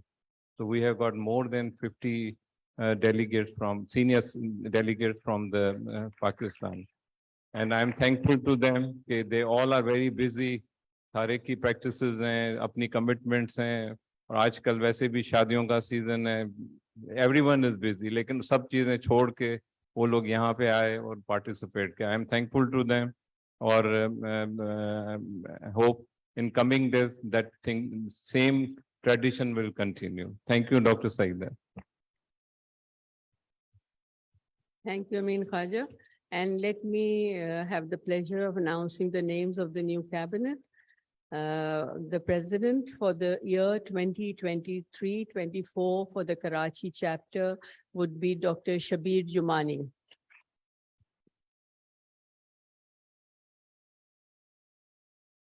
President-elect by consensus is Dr. Hamid Ali. Vice President is Dr. Dillu Raja. General Secretary, Dr. Asma Abdul Salam continues. General Secretary 2 terms करता है कम से कम हमारे यहाँ. Joint Secretary, Dr. Dilip Kumar. Dilip is not here? Okay. And Treasurer, Dr. Talal Ahmed.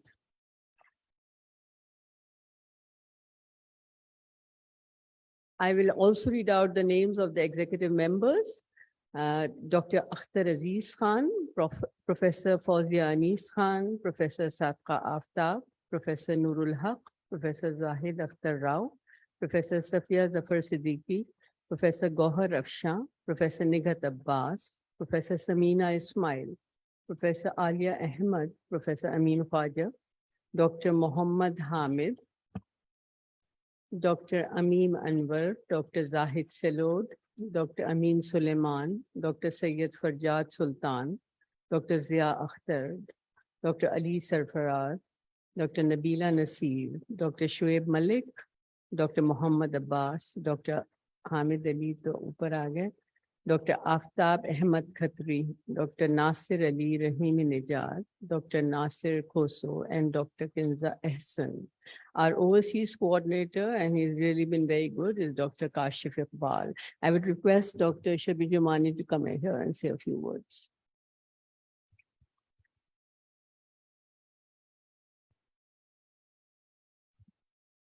Bismillah ar-Rahman ar-Rahim. Nahmadu wa nusalli ala Rasulihil Kareem. I feel humbled. I'm thankful. It's a wonderful moment for me, to say a few words. I first saw the conference in 1983. It was my first conference organized by PSA. And it has been almost 40 years since then, I'm here attending these conferences.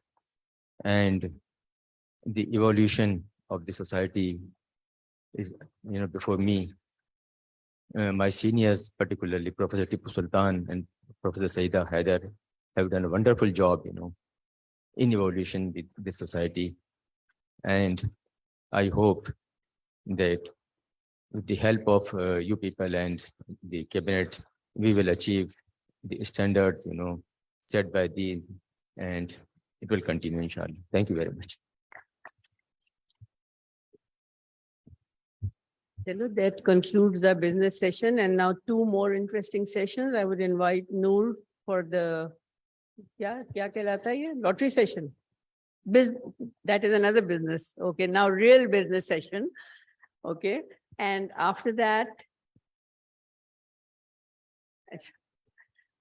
huh? Cabinet की तस्वीर. मैं भी बैठ जाऊँ. चलो. I must announce that Dr. Saida Haider continues to be the patron of Karachi chapter, and Professor Tipu Sultan continues to be patron of center.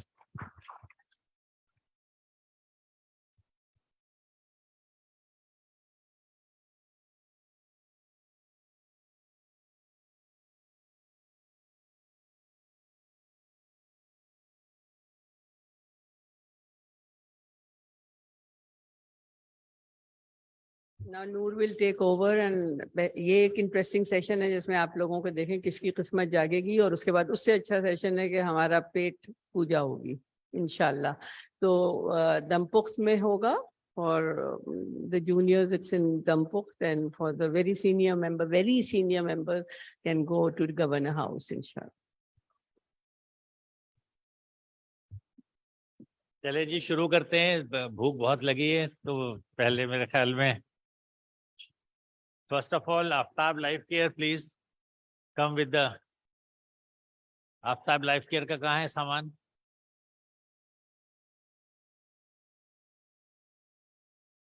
यहाँ रखिए लग. और आपका डब्बा किधर है? लक्की ड्रॉ का. And ask Dr. Saida, please come on the stage. हाँ, देंगी ना लोगों को, सबको बुलाते हैं. अच्छा, तो हमारे प्रेसिडेंट साहब आ जाएं. हाँ, Shabbir Jumani, please come on the stage.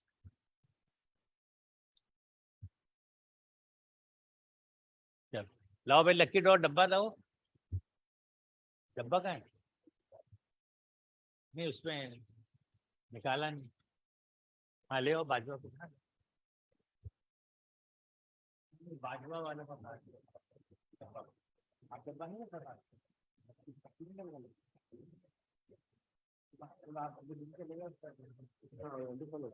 Indus वालों को please Indus please come on stage. हाँ जल्दी जल्दी आ जाए.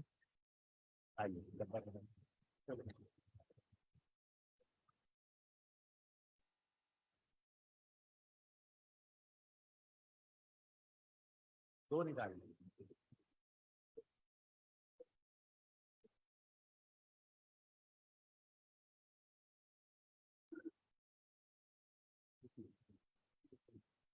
Dr. Preeti, NICVD.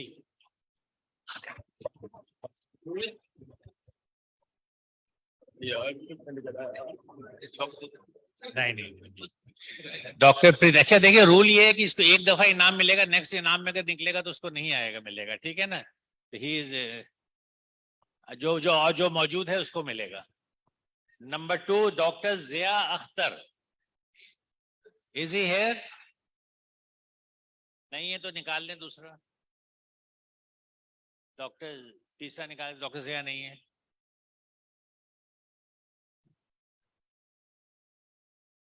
तो इतना बंद नहीं करो भाई. अभी ये पकड़ो.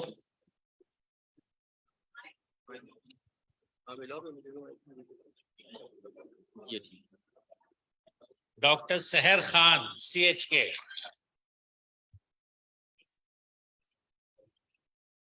डॉक्टर सहर Khan CHK.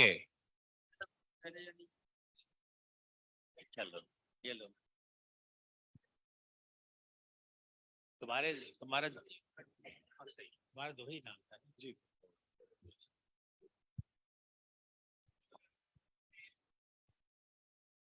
Usman ko please come on the stage with your lucky draws and all that.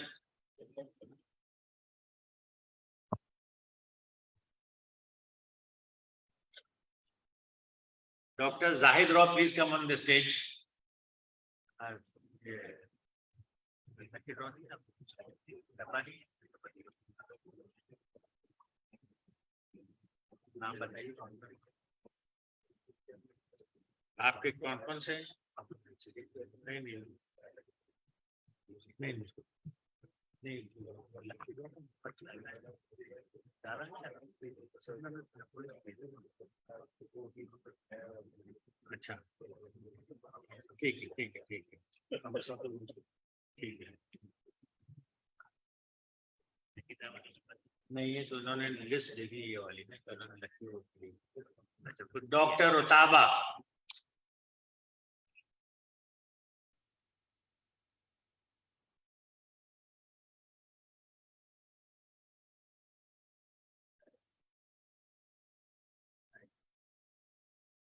Doctor Waqas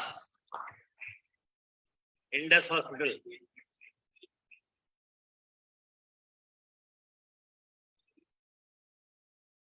doctor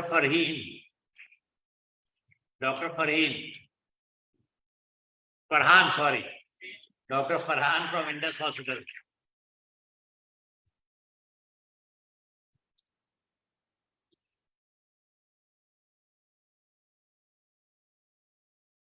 doctor Osama Asad Khatri from trauma centre. Osama साहब ऊपर आ जाए पहले। कमर साहब से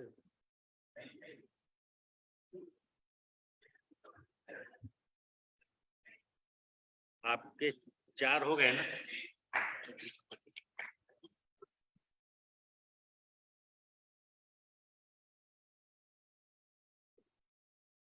डॉक्टर स्वाले खासखेली का इन्होंने नाम दिया जो कि बाहर से आए इसलिए इनको दिया जा रहा है। डॉक्टर स्वाले खासखेली चले गए। अच्छा doctor Umar Shaikh the senior most of here is here. Doctor Mohammad Hamid Khan.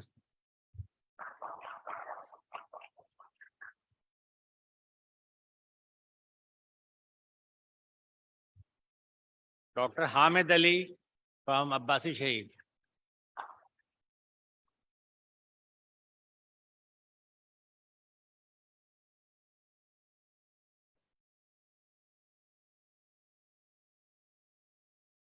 Doctor Arsalan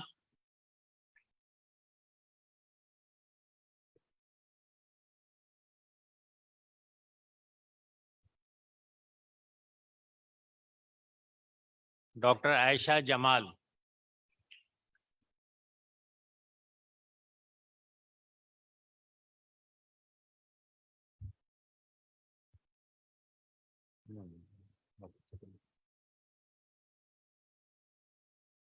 doctor Asma आ जाए जीएस।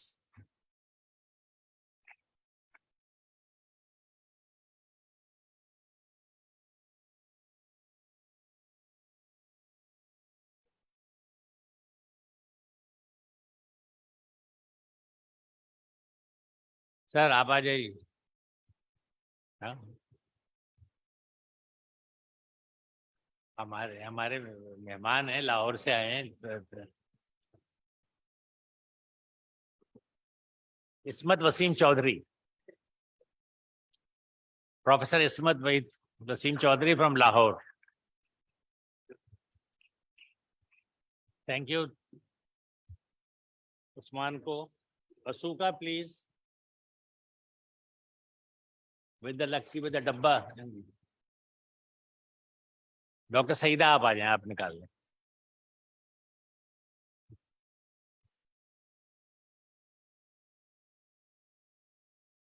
नहीं उनका नहीं।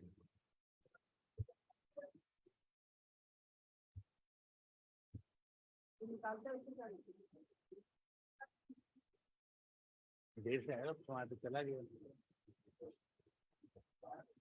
तो चला गया कहाँ थे तुम वॉशरूम गलत वॉशरूम गए थे ना doctor Imran Sarwar from civil hospital Karachi नहीं है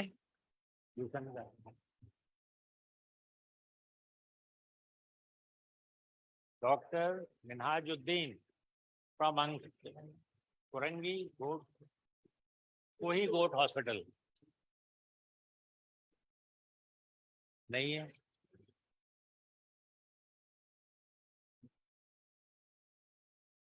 doctor Noor Alam from SIUT Noor Alam from SIUT नहीं है Noor Alam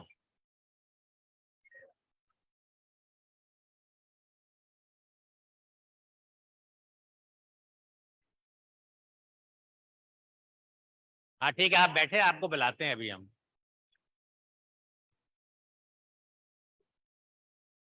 doctor Ramesh Kumar from THQ Taluka health hospital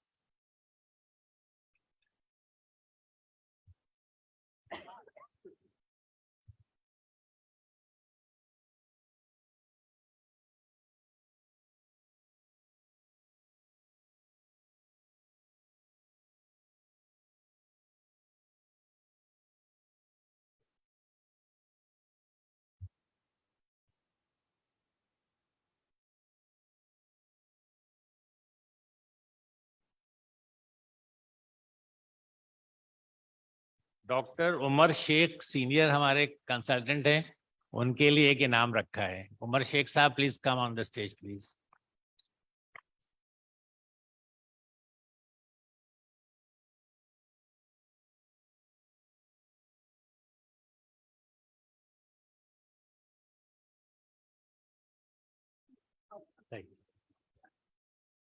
उठा लेंगे ना सर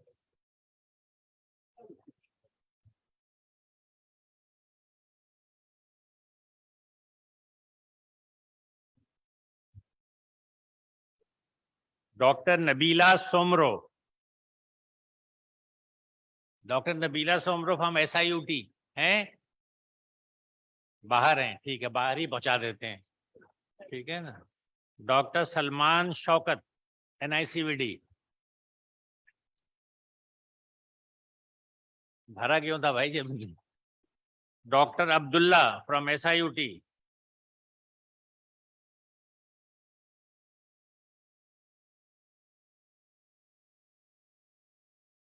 डॉक्टर नौरीन परवेज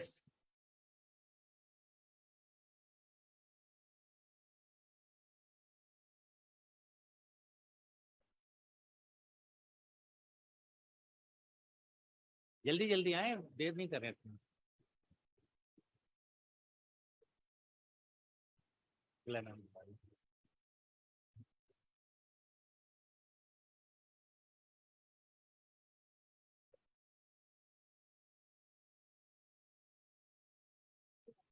दो बार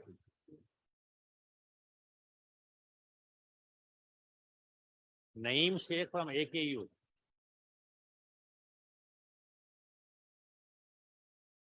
नईम शेख AKU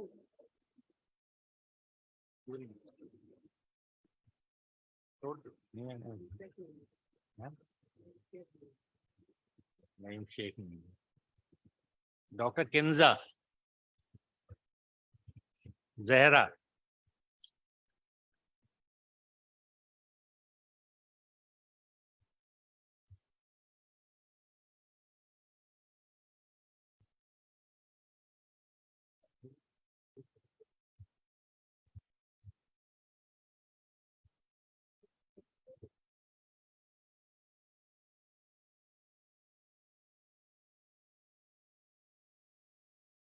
ठीक एक और ले लीजिए हम पढ़ देंगे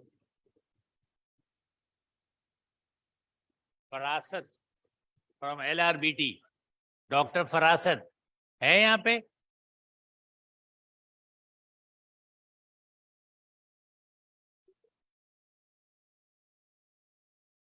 doctor Salman Dr. Adil from SMBBIT.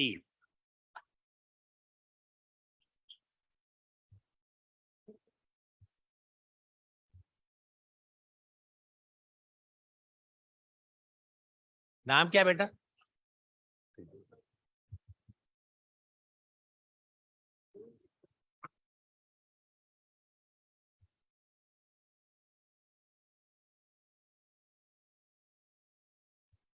अच्छा, please Aftab life care, please come on the stage. ठीक. Dr. Nasir Khoso from South City. Is he here? Dr. Faisal from SIUT.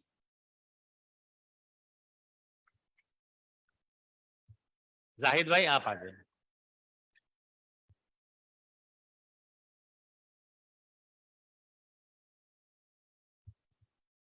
Dr. Faisal है ना?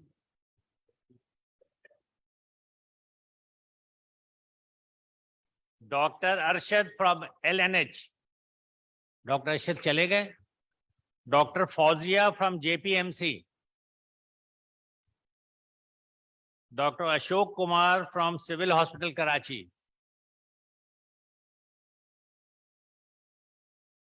Dr. Zahid Silod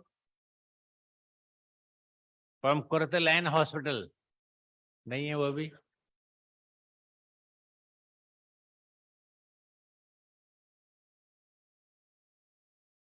Dr. Arsalan. Dr. Arsalan.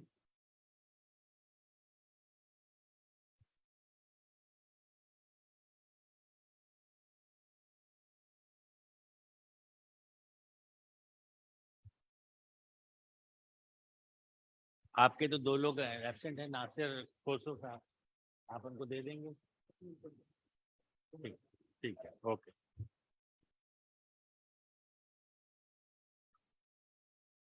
Bajwa, please come on the stage.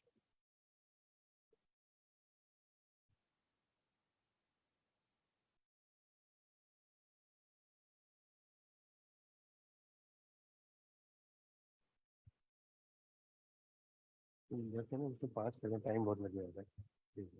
बाकी जैसे भेजेंगे. ठीक. वो ये बाजवा की तरफ से है, लेकिन इन्होंने कुछ 4 लोगों के नाम निकले थे, इन्होंने हमें वो दिए हैं. एक डॉक्टर सफिया जफर, डॉक्टर जाहिद राव, इन्होंने अप्रिसिएशन पे दिया है कि आपने इतना अच्छा कांग्रेस किया है, तो इसलिए अब मिल रहा है. Doctor Nasir from Indus hospital.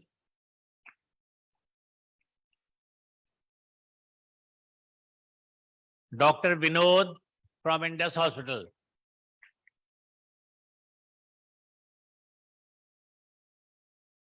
ठीक. हाँ ठीक. आप अपना ले तो लो, रख देना.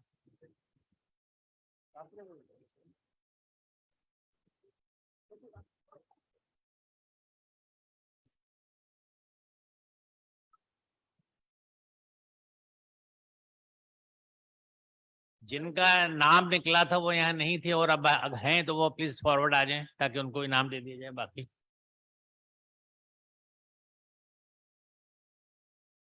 हाँ, नए नाम, बट डब्बा लाओ ना अपना.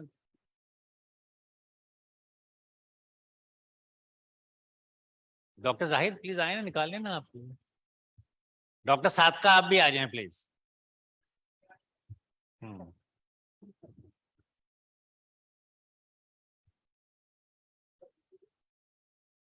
आगे आ जाए बेटा, डब्बा इधर ले आए, इधर ले आए, डब्बा करीब लाए. Doctor Arif Naqvi. Doctor Arif Naqvi please from Fatimiya hospital.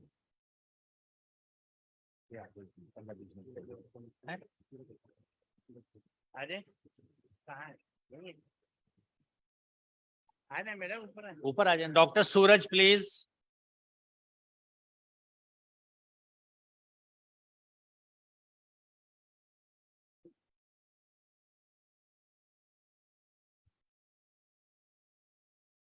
Dr. Komal.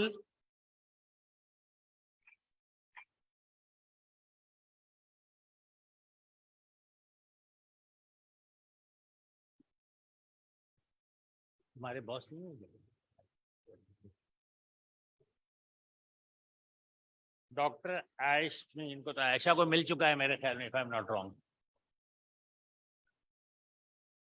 Doctor Sidra Javed from SMBBIT। Sidra Javed है?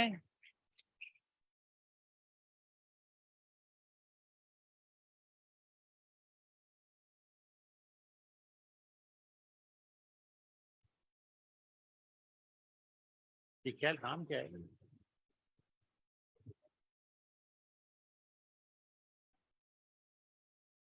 ये कोई LNH से है, रफी नाम है क्या? रफी नाम है? फ्रॉम LNH रफी है कोई? इन्होंने नाम ही ऐसा लिखा है कि बैड लक।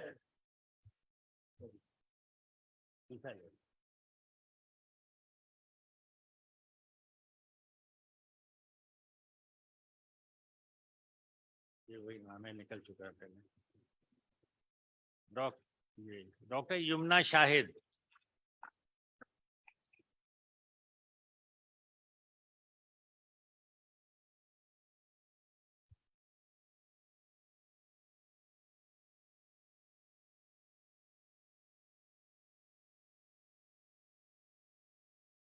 डॉक्टर मुबीन। डॉक्टर मुबीन कौन है? डॉक्टर मुबीन फ्रॉम हमदर्द। किसी और डिपार्टमेंट के होंगे। नहीं है तो ठीक है।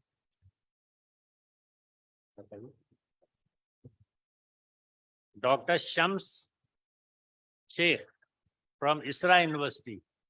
शम्स शेख फ्रॉम इसरा यूनिवर्सिटी है? अच्छा, SIT के नूर आलम आगे आ जाओ भाई ऊपर को।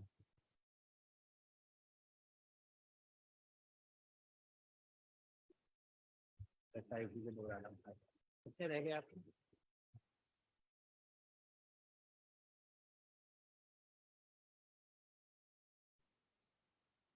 ये क्या लिखा है? नाम नाम तो बताएं पढ़ के क्या लिखा है?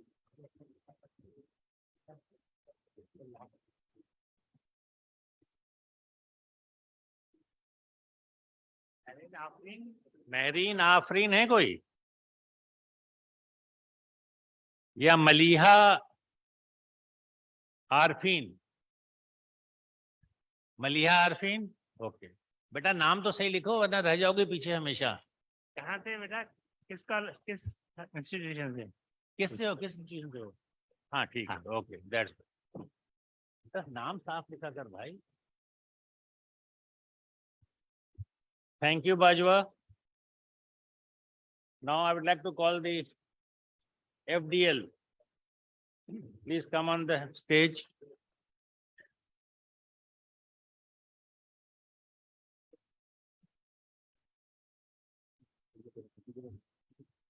हरमित और ठीक है, जो है ले लो।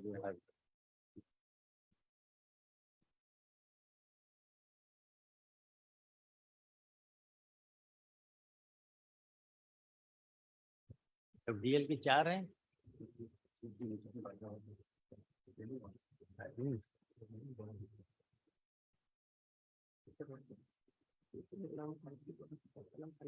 नहीं मना किया।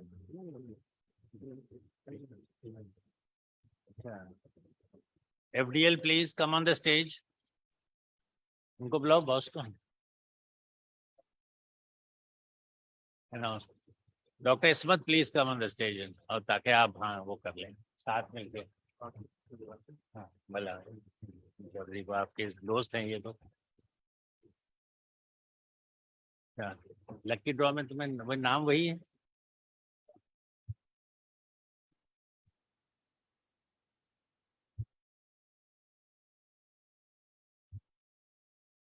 Doctor Farzad please. ये नाम है आपके पास? नहीं नाम नहीं, कोई तो किसी एक कर बात- दिया ये मैंने। कार्ड का देखो। ये सबको दे दिया मैंने। हाँ, आप खुद ही बता रहे हाँ, और बताओ नाम बताओ। आप किसका दूसरा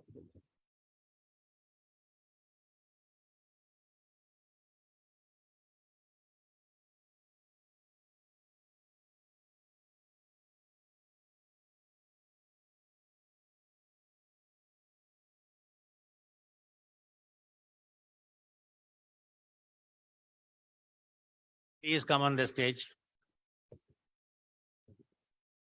वो वापस ले लेंगे इनकी तरफ से। ये मेरे पास नाम आए हैं कंपनी की तरफ से, उन्होंने थैंक्स किया है। डॉक्टर सईदा हैदर।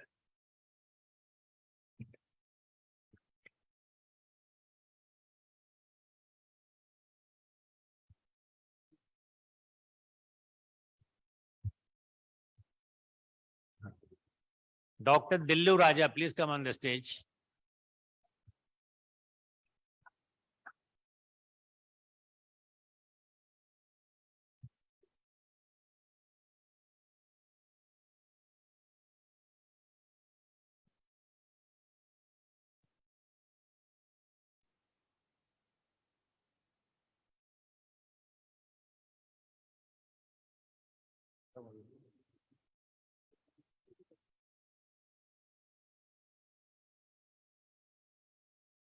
FDL कुछ announcement करना चाहता है and he needs 1 minute. Please come. No, are you?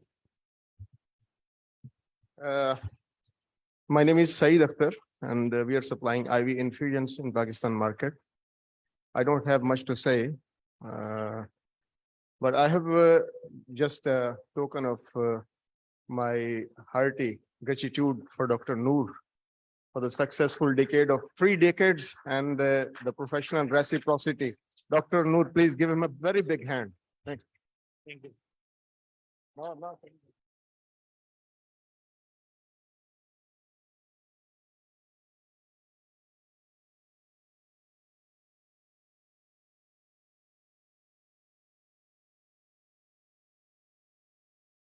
ये हमारे जो वर्कर्स नहीं मिले हैं उनको दे दिया जाएगा इंशाल्लाह। Thank you very much. अब खाना तैयार है और हम लोग चलते हैं। सीनियर्स जो हैं वो गवर्नर्स रूम में और जो जूनियर्स हैं वो आपके दमपुक में हैं। तो प्लीज दमपुक में सब पहुंचे। सीनियर्स अभी रुक जाएं यहाँ पे 10 मिनट।